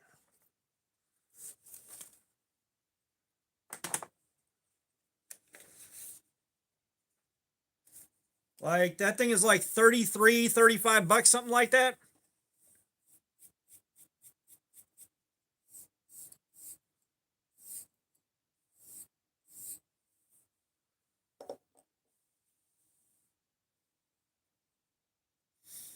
Yeah, definitely review the RMX.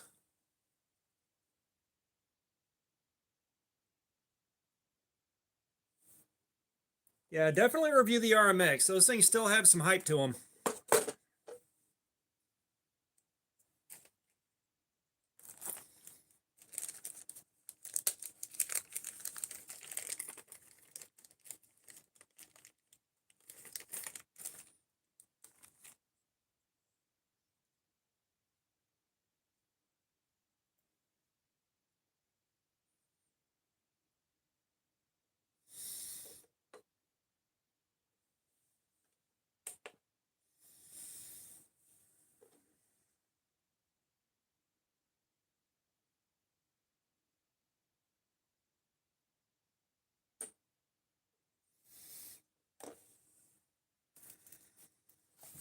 Got a 346.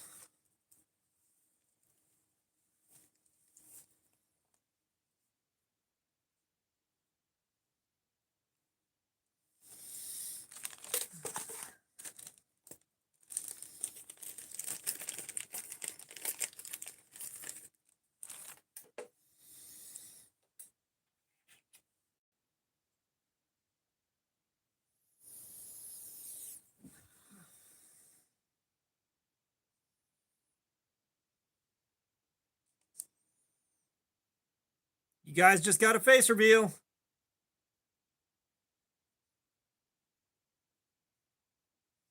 Right? No, I had to restart the stream. Like, it just kicked me out. It just kicked me out of my stream and I had to restart it. KO, thank you for the 100. So I had to restart the stream. And then when I restarted the stream, the camera was pointing up at my face.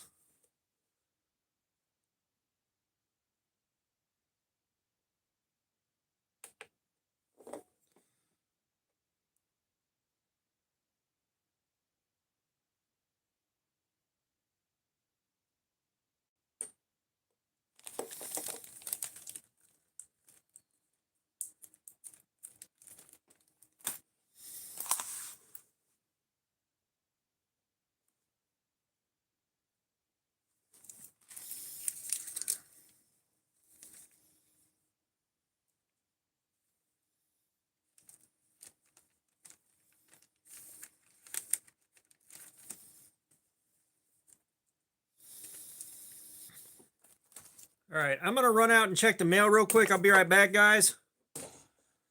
Y'all hold the fort. Y'all hold the fort down for me. Ah, son of a bitch.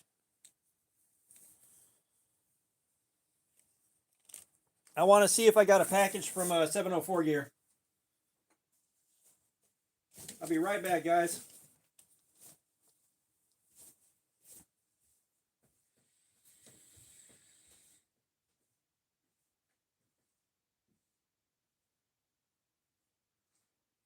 Front door.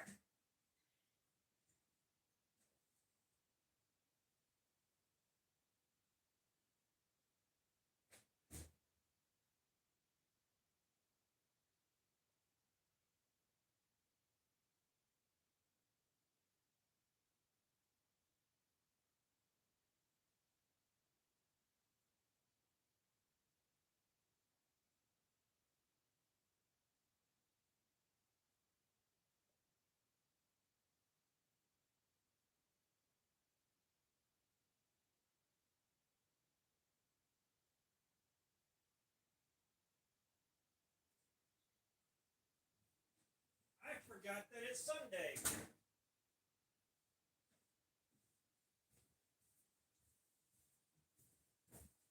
I completely forgot that it's Sunday. Oh yeah, I look smart.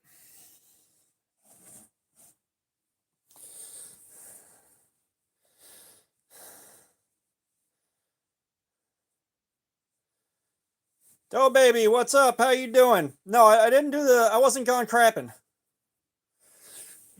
Well, that's the thing is 704 gear, like 704 gear could have done what Jen does and just sent it straight from Amazon to the house. Like when Jen has something new, they just send it straight from Amazon to the house. But he also may have mailed it USPS.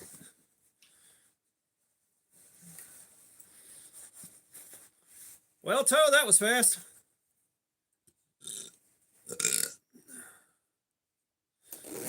All right, so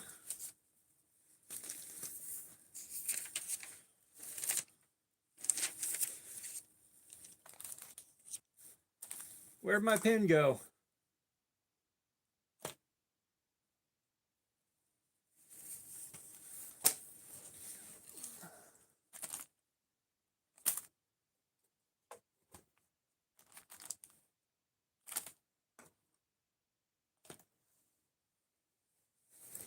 Did I do something with my pen?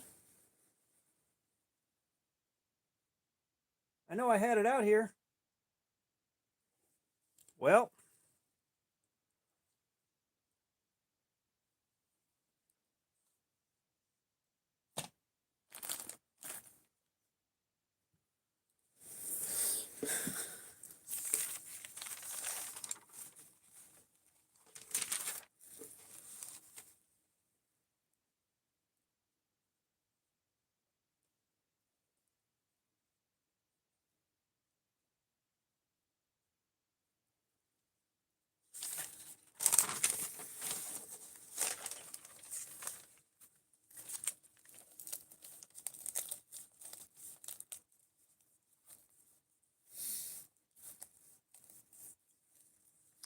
yeah, well, I mean, I can't be upset that I don't have knives yet from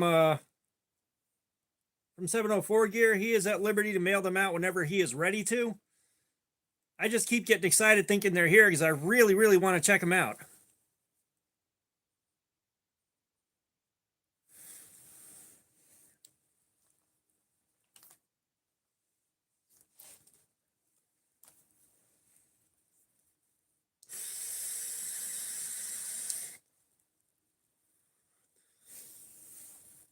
All right, we'll give it about 6 minutes here and then we'll get fired back up.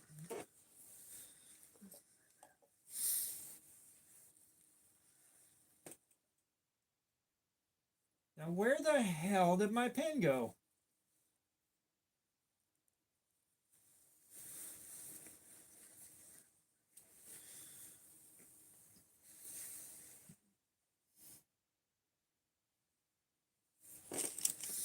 Ah, found it.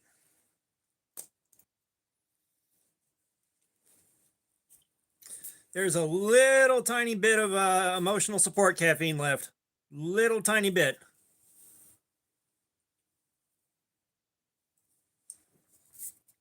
And it's gone.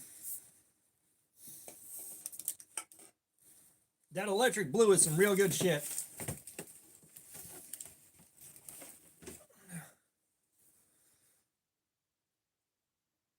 That's all right. I remembered I have a Mountain Dew Code Red left over from God knows how long ago back here.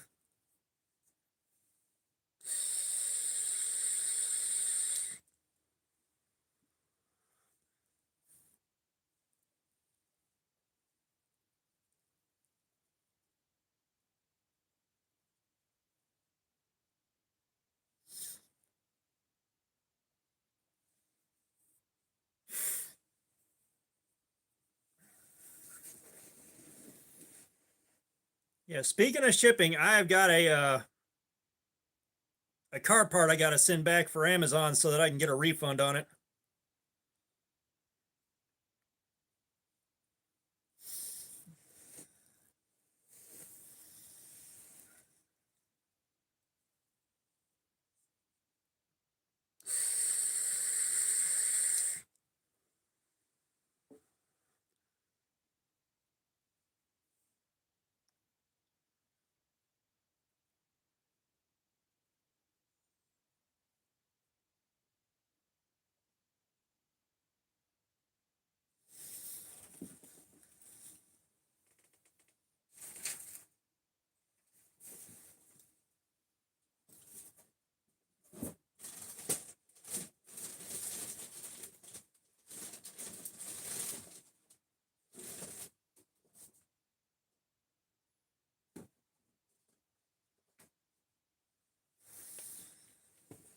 I still want to know where the hell my scented candles went. The one I got here is on its last legs.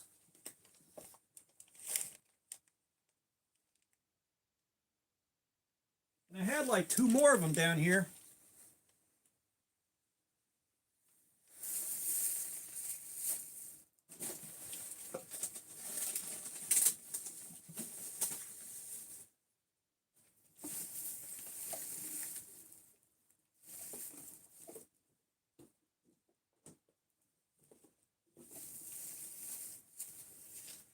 That's the problem with having such a big mess over here.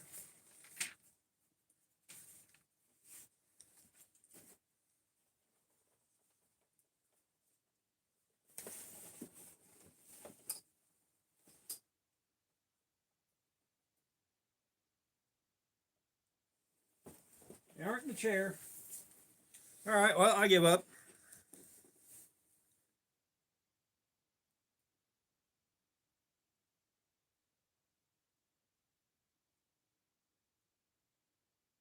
Yeah, a lot of it's shared interest, and like this is one of those environments here. Like on the live streams, we don't tolerate people coming in being assholes to each other. You know, you come in here being an asshole, you're gone. Like I don't put up with it. I'd much rather have this be a welcoming place, and you know, like if someone's going through some problems and they're going through legit problems, I'd rather this be an area where they're comfortable sharing stuff like that, if they're so inclined, and being able to know that they're safe doing so. You know, I don't feel like having something where people are going to be I guess dragged. Now, if someone comes in being an asshole to me, I will drag them. They will get dragged. God, I can't believe I forgot it was Sunday and there was no mail. I think it's because I got Amazon earlier today.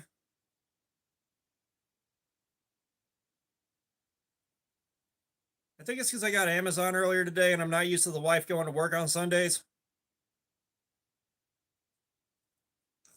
And I'm still not used to being off on Sundays.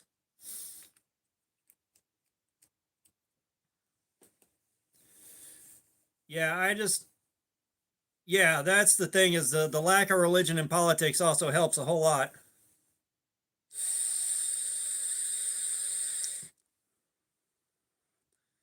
Like I said, I'm not used to being off work on Sunday either. Like, I'm not used to that yet. Or, honestly, I don't remember what my days off were when I was doing, I think I was off Fridays. It might have been off Friday and Sunday. I don't remember. It's like I already don't remember. All right, back on it, boys.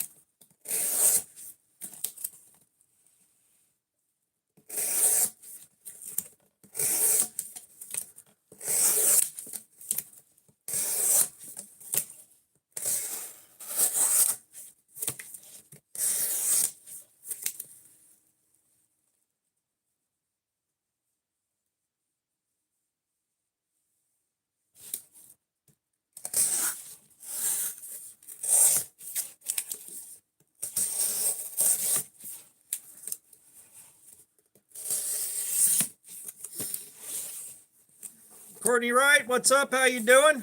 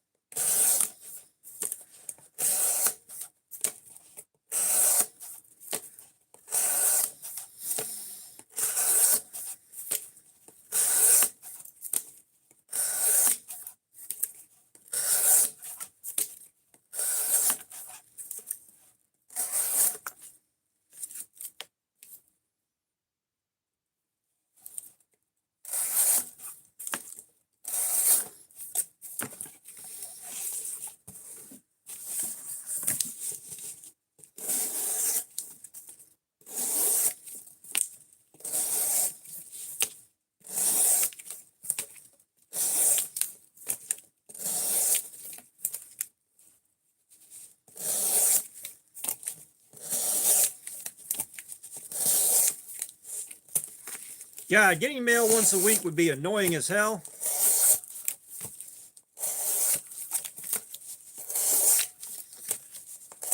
Could you imagine ordering something from Blade HQ and watching it sit there at your distribution center for a week and not moving?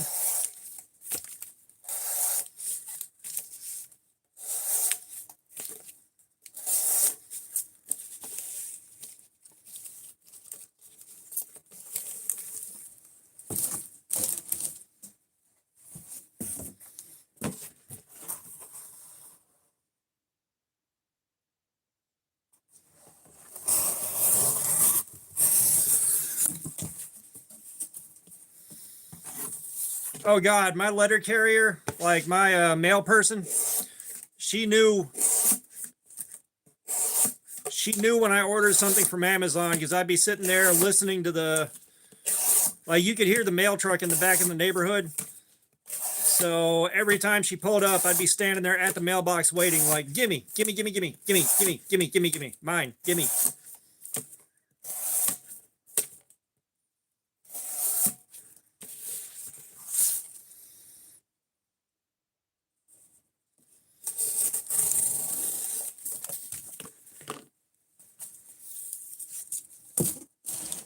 I haven't gone paperless for billing just because I've been too lazy to go in there and switch over.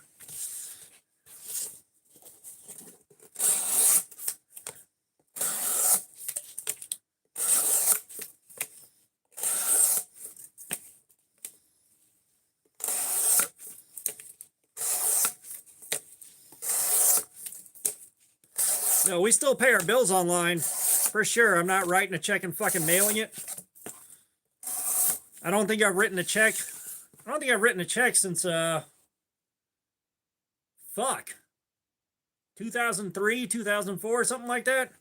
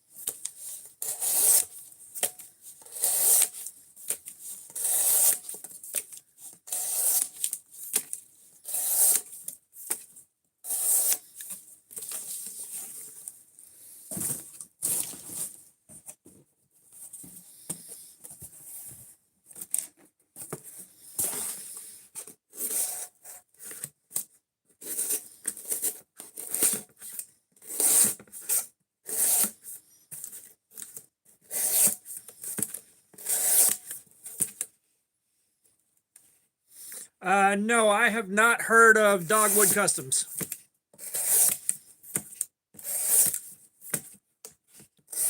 But that sounds like they're in the southeast.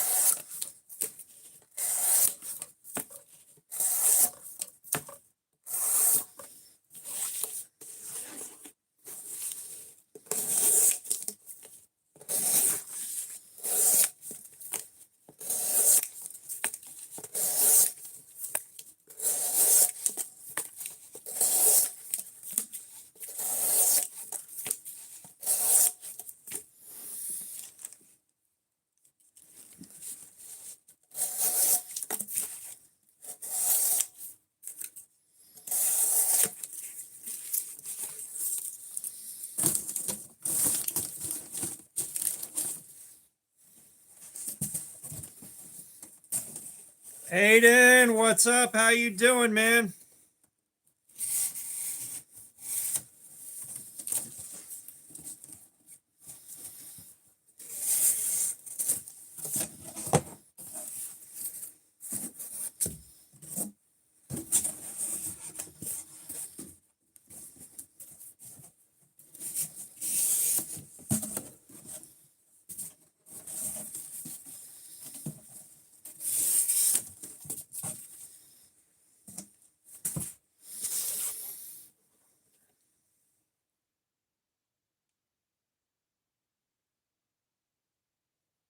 Double AJ Duo, what's up? How you doing?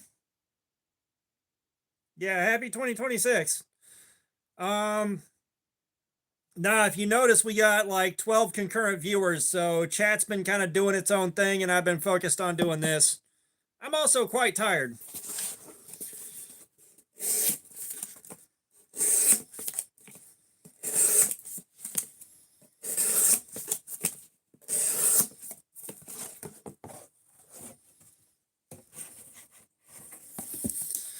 Okay.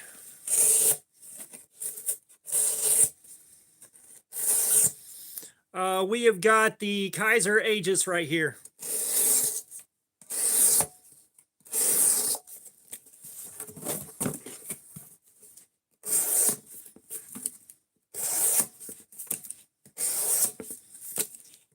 And we are on AEBL steel.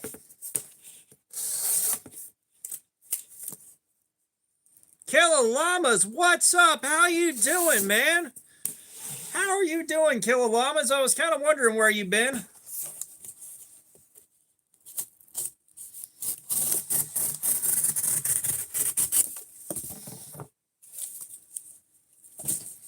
But, Killer Llamas, do you want to do socks or do you want to pick a figure out? You want to do socks or you want to pick a figure?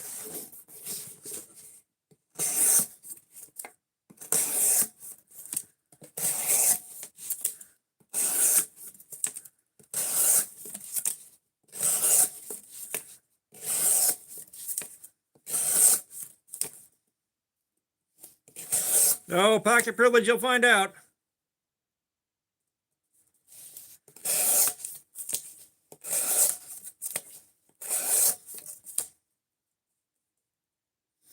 Okay, pocket privilege. Killallamas has let you have the pick.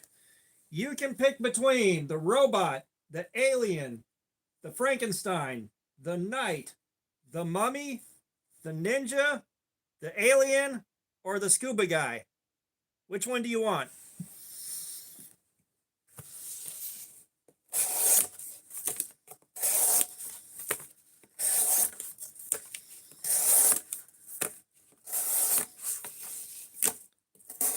Everyone loves the scuba guy.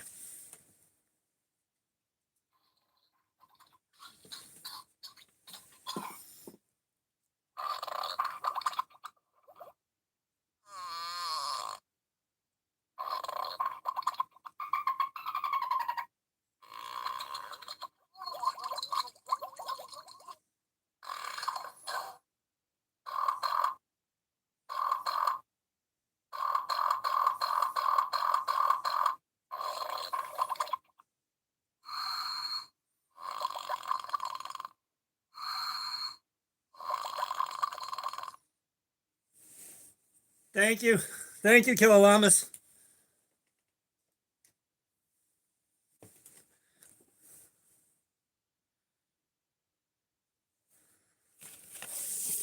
Yeah, we got fresh batteries. Matter of fact, I made sure I got batteries.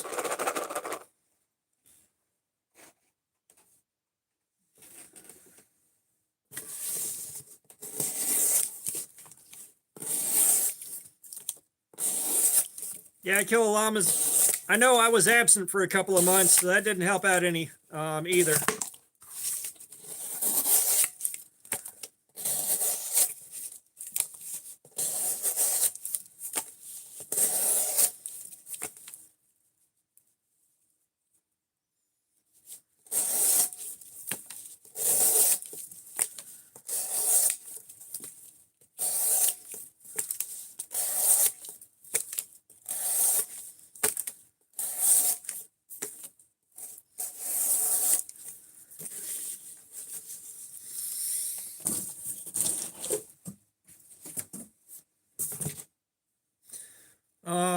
Shit, what was I about to say?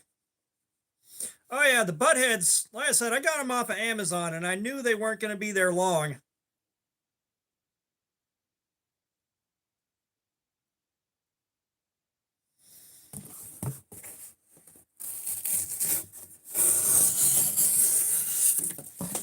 Like I knew they weren't going to be on Amazon all that long, which is why I jumped on them.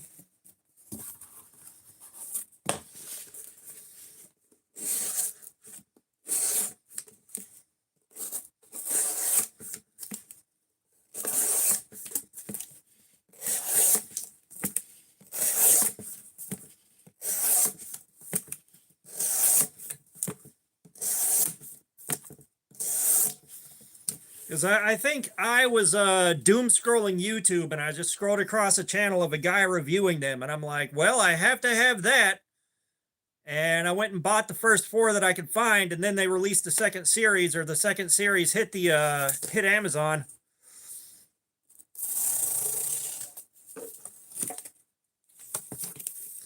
And I went ahead and bought them. Now, I didn't know what I was going to do with them at the time, but I went ahead and bought them. That's kind of like the channel logo. I got that right here on my arm a long time ago, and I didn't know what I was going to do with it exactly. I just knew I was going to use it for something at some point in the future.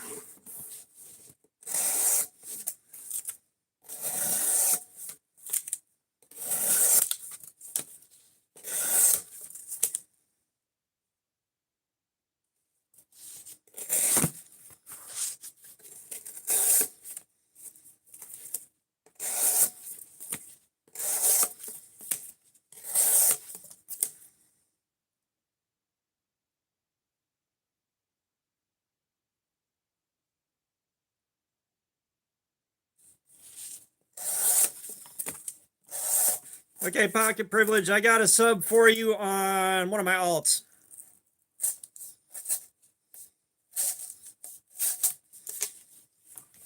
Well, that ain't working.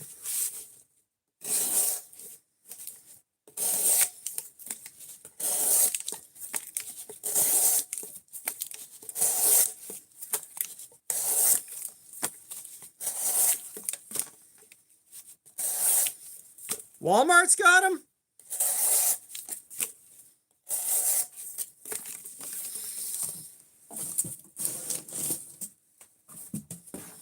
You're telling me Walmart's got butt heads?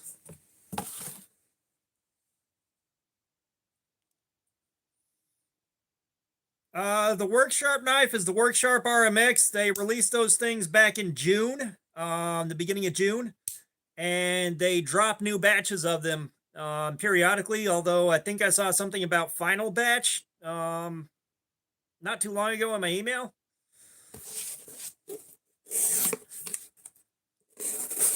But alt is alternate account.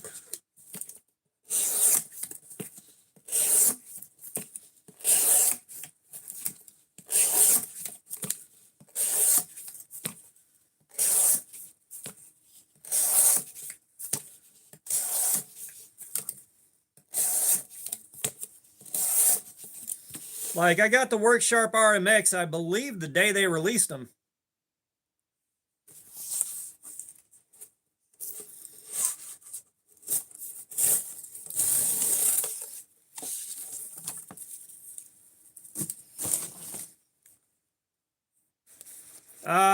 I think it was $140, somewhere in that window.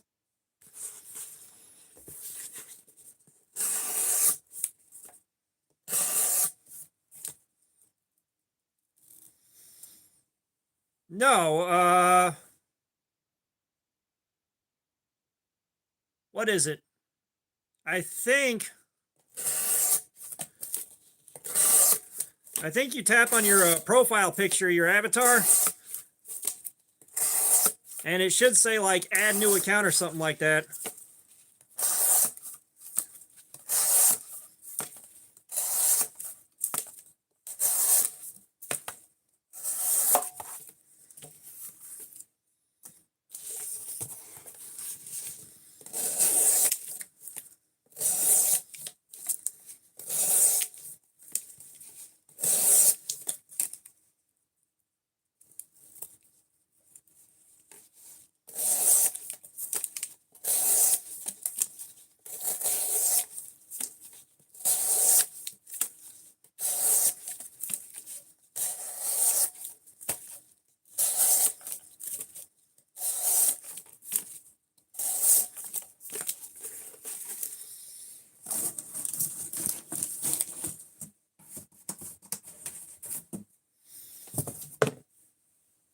How do you think Zint comes in here with so many fucking different names?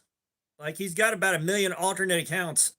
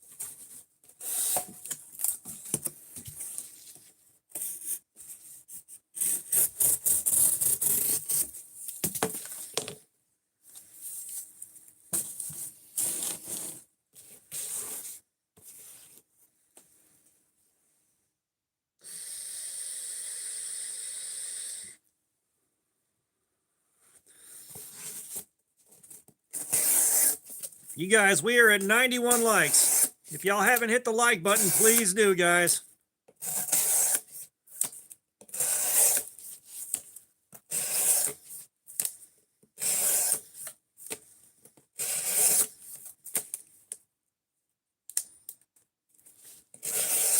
Yeah, I got the trading cards. They're all upstairs. They came with the butt heads.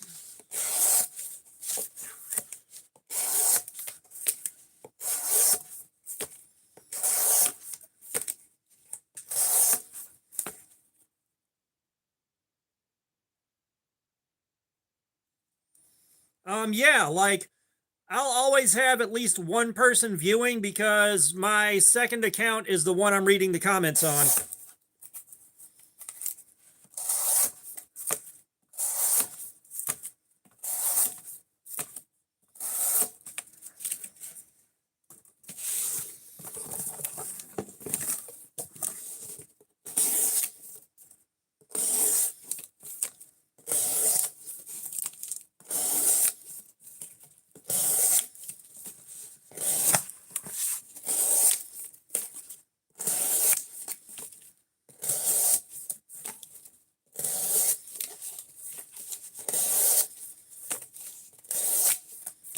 Evil Twin, I'm not sure how much that would help feed the algorithm.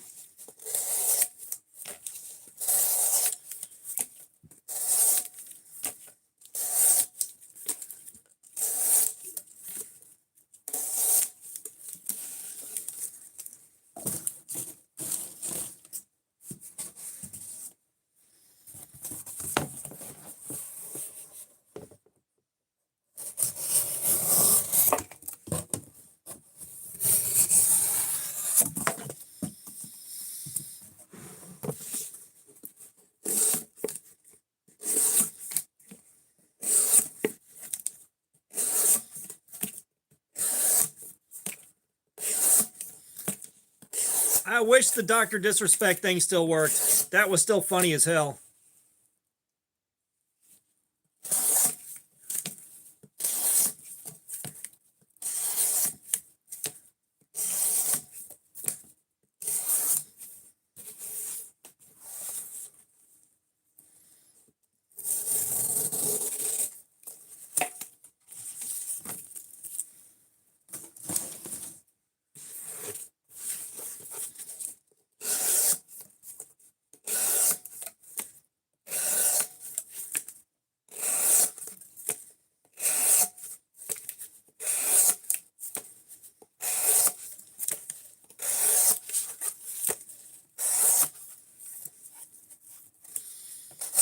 Yeah, there was one live stream where we were actually talking about Dr. Disrespect and the hinky ass charges he was picking up.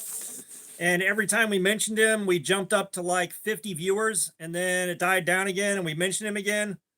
And hey, nice. Yeah, get her good and sharp for me. But then we mentioned Dr. Disrespect again, and the count would jump back up to 50, and then it would die down again. It was pretty funny.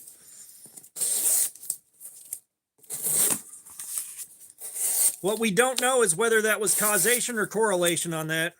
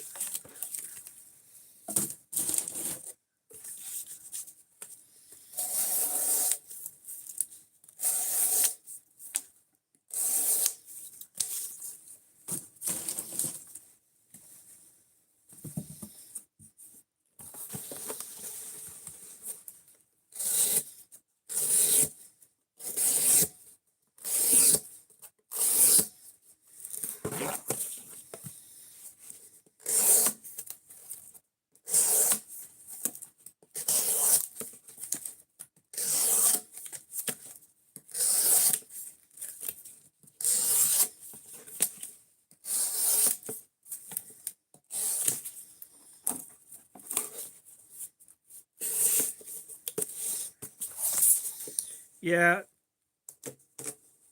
I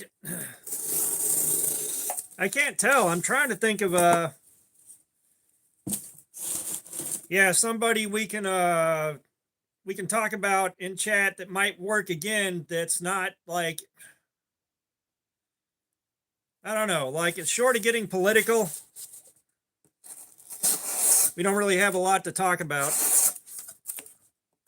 Or we don't have a lot of people we can bring up short of getting political.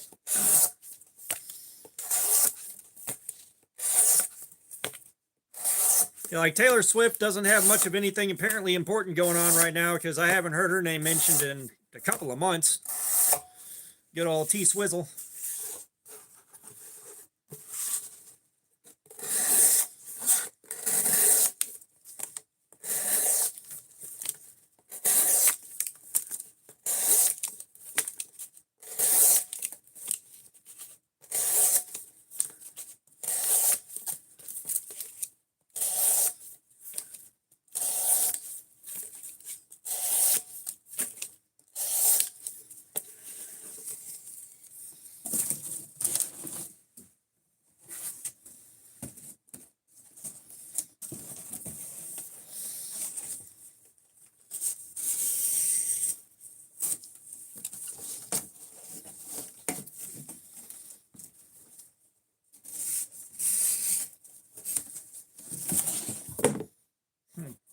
Baba Booey, Baba Booey. Howard Stern's penis.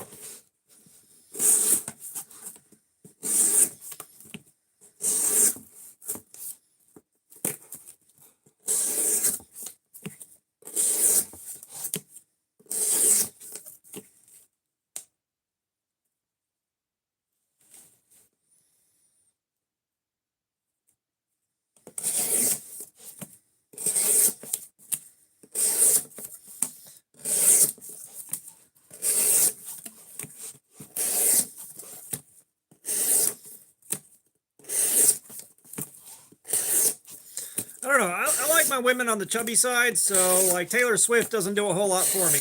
Like there aren't a lot of women that are particularly famous that do a whole hell of a lot for me.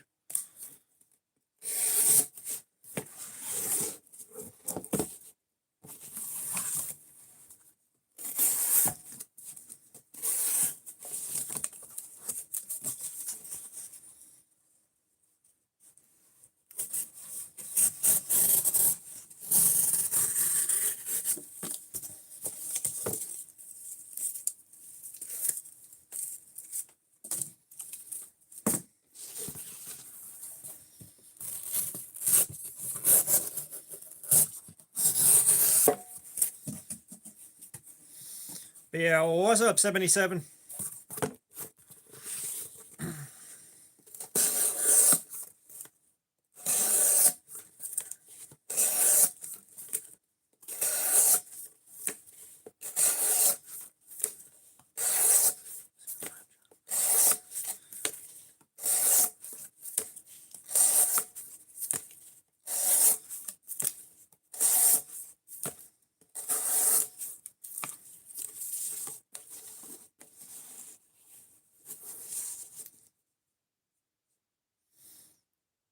Yeah, Melissa Backwoods isn't bad.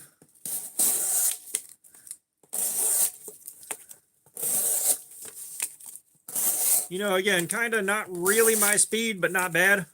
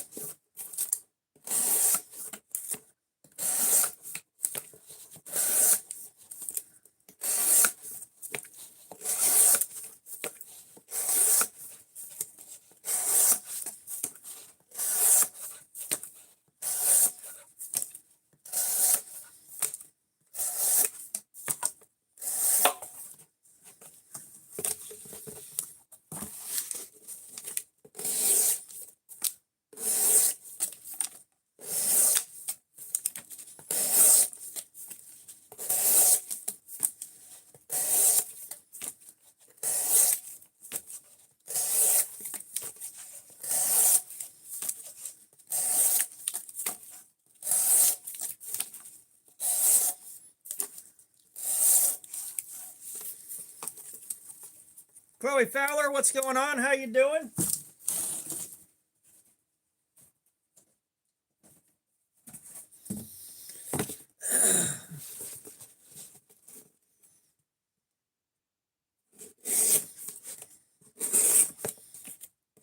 We're making vegetarian bacon for the kids at the local orphanage.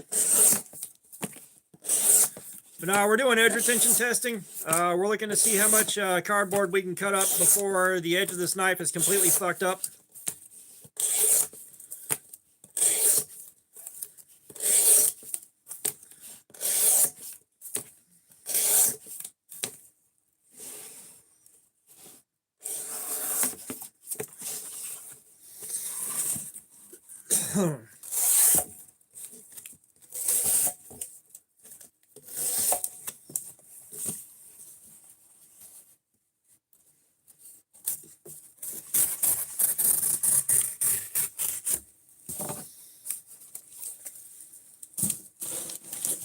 Yeah, Pocket Privilege, I can't believe you haven't been here for that joke. We make that joke a lot.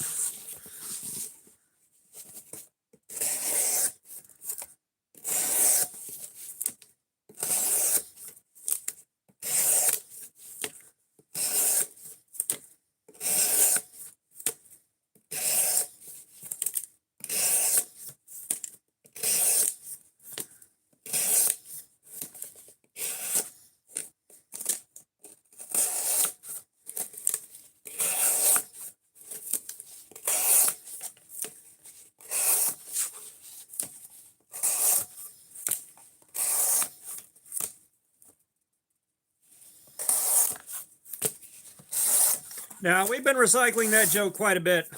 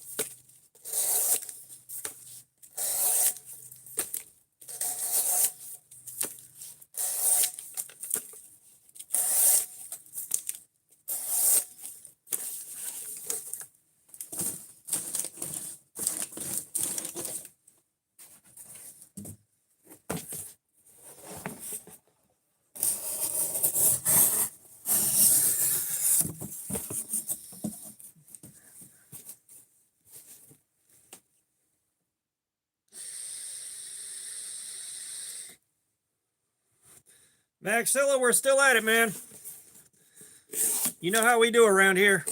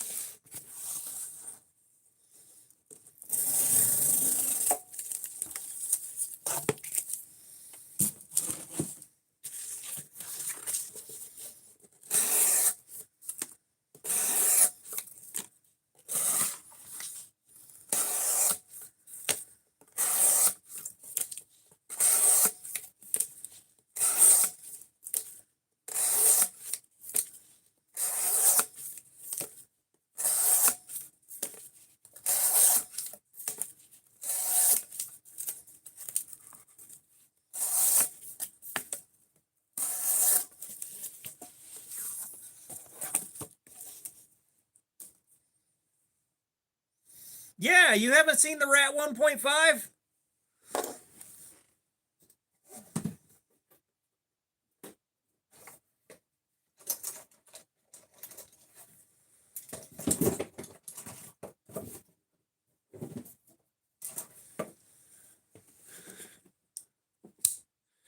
Yeah, they got the Rat 1.5. Which, of course,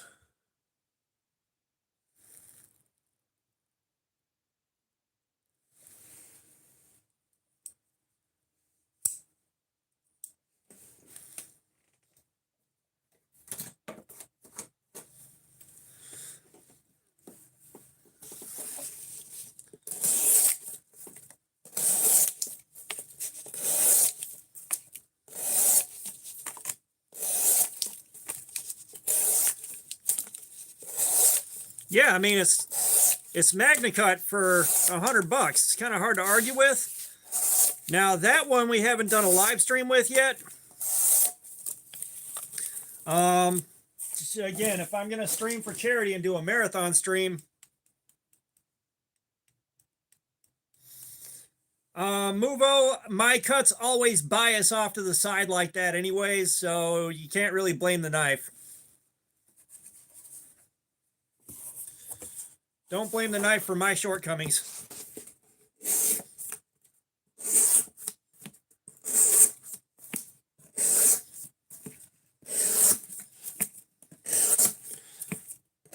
Especially when we get later on into the live streams, my cuts really start biasing to the left quite a bit.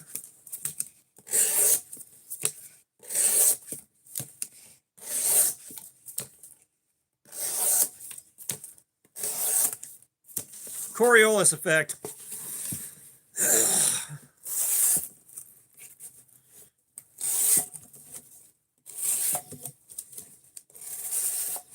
It's affected by the Earth's rotation.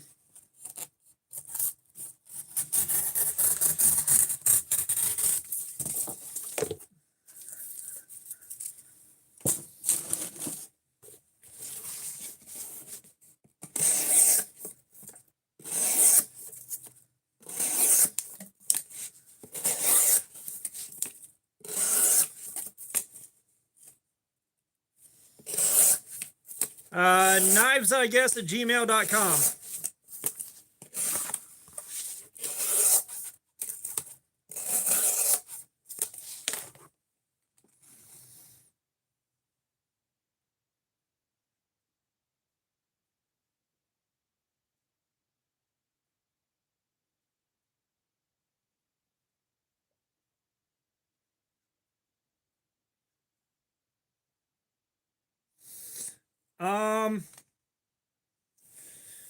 You're probably best off. It depends on what you want to do with it. Like a working edge is probably a smarter call, but the mirror edge is just faboo.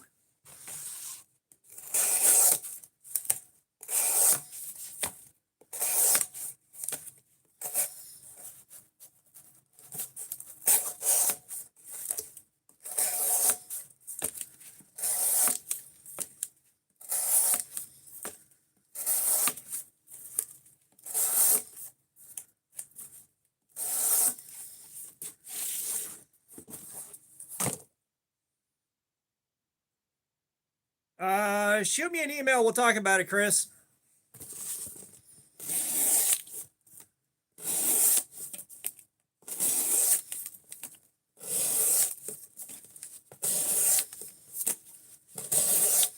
Like, I'm not familiar with the Boker Vox Compact, so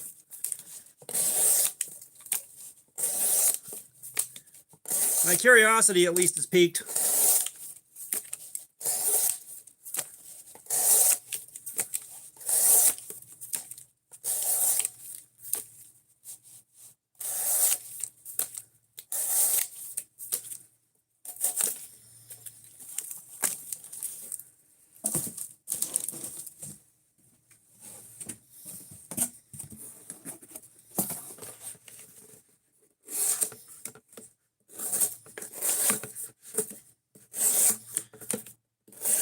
I tell you what, if I ever see anybody doing this kind of edge retention testing on a live stream on YouTube, I'm going to shit several bricks.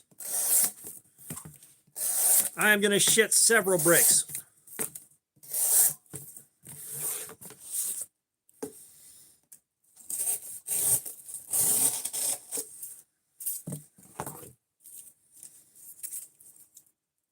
Marcus Jeffrey, what's up? How you doing, man?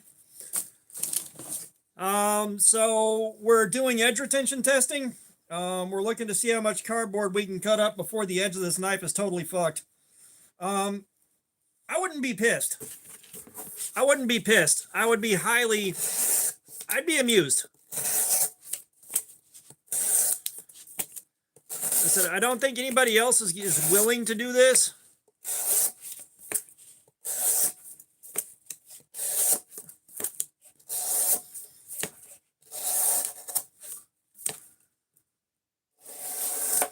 I don't think anybody else out there is really willing to do this. Oh, wow. Look at that curly Q we got, guys.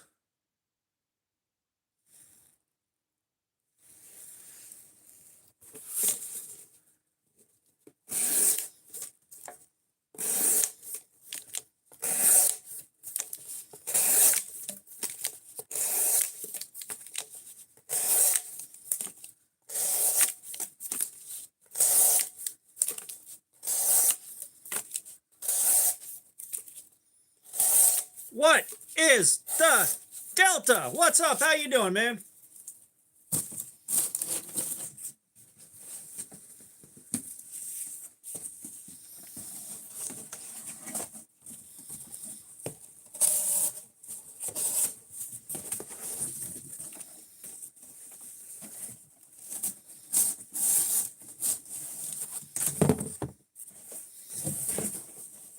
What is the Delta? I'm doing good, man. I'm doing good. Been having some good weeks at work. Had a pretty good holiday. We got the new year kicked off, so the holidays are over at work. I'm doing pretty good.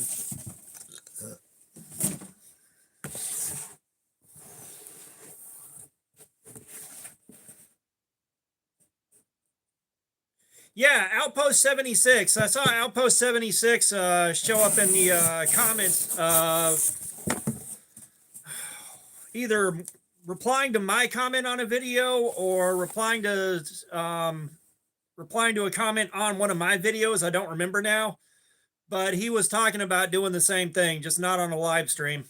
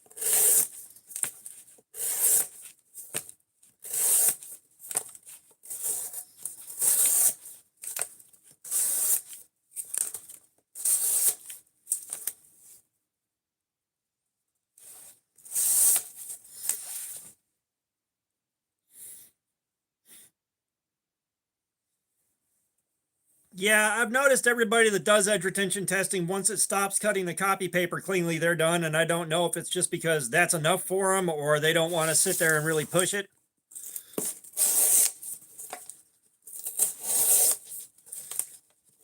But of course, I want to see a totally devastated edge.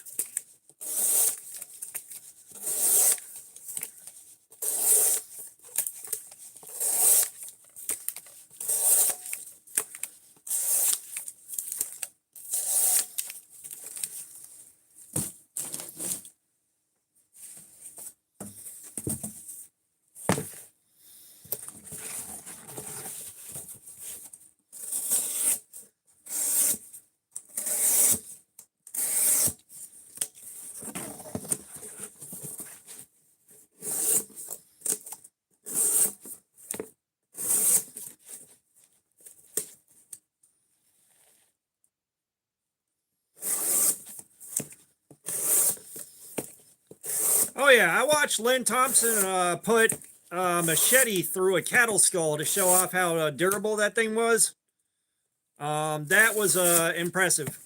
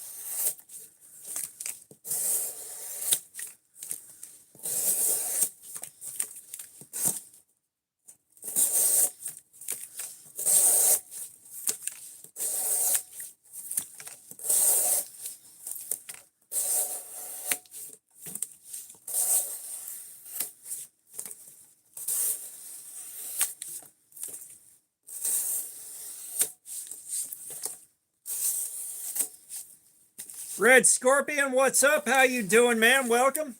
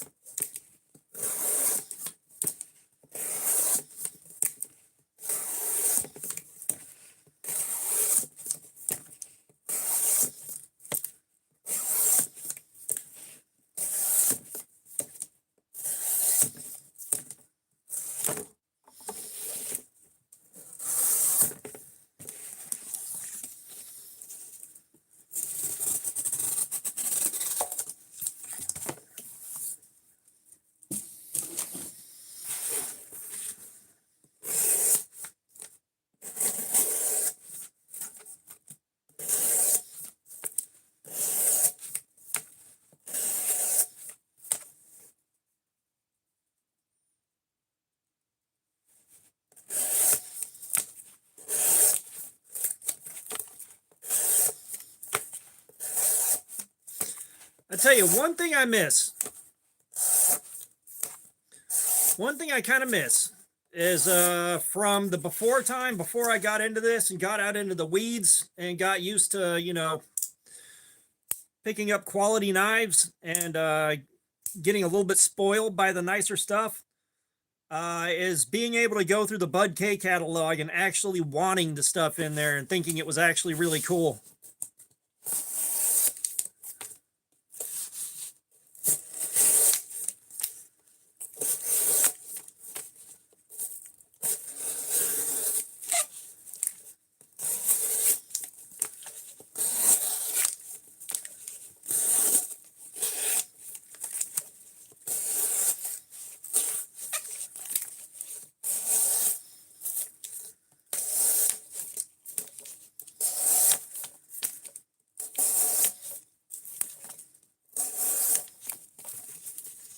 Waldo Small, what's up? How you doing? Welcome, brother.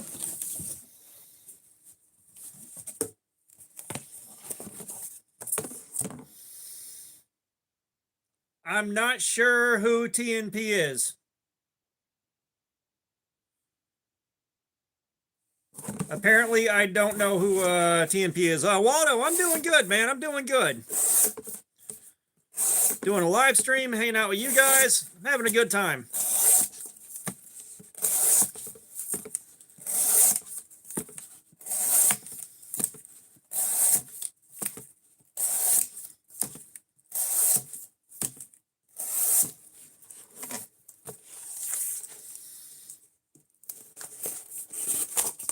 Yeah, the only thing I know about Nuttin' Fancy is that he got mentioned a bunch on Tau Flatermouse for a while. Like Officer Greg would say something to the effect of, yeah, well, we aren't Nuttin' Fancy, or something like that. Now, that's the only place I've heard the name.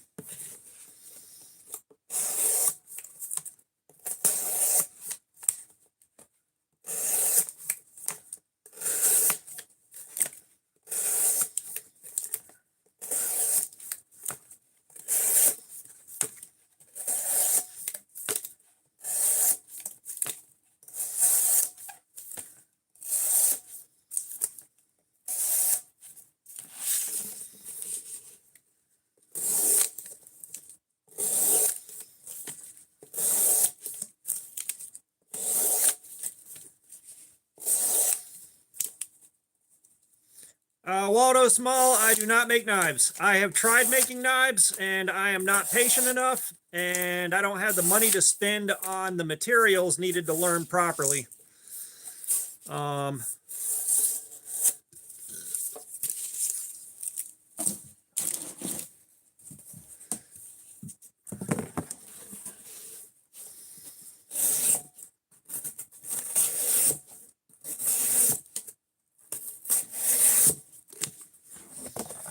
Like it's been said many times, if you're going to learn how to make knives, treat your abrasive belts like they're free.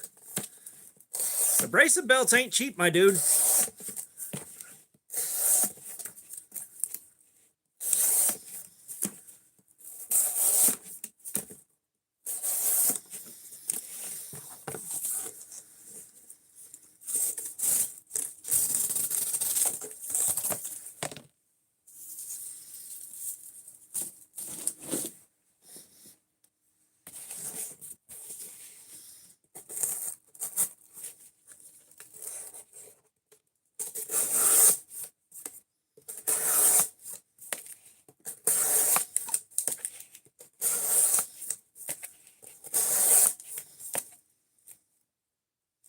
Waldo, you'd have to tell me. I've got no idea.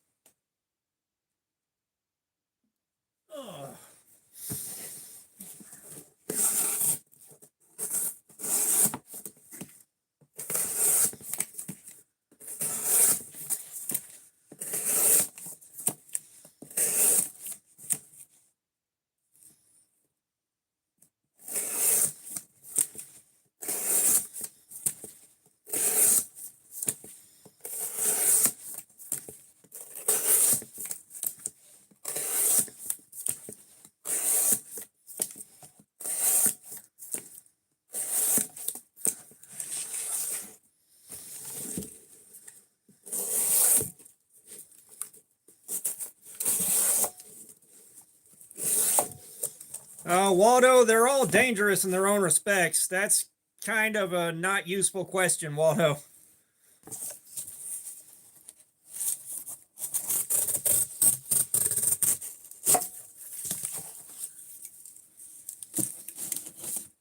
Actually, the most dangerous knife I had was a $3 special from Amazon that you could only open one way. That thing cut the living shit out of me because it's very, very unsafe. But that thing got put in the forge and then killed with a hammer. That thing got killed with a hammer.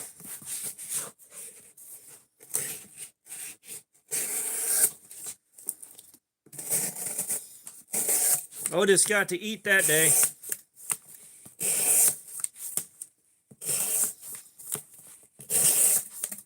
Biggest knife.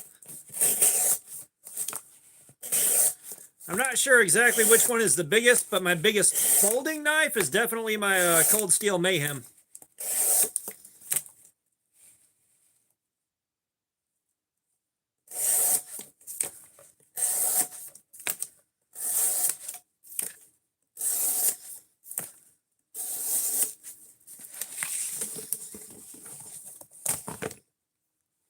Like this right here is my biggest folding knife.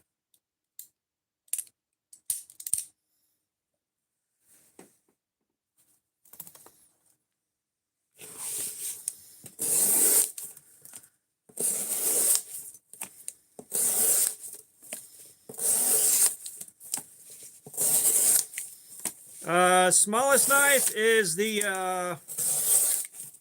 Naf's Lander 6, which I don't have right next to me right now. KO, thank you for the 100.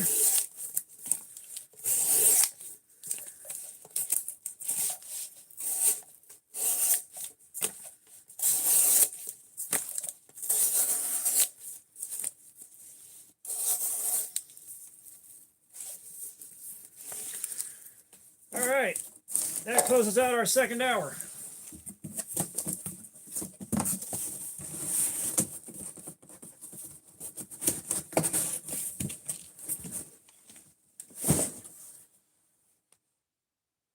Oh.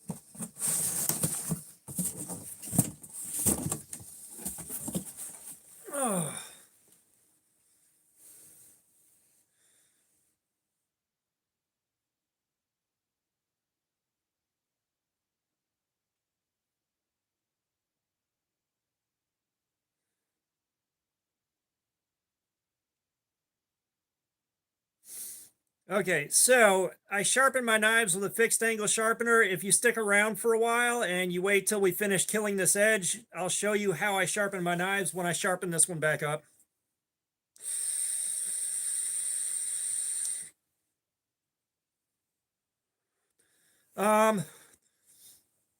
Pocket privilege, my back is a little bit sore. Not gonna lie, my back is a little bit sore. It's not bad, but I've also got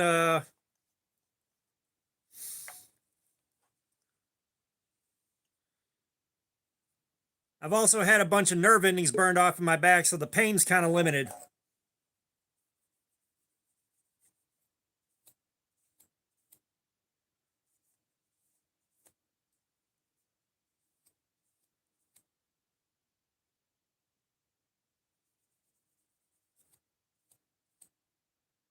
We are definitely covered in hairline scratches. This is not a super abrasion resistant steel.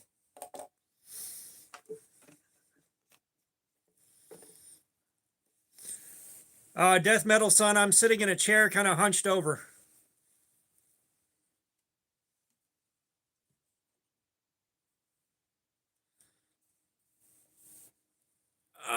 Yes, time for this.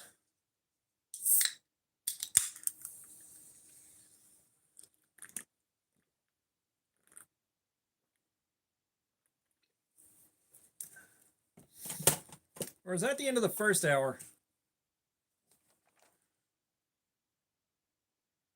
No, that's the end of the second hour.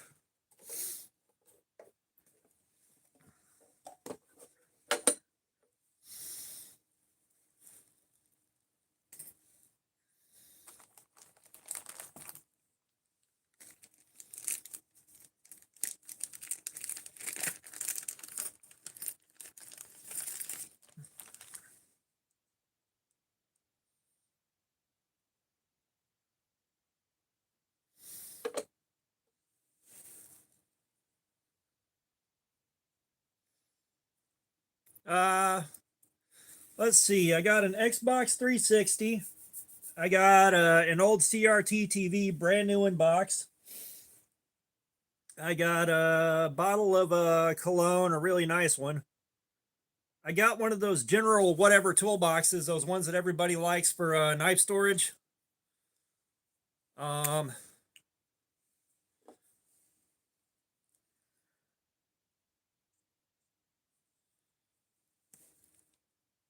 And a few other odds and ends. I got a couple of Ninja Turtles figures that are really, really fucking cool.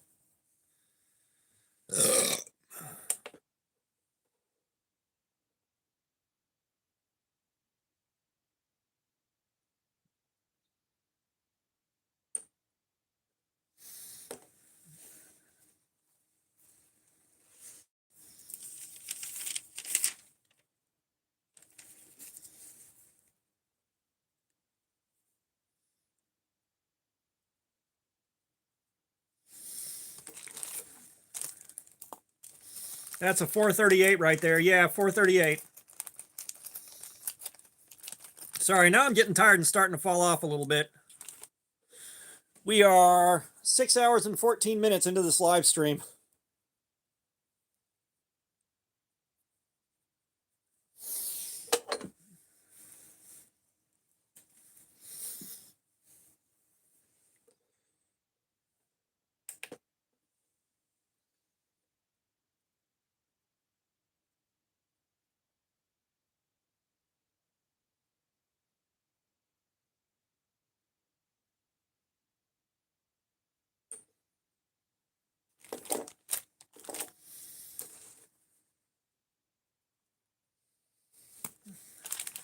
That's a 400.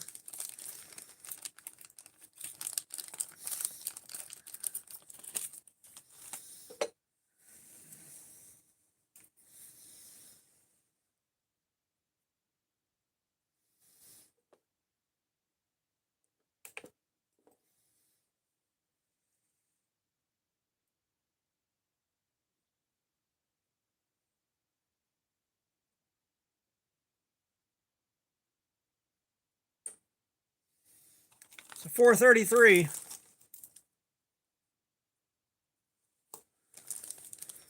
One more.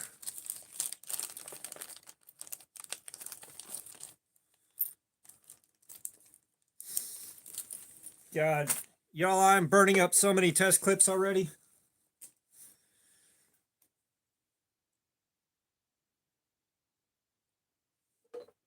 I'm actually losing money on live streams right now. A little bit farther back.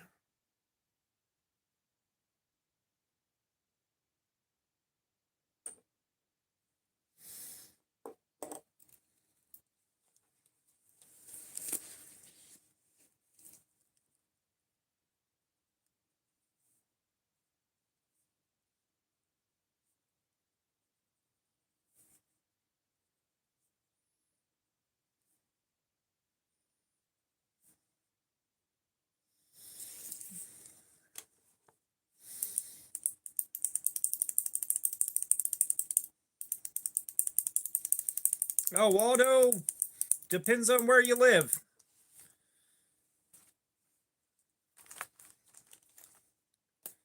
Depends on where you live as far as what's illegal.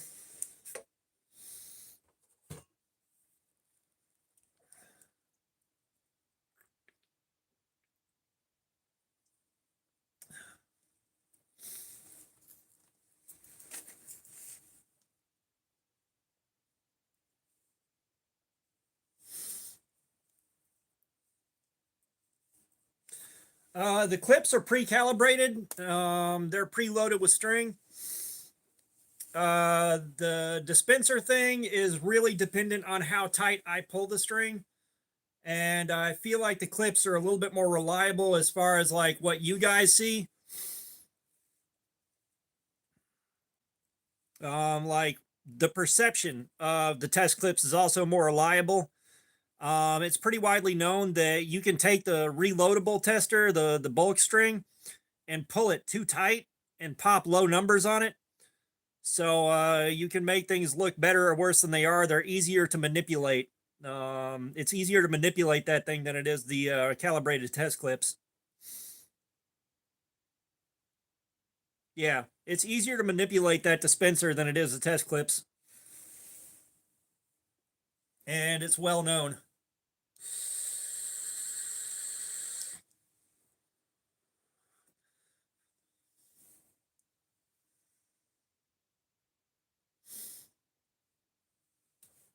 Well, I can just cut paper, but it doesn't show. Like, it doesn't show you guys in numbers what everything is. It doesn't show you guys. It doesn't show the uninitiated. It doesn't show new faces in numbers what we're looking at.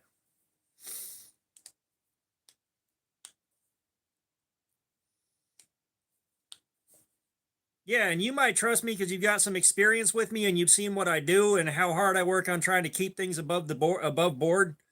But someone that's only been here for a few minutes may not, you know?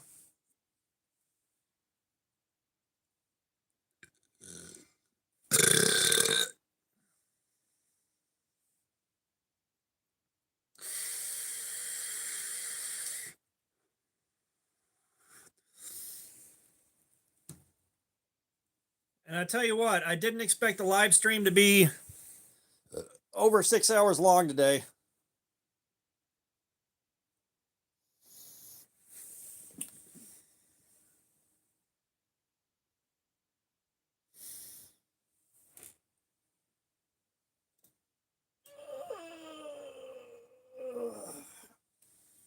I did not expect the live stream to be over 6 hours long.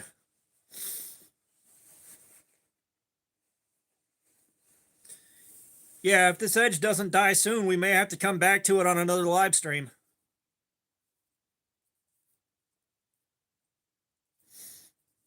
Yeah, because I mean, we could have very well called it at the end of the factory edge, but I want to see, like, we have some significant improvement on the new edge. We got some significant improvement, which is what I usually like to see.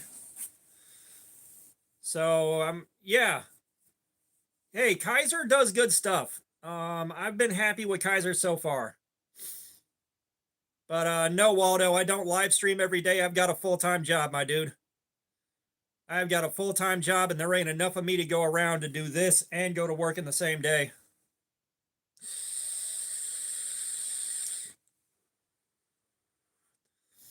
Oh, we're at 98 likes, man. We got 2 more to go.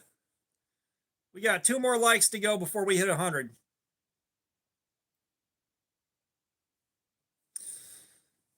And we'll get back to testing in about 3 minutes here. Got it, the hairline scratches on this.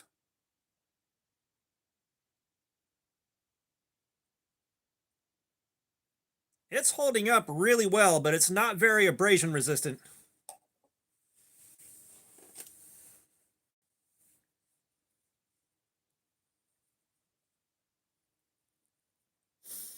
Yeah, like, I'm not going to earn a living or pay many bills. Like, this live stream has been $4. You know, this live stream has earned $4 so far. You know, that's not going to pay any bills. This is where you're doing this for the love of the game, and that's it.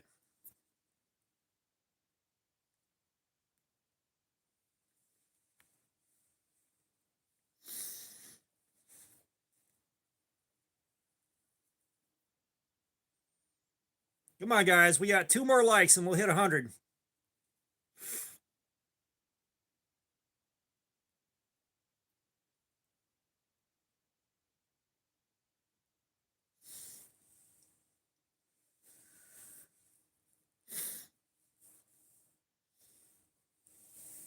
You know, like I said, this is where you're doing this for the pure love of the game. You know, if I was worried, ooh, 1 more like to go. 1 more. So close. We are so close. We got 1 more to go. We got 1 more to go.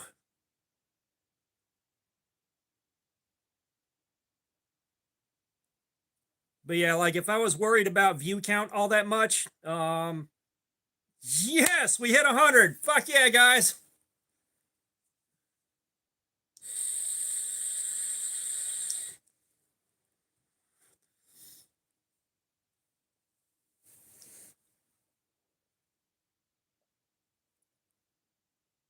I tell you what, Death Metal Son, we'll do you one better.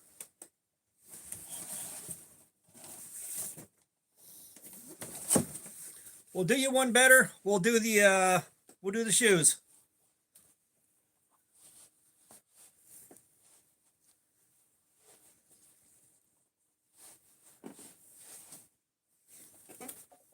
We'll do you one better. We got the shoes.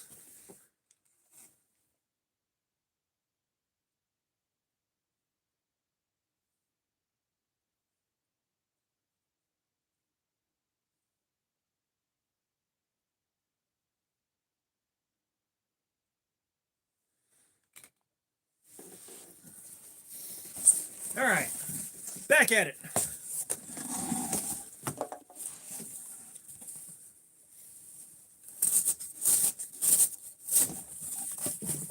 This box is going to fight me the whole way.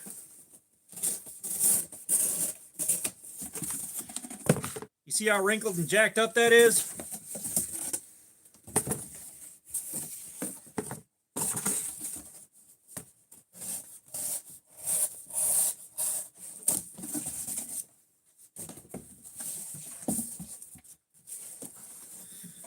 Yeah, Waldo, I'm tired.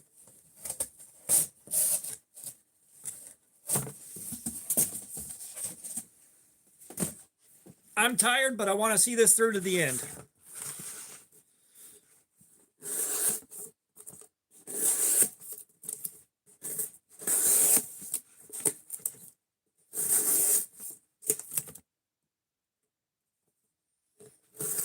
News Radio, thank you for that, man. I appreciate it. You want to pick a figure out or you want to do socks and shoes?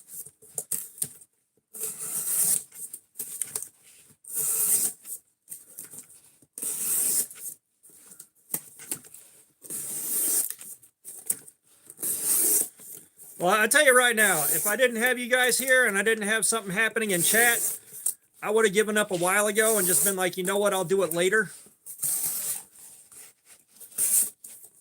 Yeah, we do have that. No, Death Metal Son, I don't have overboots. The next option is taking stuff off. Yeah, we got the zombie. Give me 1 second here.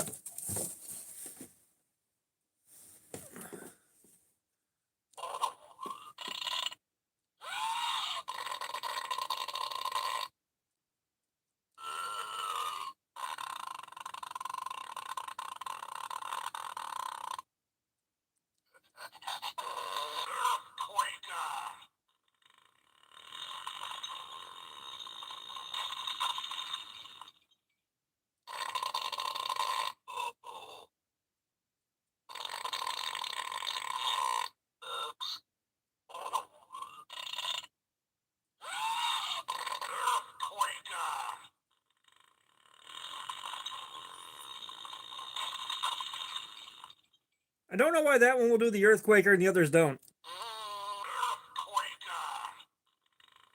Yeah. It might need new batteries. But thank you for that, News Radio.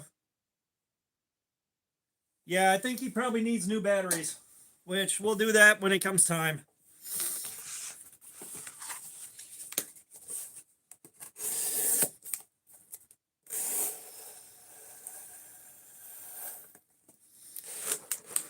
Yeah, we still call it the Frankenstein. Because I didn't realize it was a zombie for the longest damn time.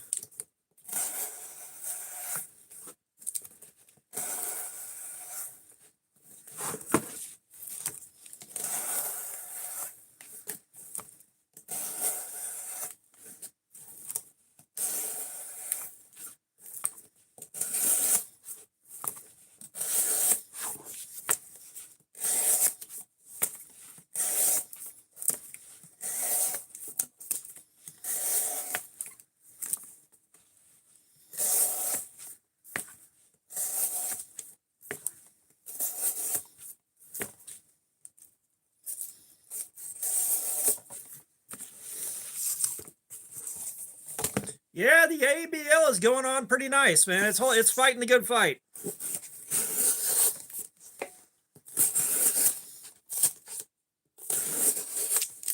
It seems to really, really enjoy this mirror polished edge. Austin McGee, what's up? How you doing, man?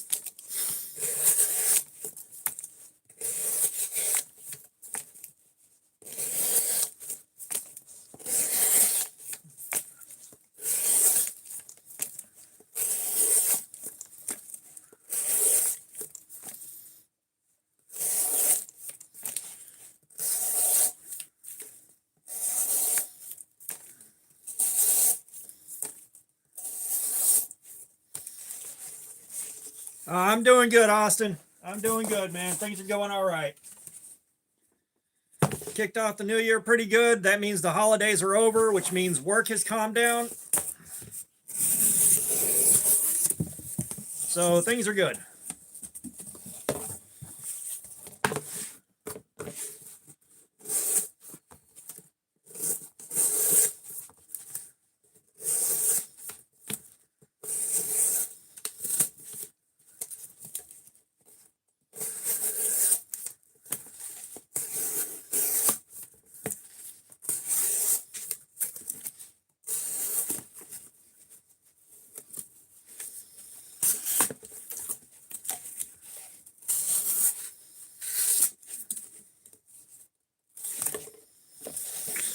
Oh, man.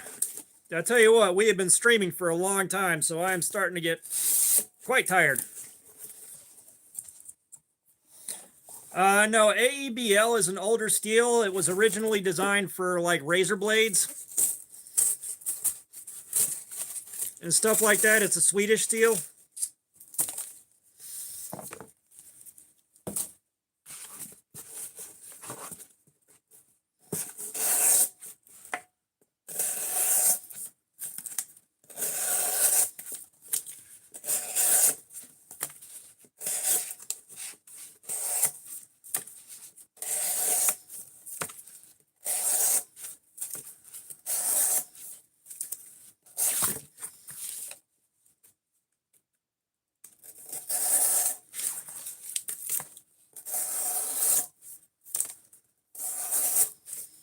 There's probably a Chinese counterpart of some sort.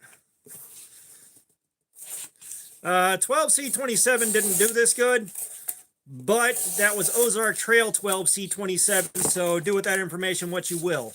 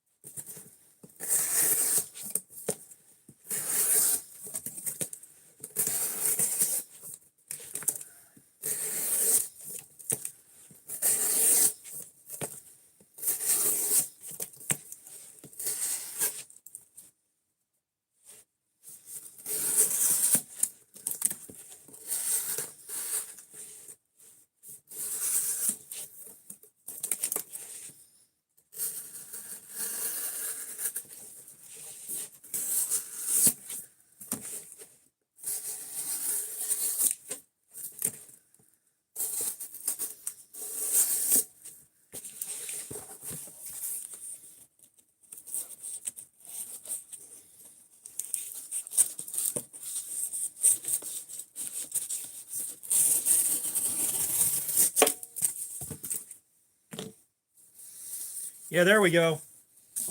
So I remember Nitro V held up a lot longer to this testing than 14C28N did.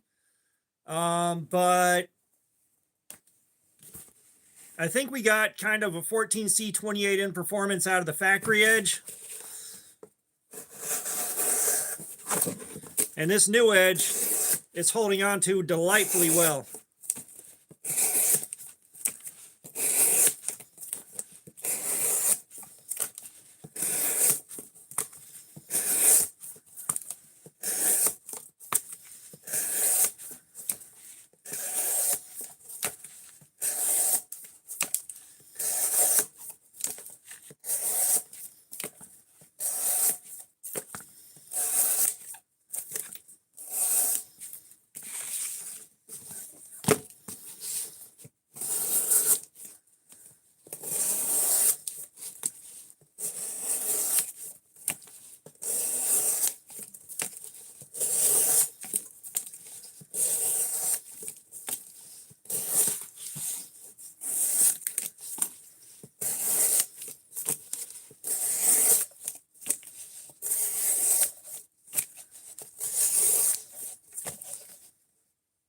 See you later, Austin.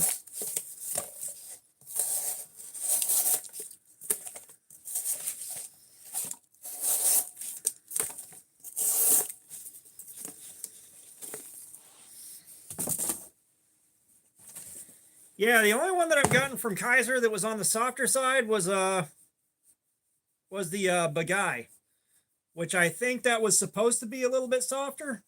I'm not sure, but that one was definitely on the soft side.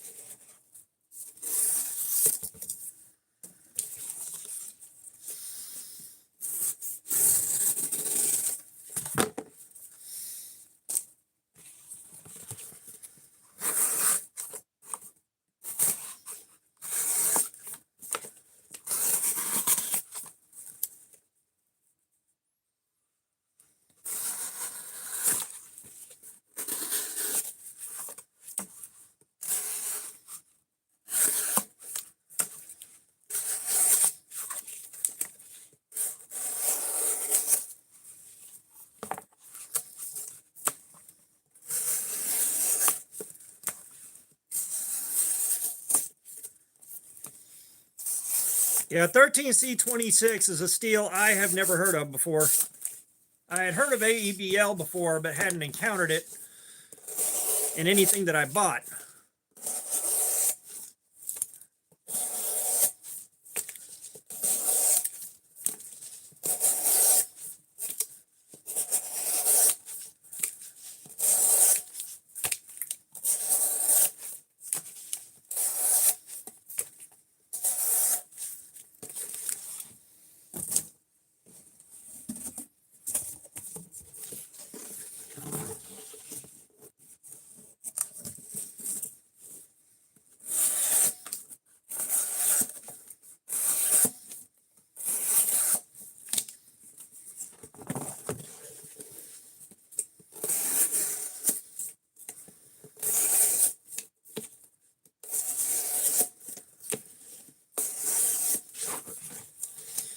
Yeah, the heat treatment plays a huge part in how well a steel does.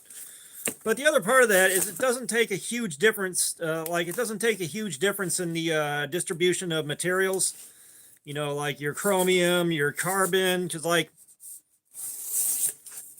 0.1% difference in carbon is a pretty big number as far as like toughness, edge retention, all that goes.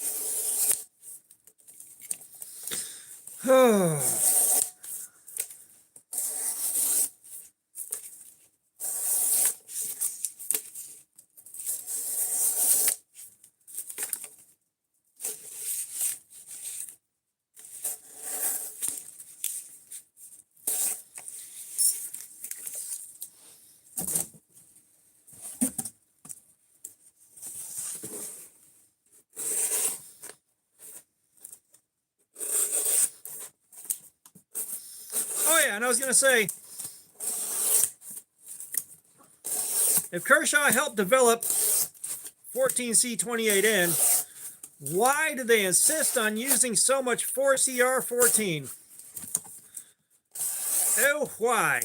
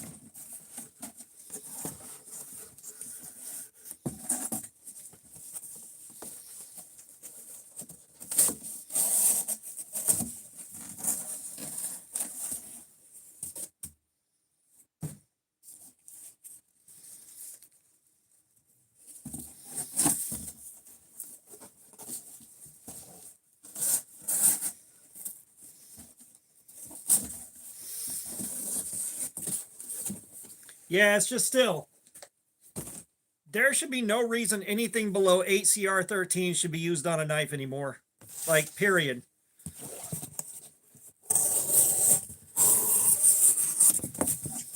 Like, nothing below 8CR13 should be used on a knife anymore.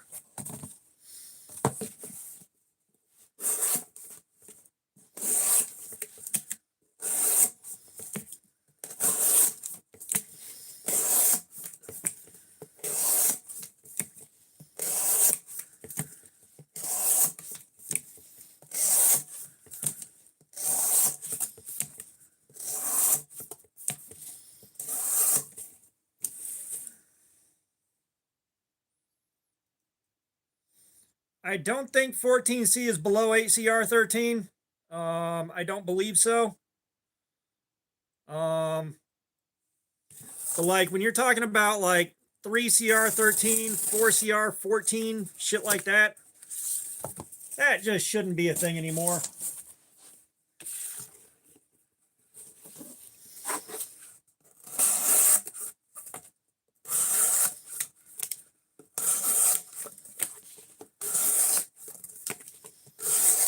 Like the only reason the 3CR13 on the Walmart holiday knives was even remotely palatable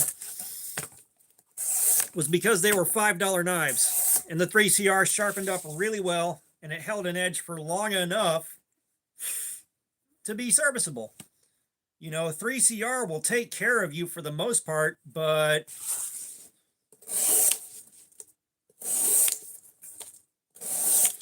you know, even if you're using 8CR13 at this point, your knife better be at like $13 or below. Like you better be coming in under 15 bucks.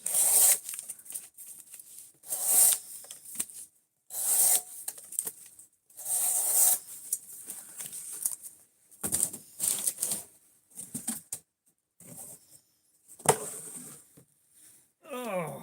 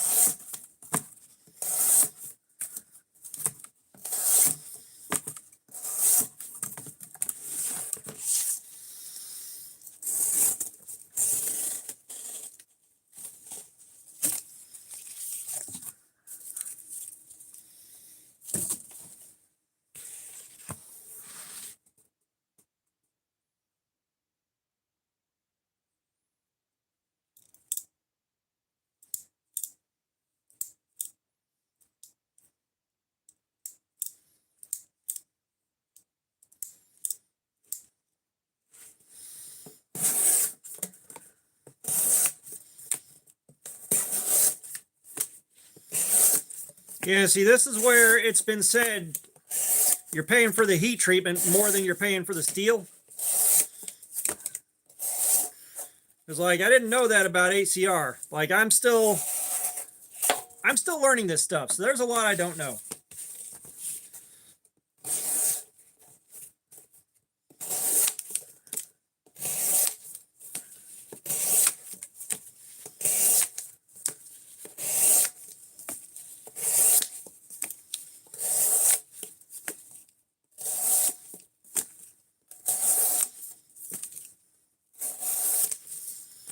You know, I always considered 14C to be a bit better than 8CR13 across the board.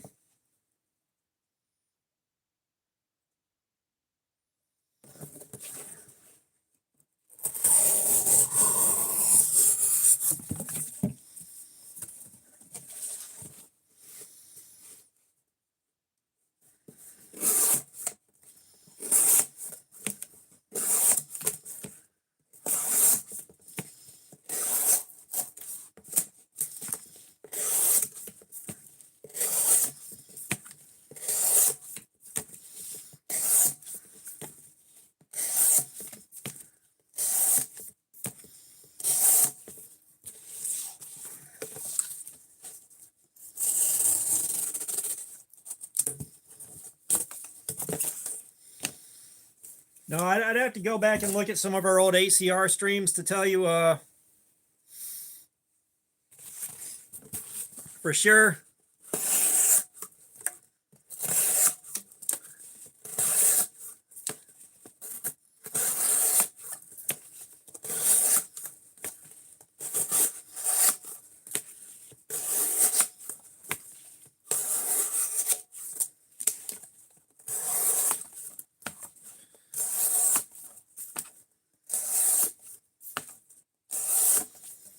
But I think we are at the point now where we're at like the maximum that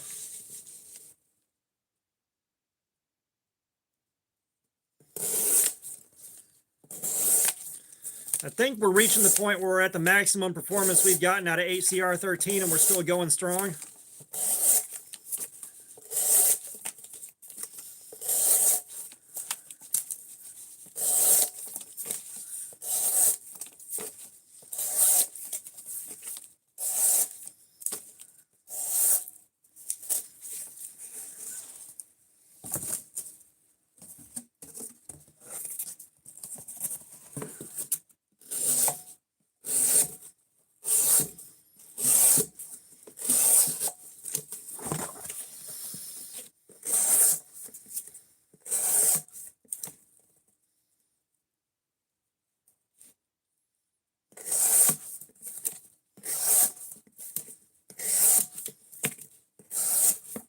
And you see, this is where I wish we had, and if I could afford it on my own outside of the channel paying for itself, a proper HRC tester.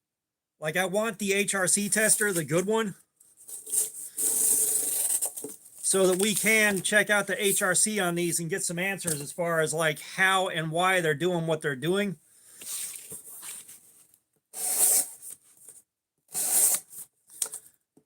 You know, why would one knife perform so much better than the other at the same steel?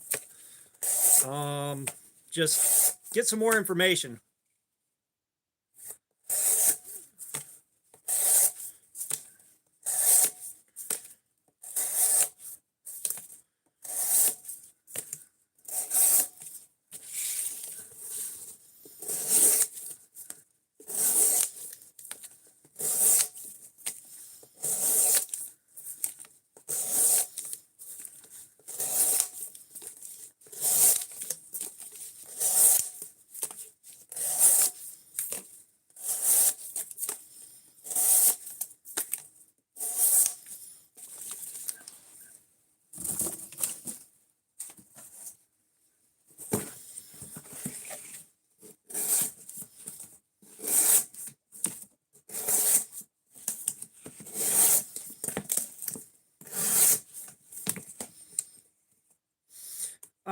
I don't go to Knife Steel Nerds.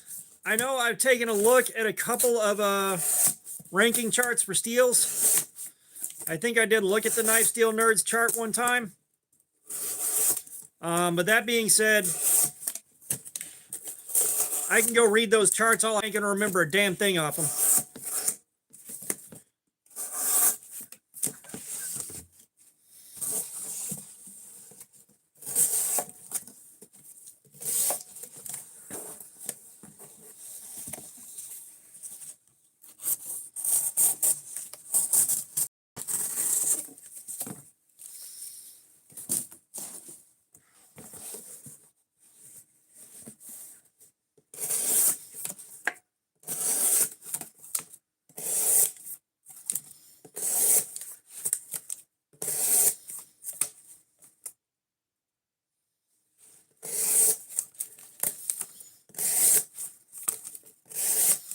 Well, one of the big things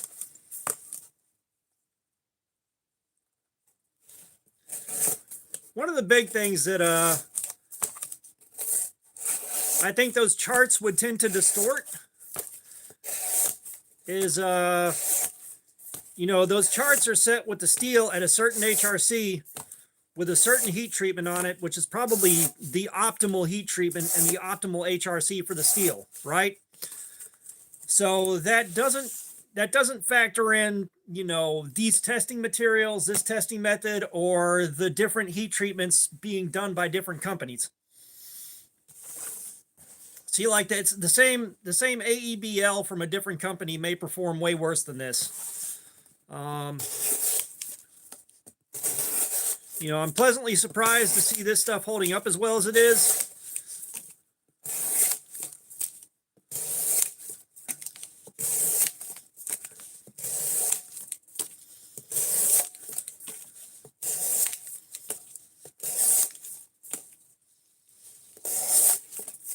Oh, nice. Yeah, see, that's a lot more helpful.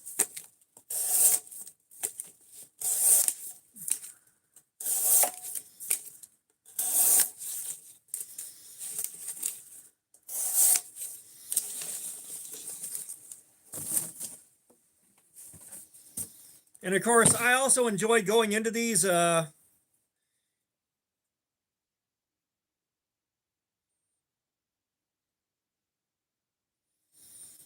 I also enjoy going into these things blind and just kind of learning as I go.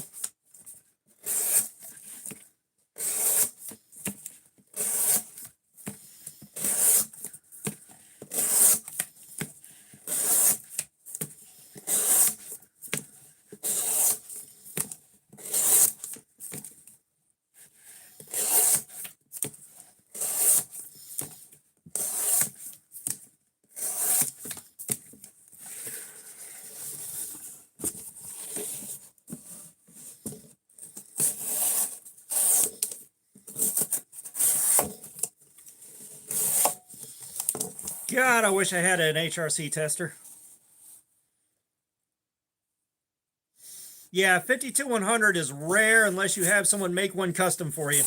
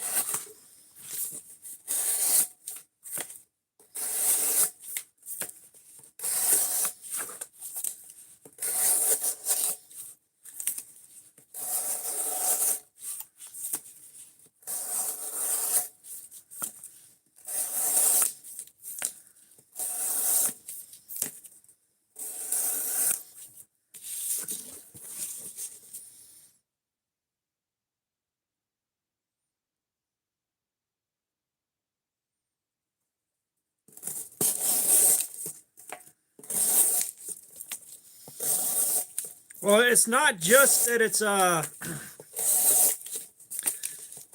it's not just that it's from a fixed rig.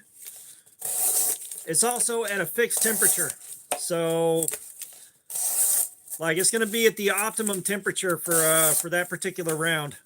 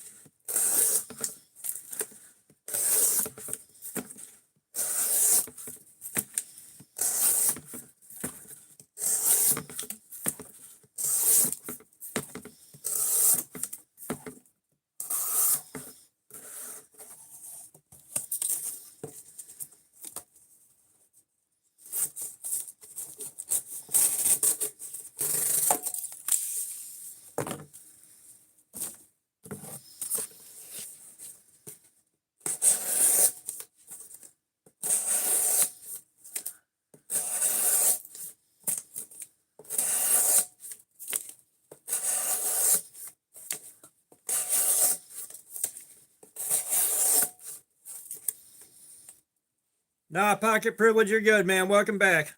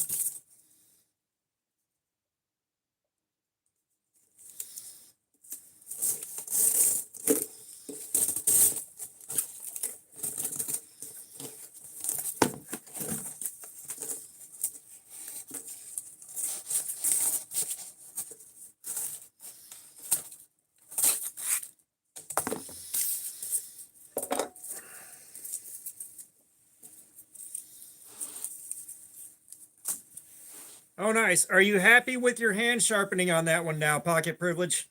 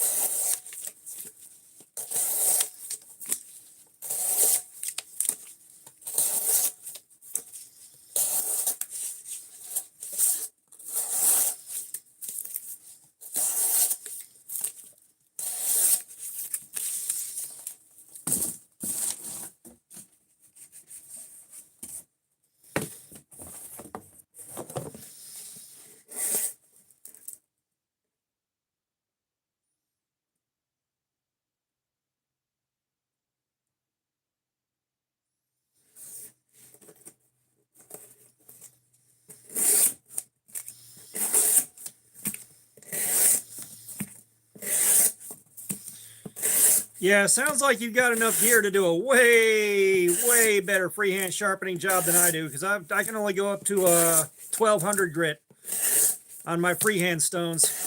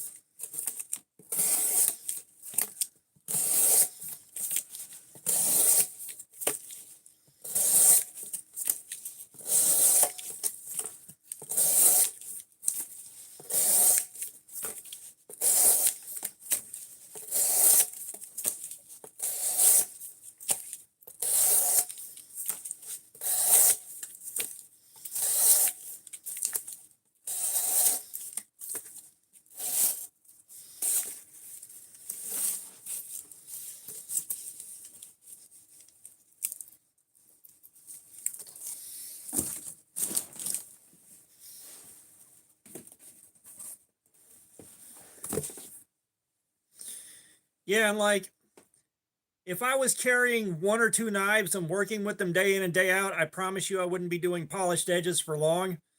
The last time I did that was when I worked at a golf course and I had to cut that yellow nylon rope. I didn't know you needed a toothier edge for that. So I went with the highest level of polish I could get, as sharp as I could possibly get, and it wouldn't cut that rope. It would cut other stuff just fine, but it would not cut that rope for shit. It just slid right off.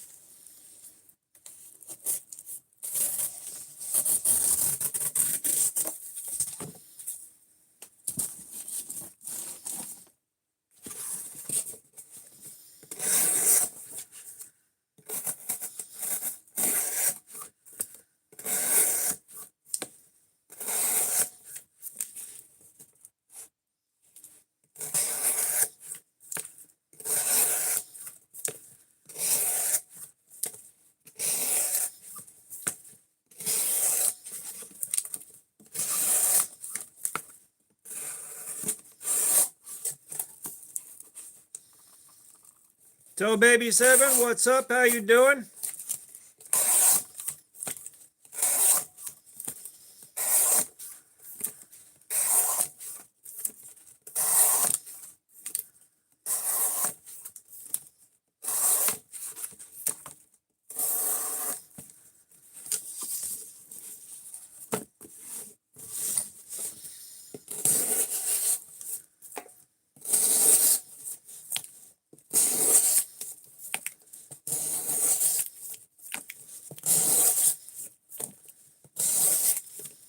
I'm pleasantly surprised by this steel.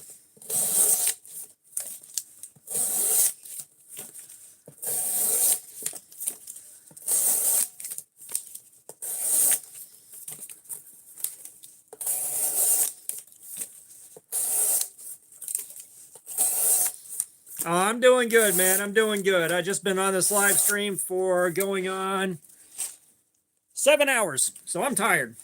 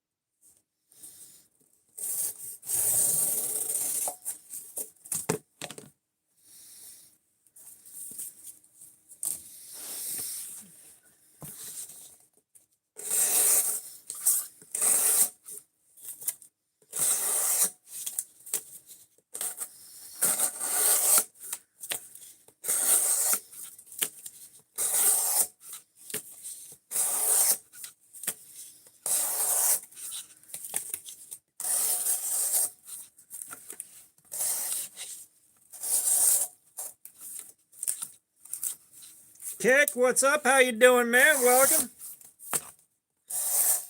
Yeah, someone paid for the Bobby's World shoes. Actually, they paid for a second pair of socks, but I'm not going to do that, so I gave them the Bobby's World shoes instead.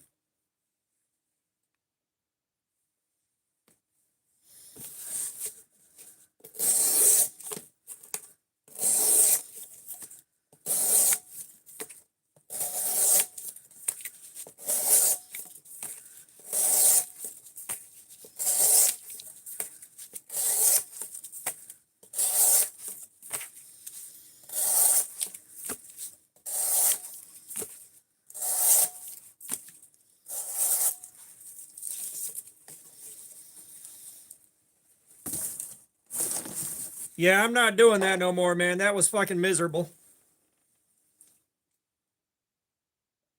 That was a bit too much misery for $2.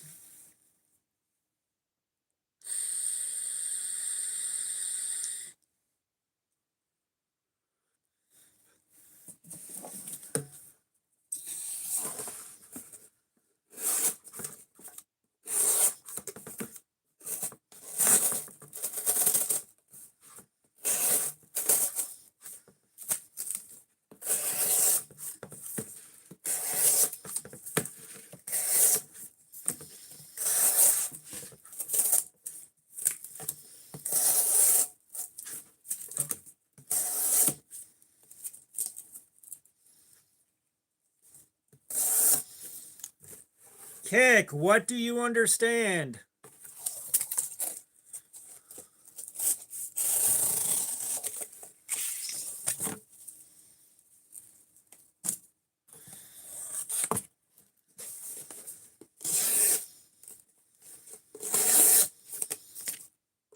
Well, that's easy, Death Metal Son. Kick, you clearly don't know what's going on, but your mom queefed in my shower yesterday. That was pretty gross.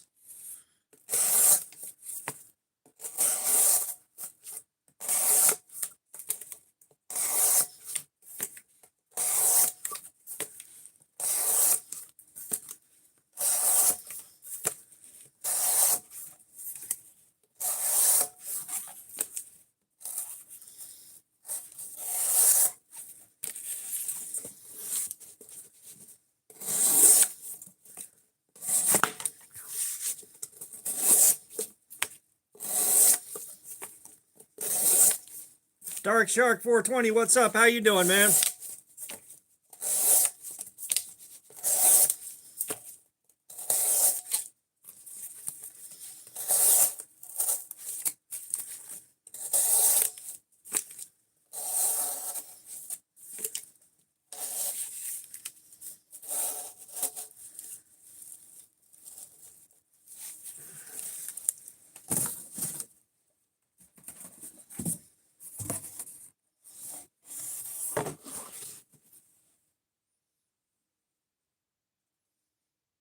Huh. I'd actually be curious in seeing what that is exactly. It's like this right here is my $7 sharpener, and it actually works.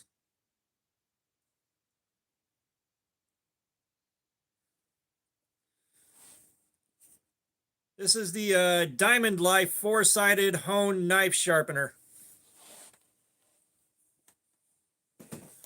which I can actually get knives sharp with it.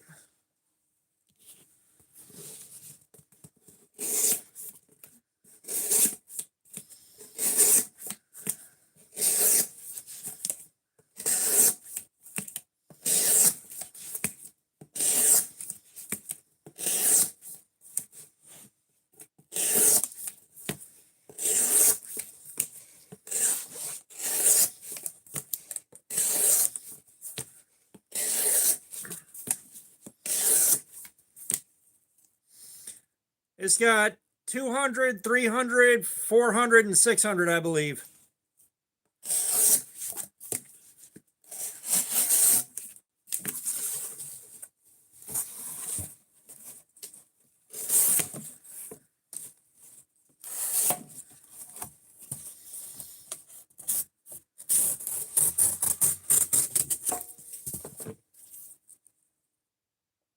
Nope, doesn't even go to 1,000.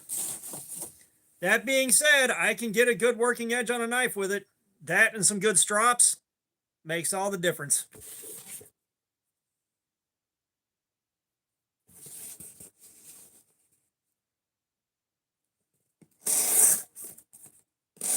I don't know why it's got 300 and 400 grit. It might be it was the easiest grit that they the easiest grits that they had to manufacture with. Pocket privilege, if I'm doing a super mirror polish, I'm going up to 3,000 grit on the precision adjust, like up to 3,000. And then I'm stropping it down to 0.1 microns on the strops with diamond emulsion in them. Like the mirror polished edge, that is all precision adjust right there.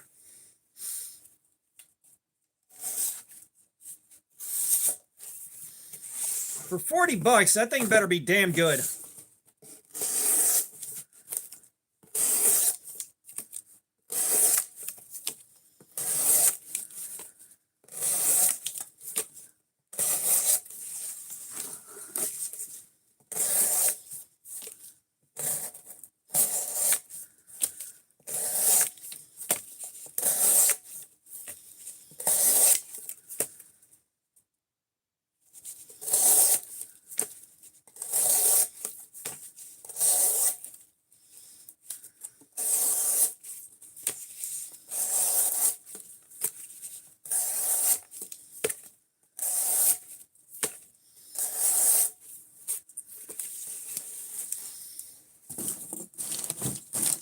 I tell you guys what, I'm an absolute zombie right now.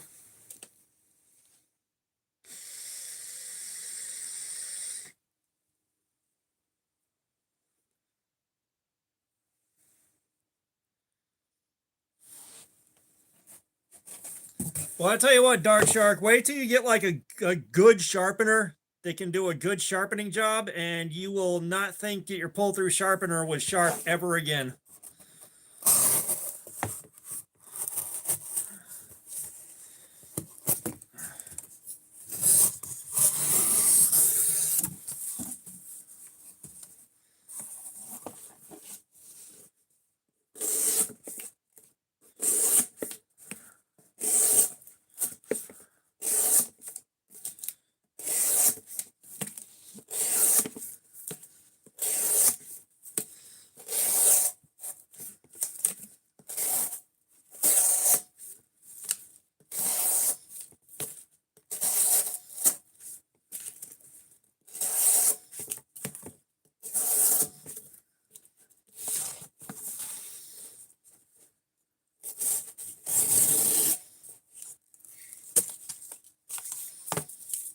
Yeah, like you won't catch me gear bashing. If your pull-through sharpener works for you, great. If it does what you need it to, you know, if your pull-through sharpener does what you need it to do, fine, that's great. It's just like I've tried using pull-through sharpeners, and the difference between a pull-through and good sharpening equipment is night and day.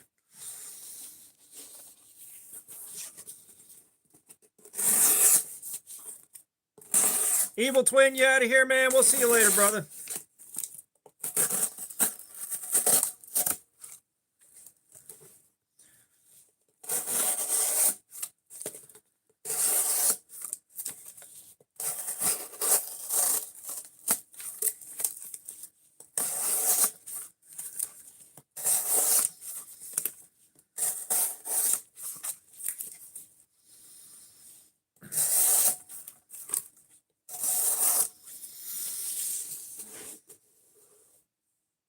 Mine's called the Diamond Life. But that being said, you're better off going with the SATC Diamond Stone off of Amazon. SATC.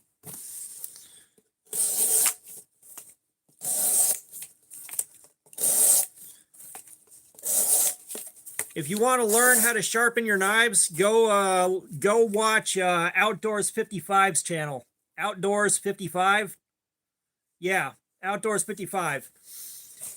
That's where I learned how to freehand sharpen knives.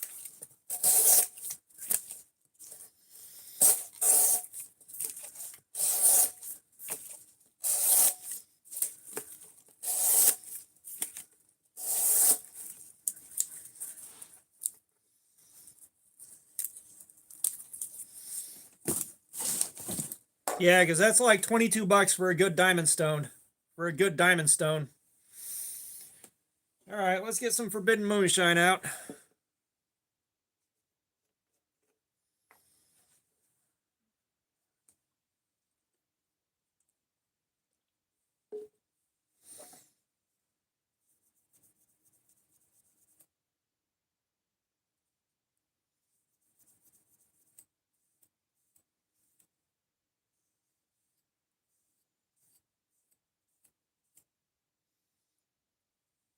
Yeah, I wish YouTube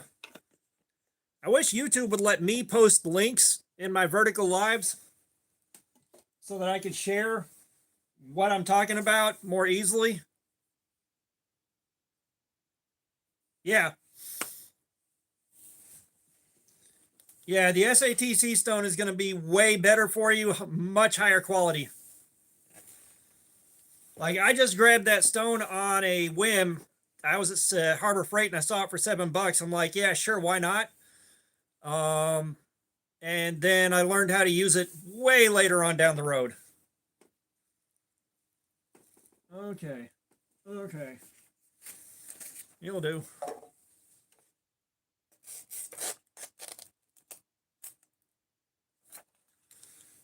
Yeah, Alt SR.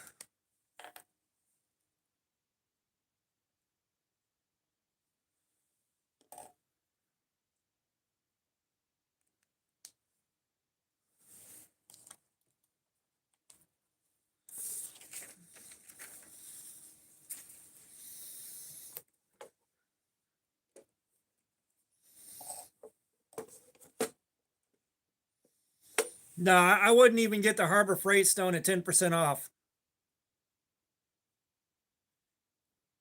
Yeah, Dark Shark. Hey, man, like I am a beginner at freehand sharpening. I use a fixed angle system where there's no real skill needed. So I can't tell you a whole lot about freehand sharpening outside of buy some good stones. But Outdoors 55 is where I learned how to that's where I learned how to freehand sharpen.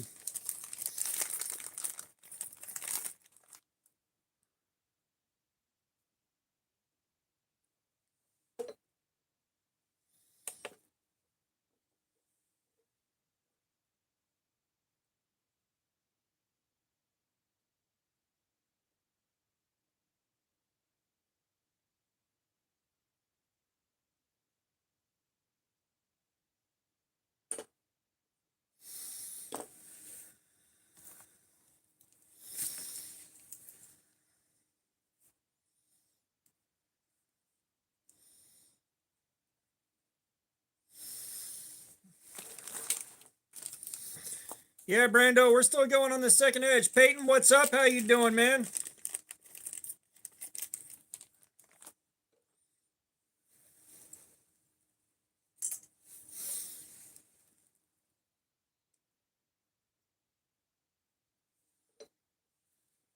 I'm doing good, Peyton. Yeah, S35VN is a very good working knife steel. S35VN can take an absolute beating and still keep going with minimal damage. S35VN, some good shit.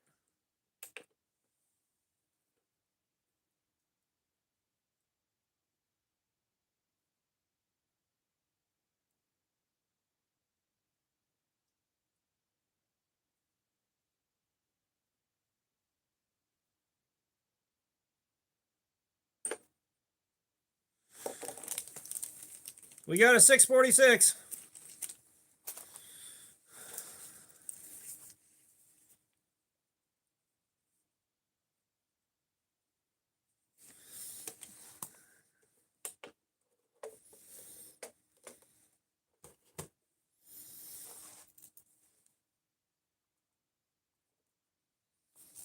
We're going to keep going for a little while longer. We're going to see how long we can go before the edge completely gives up, but that 646 is bad.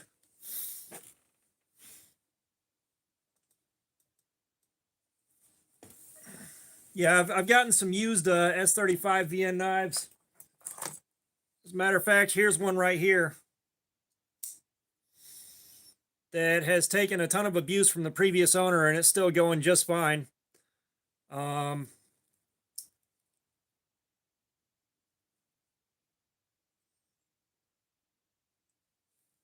Dark Shark, you can pay to take the shoes off. That's basically how that works.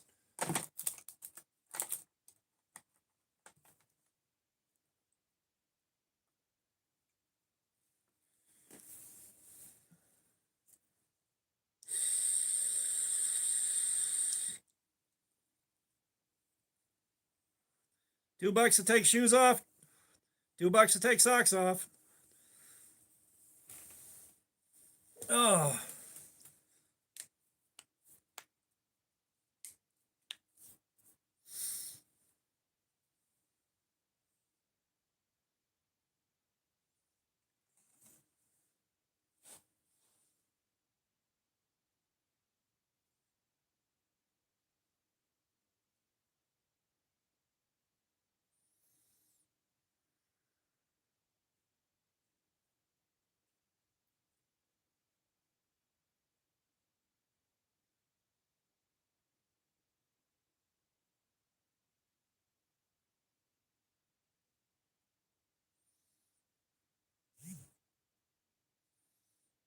Give me a second, guys.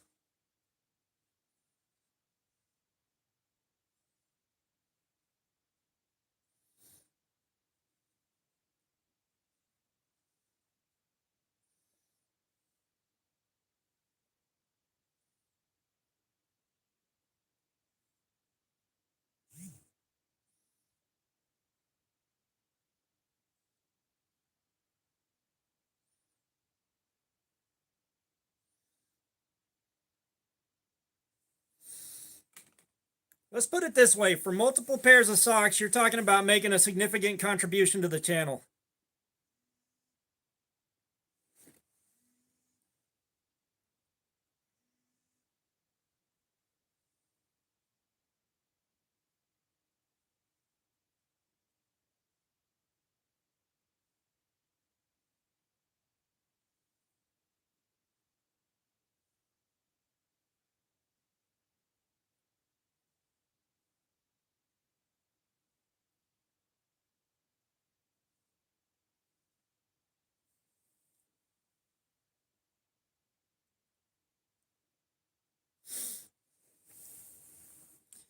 Yeah, we like to keep the sock game pretty simple. Just because the last time we let it go completely wild, it was an absolutely miserable experience for me. Now, that being said, if we hit the point where I do stream for charity and I'm raising money for charity, all bets are off.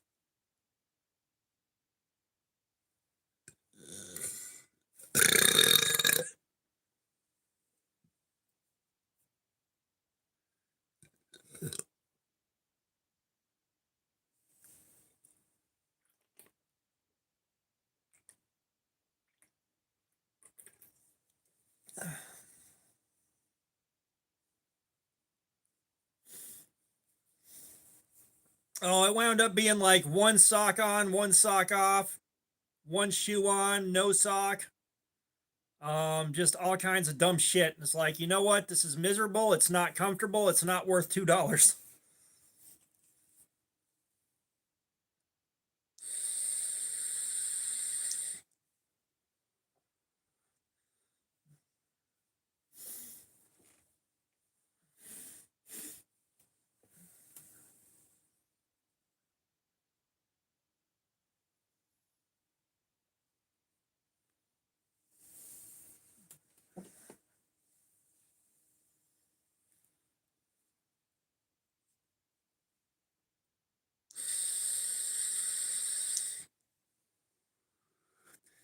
Yeah, Death Metal Son, that's again, you're talking about a pretty hefty contribution to the channel. Because that's going to make it nearly impossible for me to do what I got to do. All right. Let's get back to it.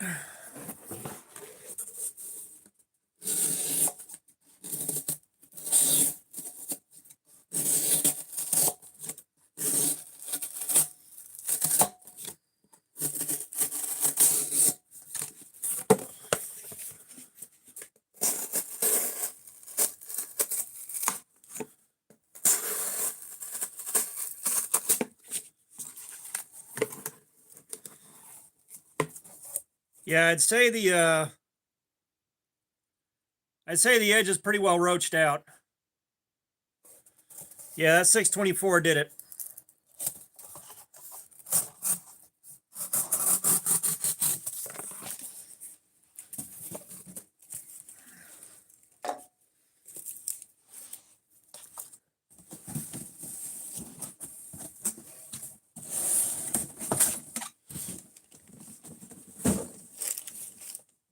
Oh my God, I almost fell down.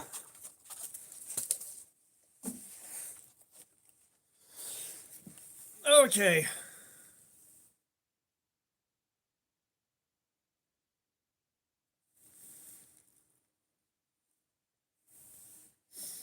All right, let's get this back in the precision adjust and sharpen it up.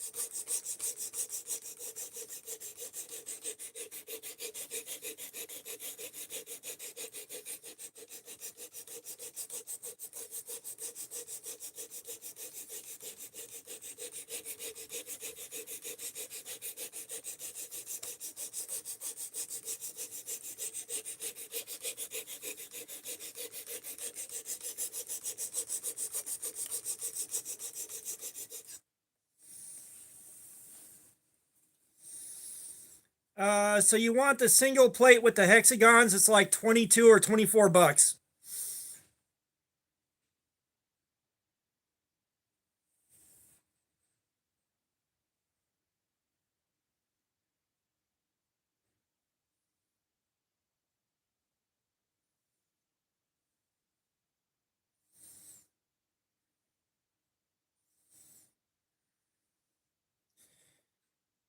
Yeah, the SSATC, the single sharpening stone for $21.99 with the hexagons on it.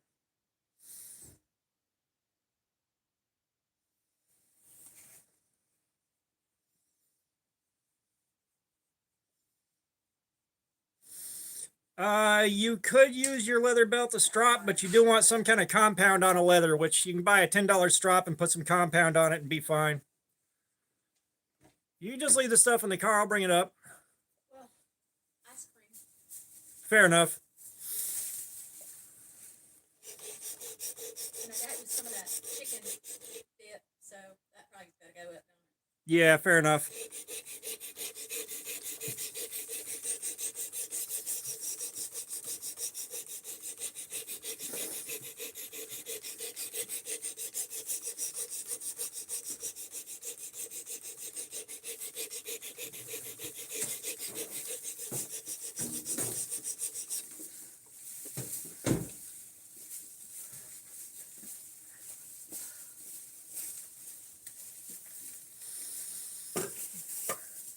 Yeah, sorry, I expected the live stream to be over about an hour ago. I figured you were asleep.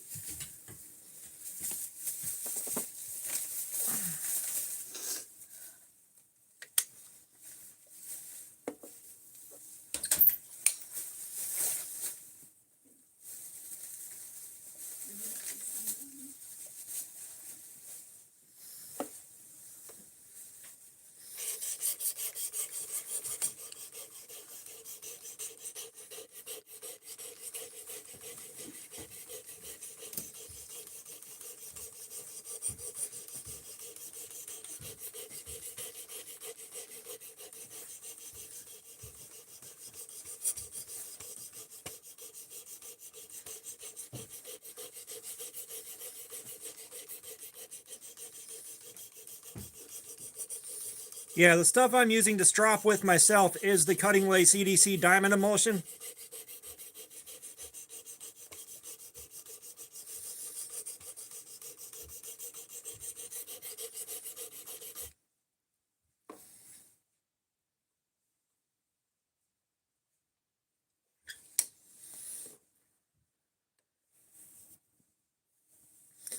But yeah, like the Cutting Lace EDC Diamond Emulsion is definitely good stuff.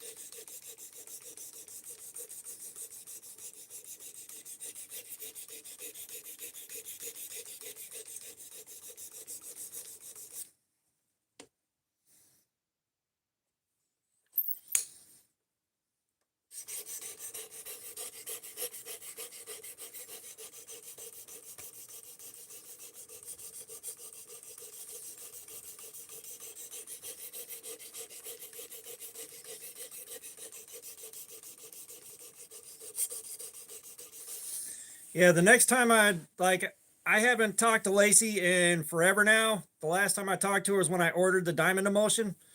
I'll probably not talk to her again until I order more Diamond Emulsion.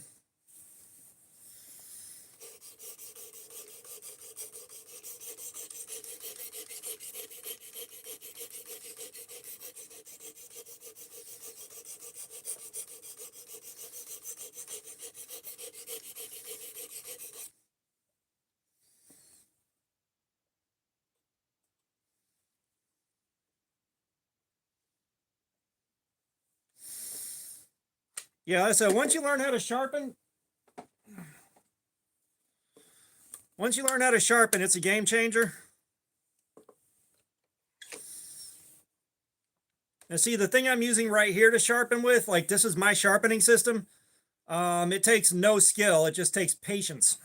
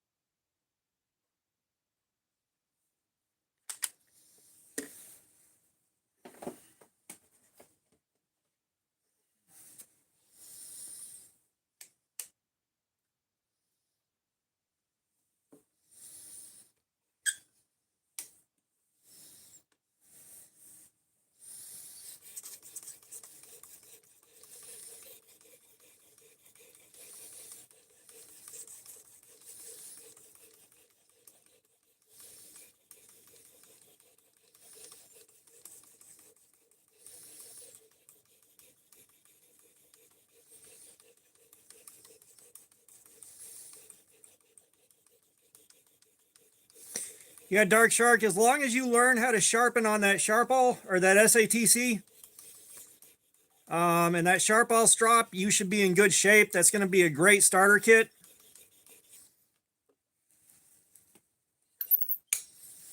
And you won't need any other stones necessarily, but you may end up wanting other stones to go up into higher grits.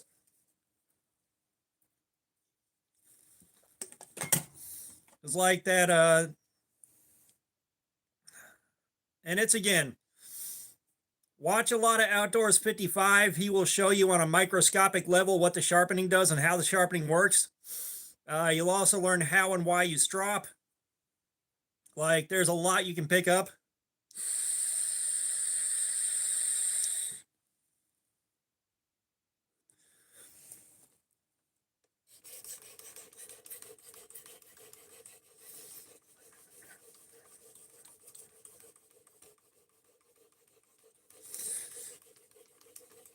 You know, the stone stops at 1,000 for the one that you're buying. This one I am going up to 3,000 grit because I can, and I like my mirror polished edges.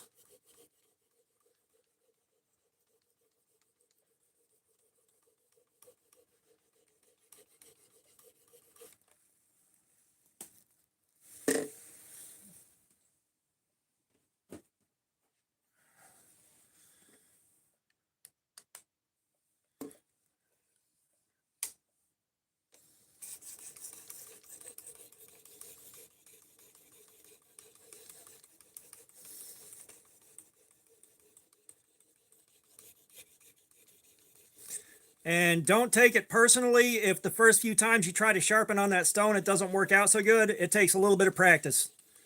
All right, it took me a few tries before I started getting the hang of it.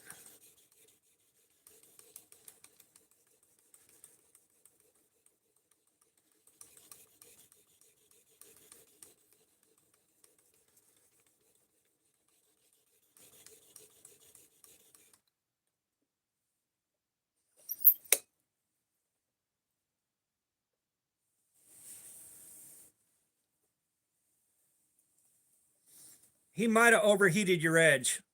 He might have overheated your edge. If you get that edge overheated and burned, it's not going to stay sharp anymore. Yeah, yeah. Practice on your cheap knives, even if you got to buy a couple of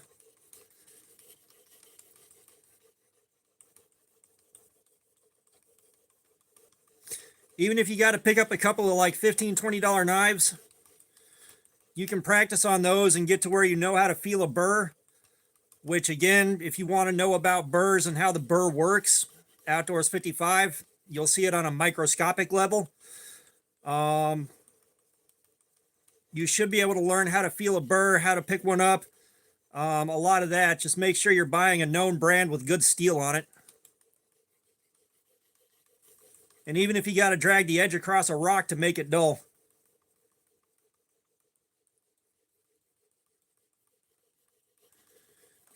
If you're willing to sit there and work on it for a while, you should be able to fix it. It may take you a while to fix it, especially if you're just learning how to sharpen.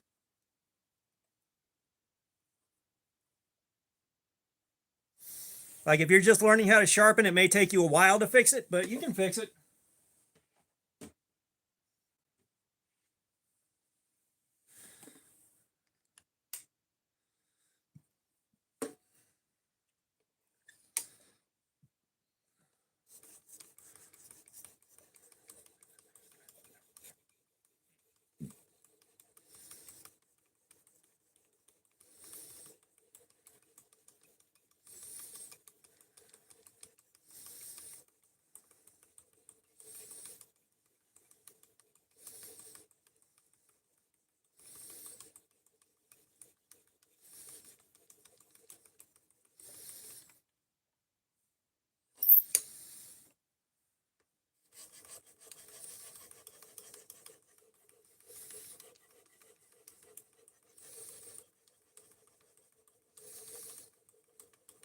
Uh, 400 grit will do the job. It'll just take a little bit of extra time.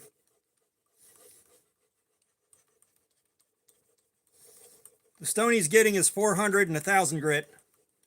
So 400 grit will do it. It'll just take a little while.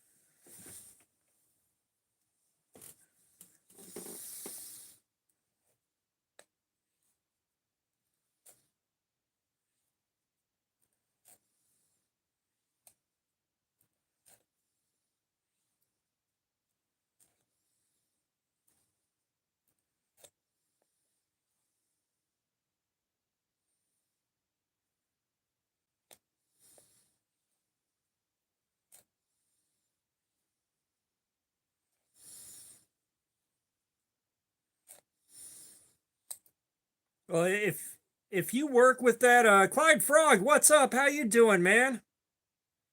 But if you work with it until you've got the hang of fixing that cold steel, and you can get a really sharp edge on that thing, then you should be able to sharpen most anything that you've got. If that edge is really badly rounded and you get it sharp again,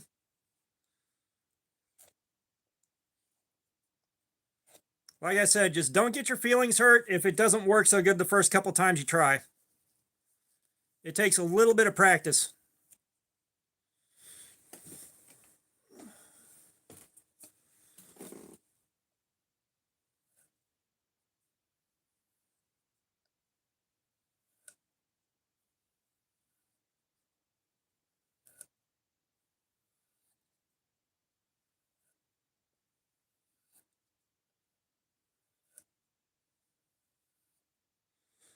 Clyde Frog, I'm doing good, man. I'm doing good. We got the new year kicked off, so things are calming down at work.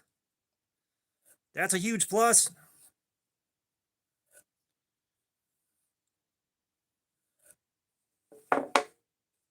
So I'm doing good.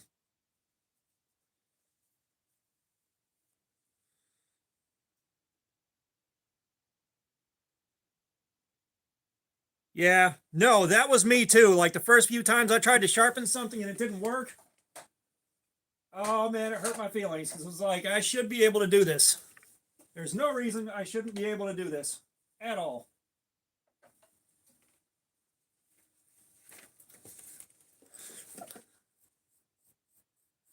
We got 3 hours out of it on the new edge.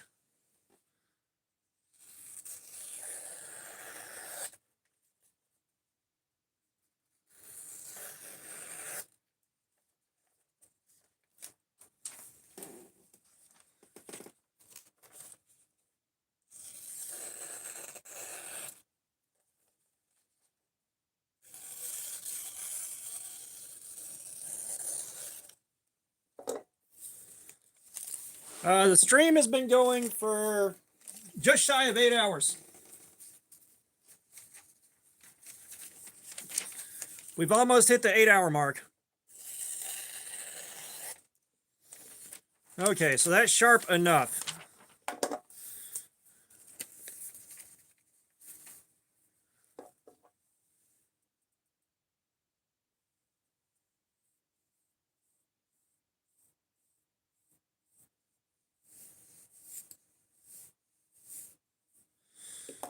All right, let's see how well I did. I kind of don't care. It's sharp enough. Maybe I got another 150.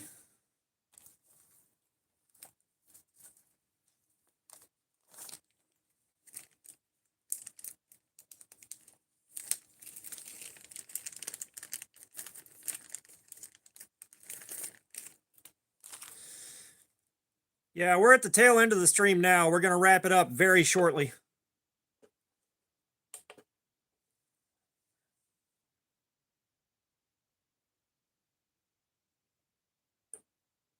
Hey, 132.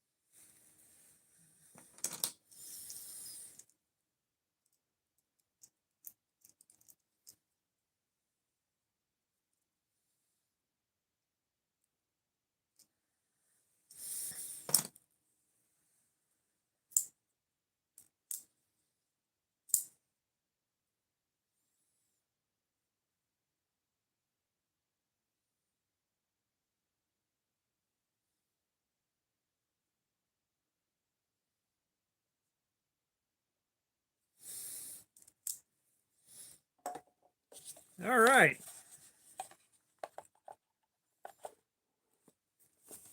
And Dark Shark, if you're still in here, we're going to shave with this thing.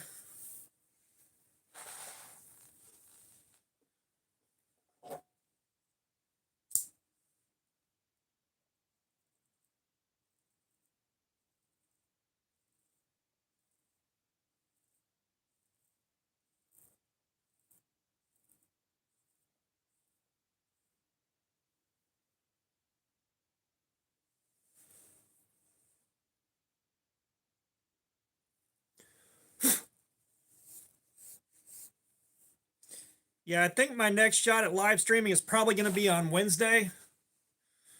I don't know if I'll stream on Wednesday or I don't know if I'll stream on Wednesday or Sunday. Maybe on Sunday. I may do a bonus stream on Wednesday.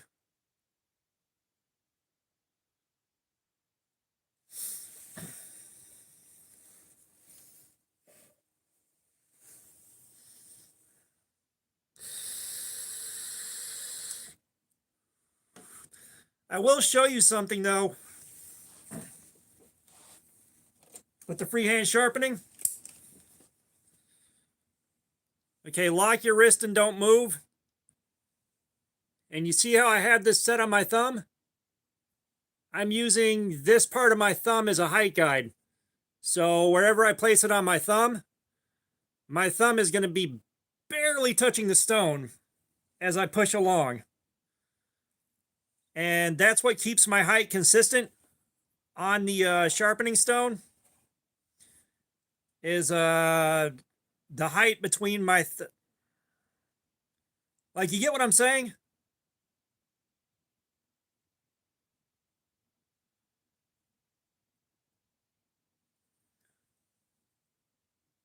Because like you got this, and this part of my thumb right here is just barely touching the stone.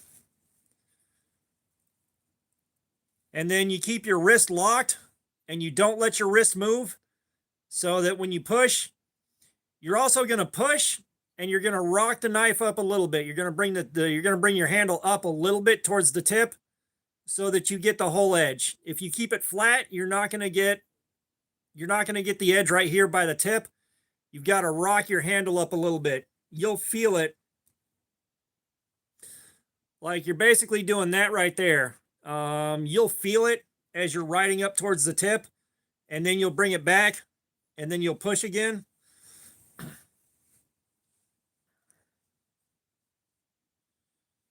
Like you'll feel it. It'll feel right when you ride the tip up to the edge of the block.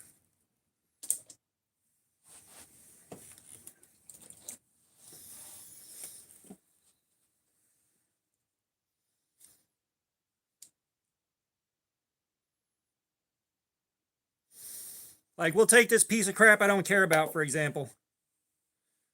Kitchen knives, I've seen a lot of guys recommend 15 to 17 degrees. I'm not a kitchen knife guy, so I don't know.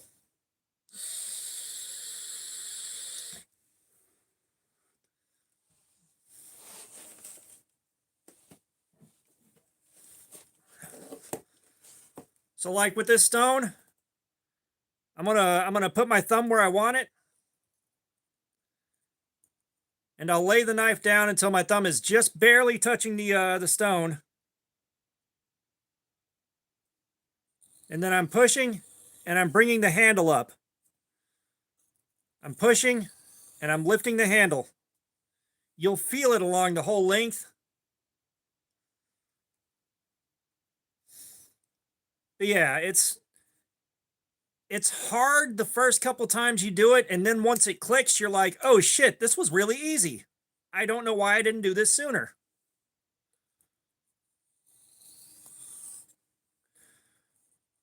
But I'm pushing and I'm lifting the handle up. Pushing, lifting handle.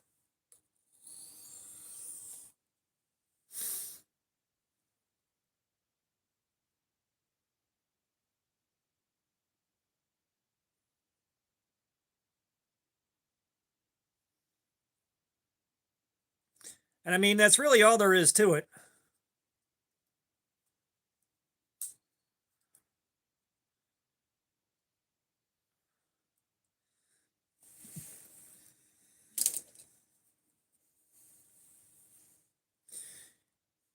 Yeah, and you should, with 1,000 grit on your fine side, you should be able to easily get a knife sharper than new as long as you strop it properly and you got some good stropping compound. Like you saw me go through 4 different strops. And I've got 4 different sizes of diamond emulsion. I got 9 micron, I got 5 micron, 1 micron, and 0.1 microns. So I can get it really, really refined. But the diamond emulsion is the best stuff you can use on a strop. Does your strop that you ordered come with green polishing compound?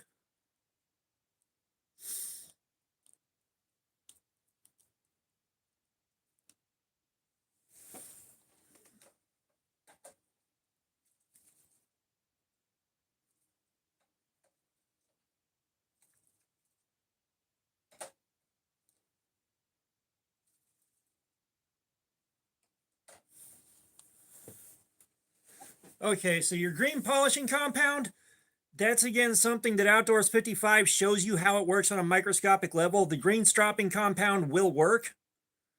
That being said, it's not going to work as well as a diamond emulsion, but it'll get you by. I did plenty of stropping on green compound, and then I switched over to diamond paste I got on Temu.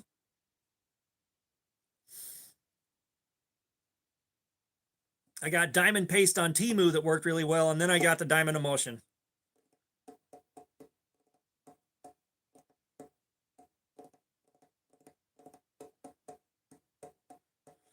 Yeah. So, like, a little bit of practice, you'll have the hang of it. And once you see up close and personal how it works, once it clicks, you're going to be like, wow, this was easy.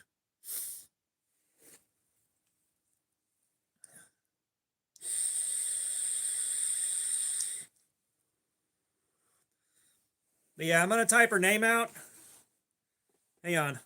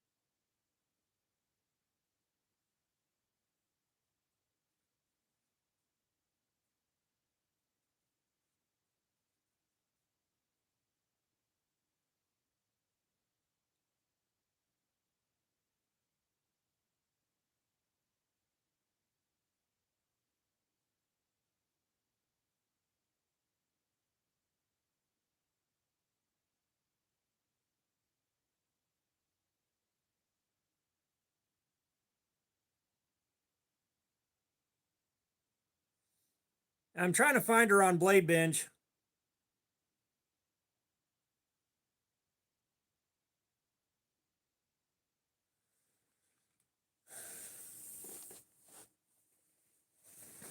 Yeah, I'd probably sharpen at 17 degrees and see where it gets you. As dull as they probably are,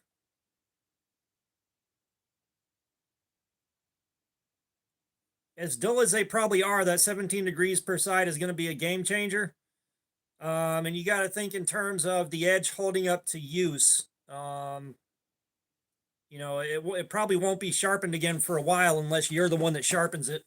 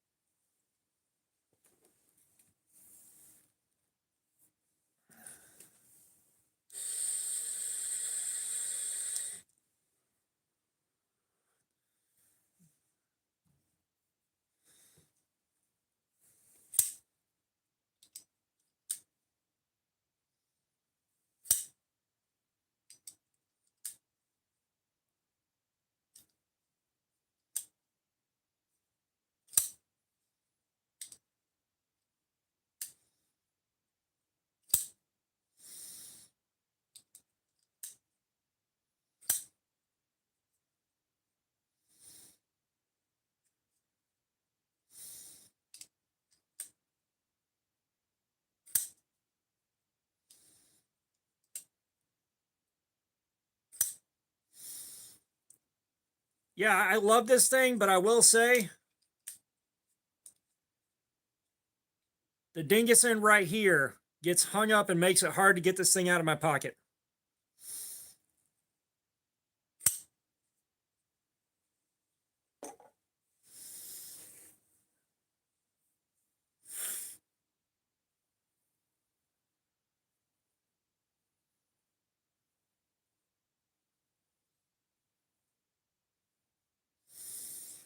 But I think it is time for me to wrap this up. The stream is now 8 hours and 11 minutes old. Yeah, Dark Shark, have a good one, man. I will see you guys later.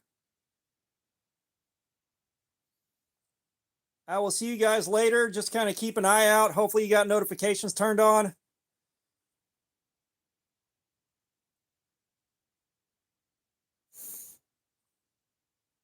And yeah, I will see you guys on the next one. I'm tapping out.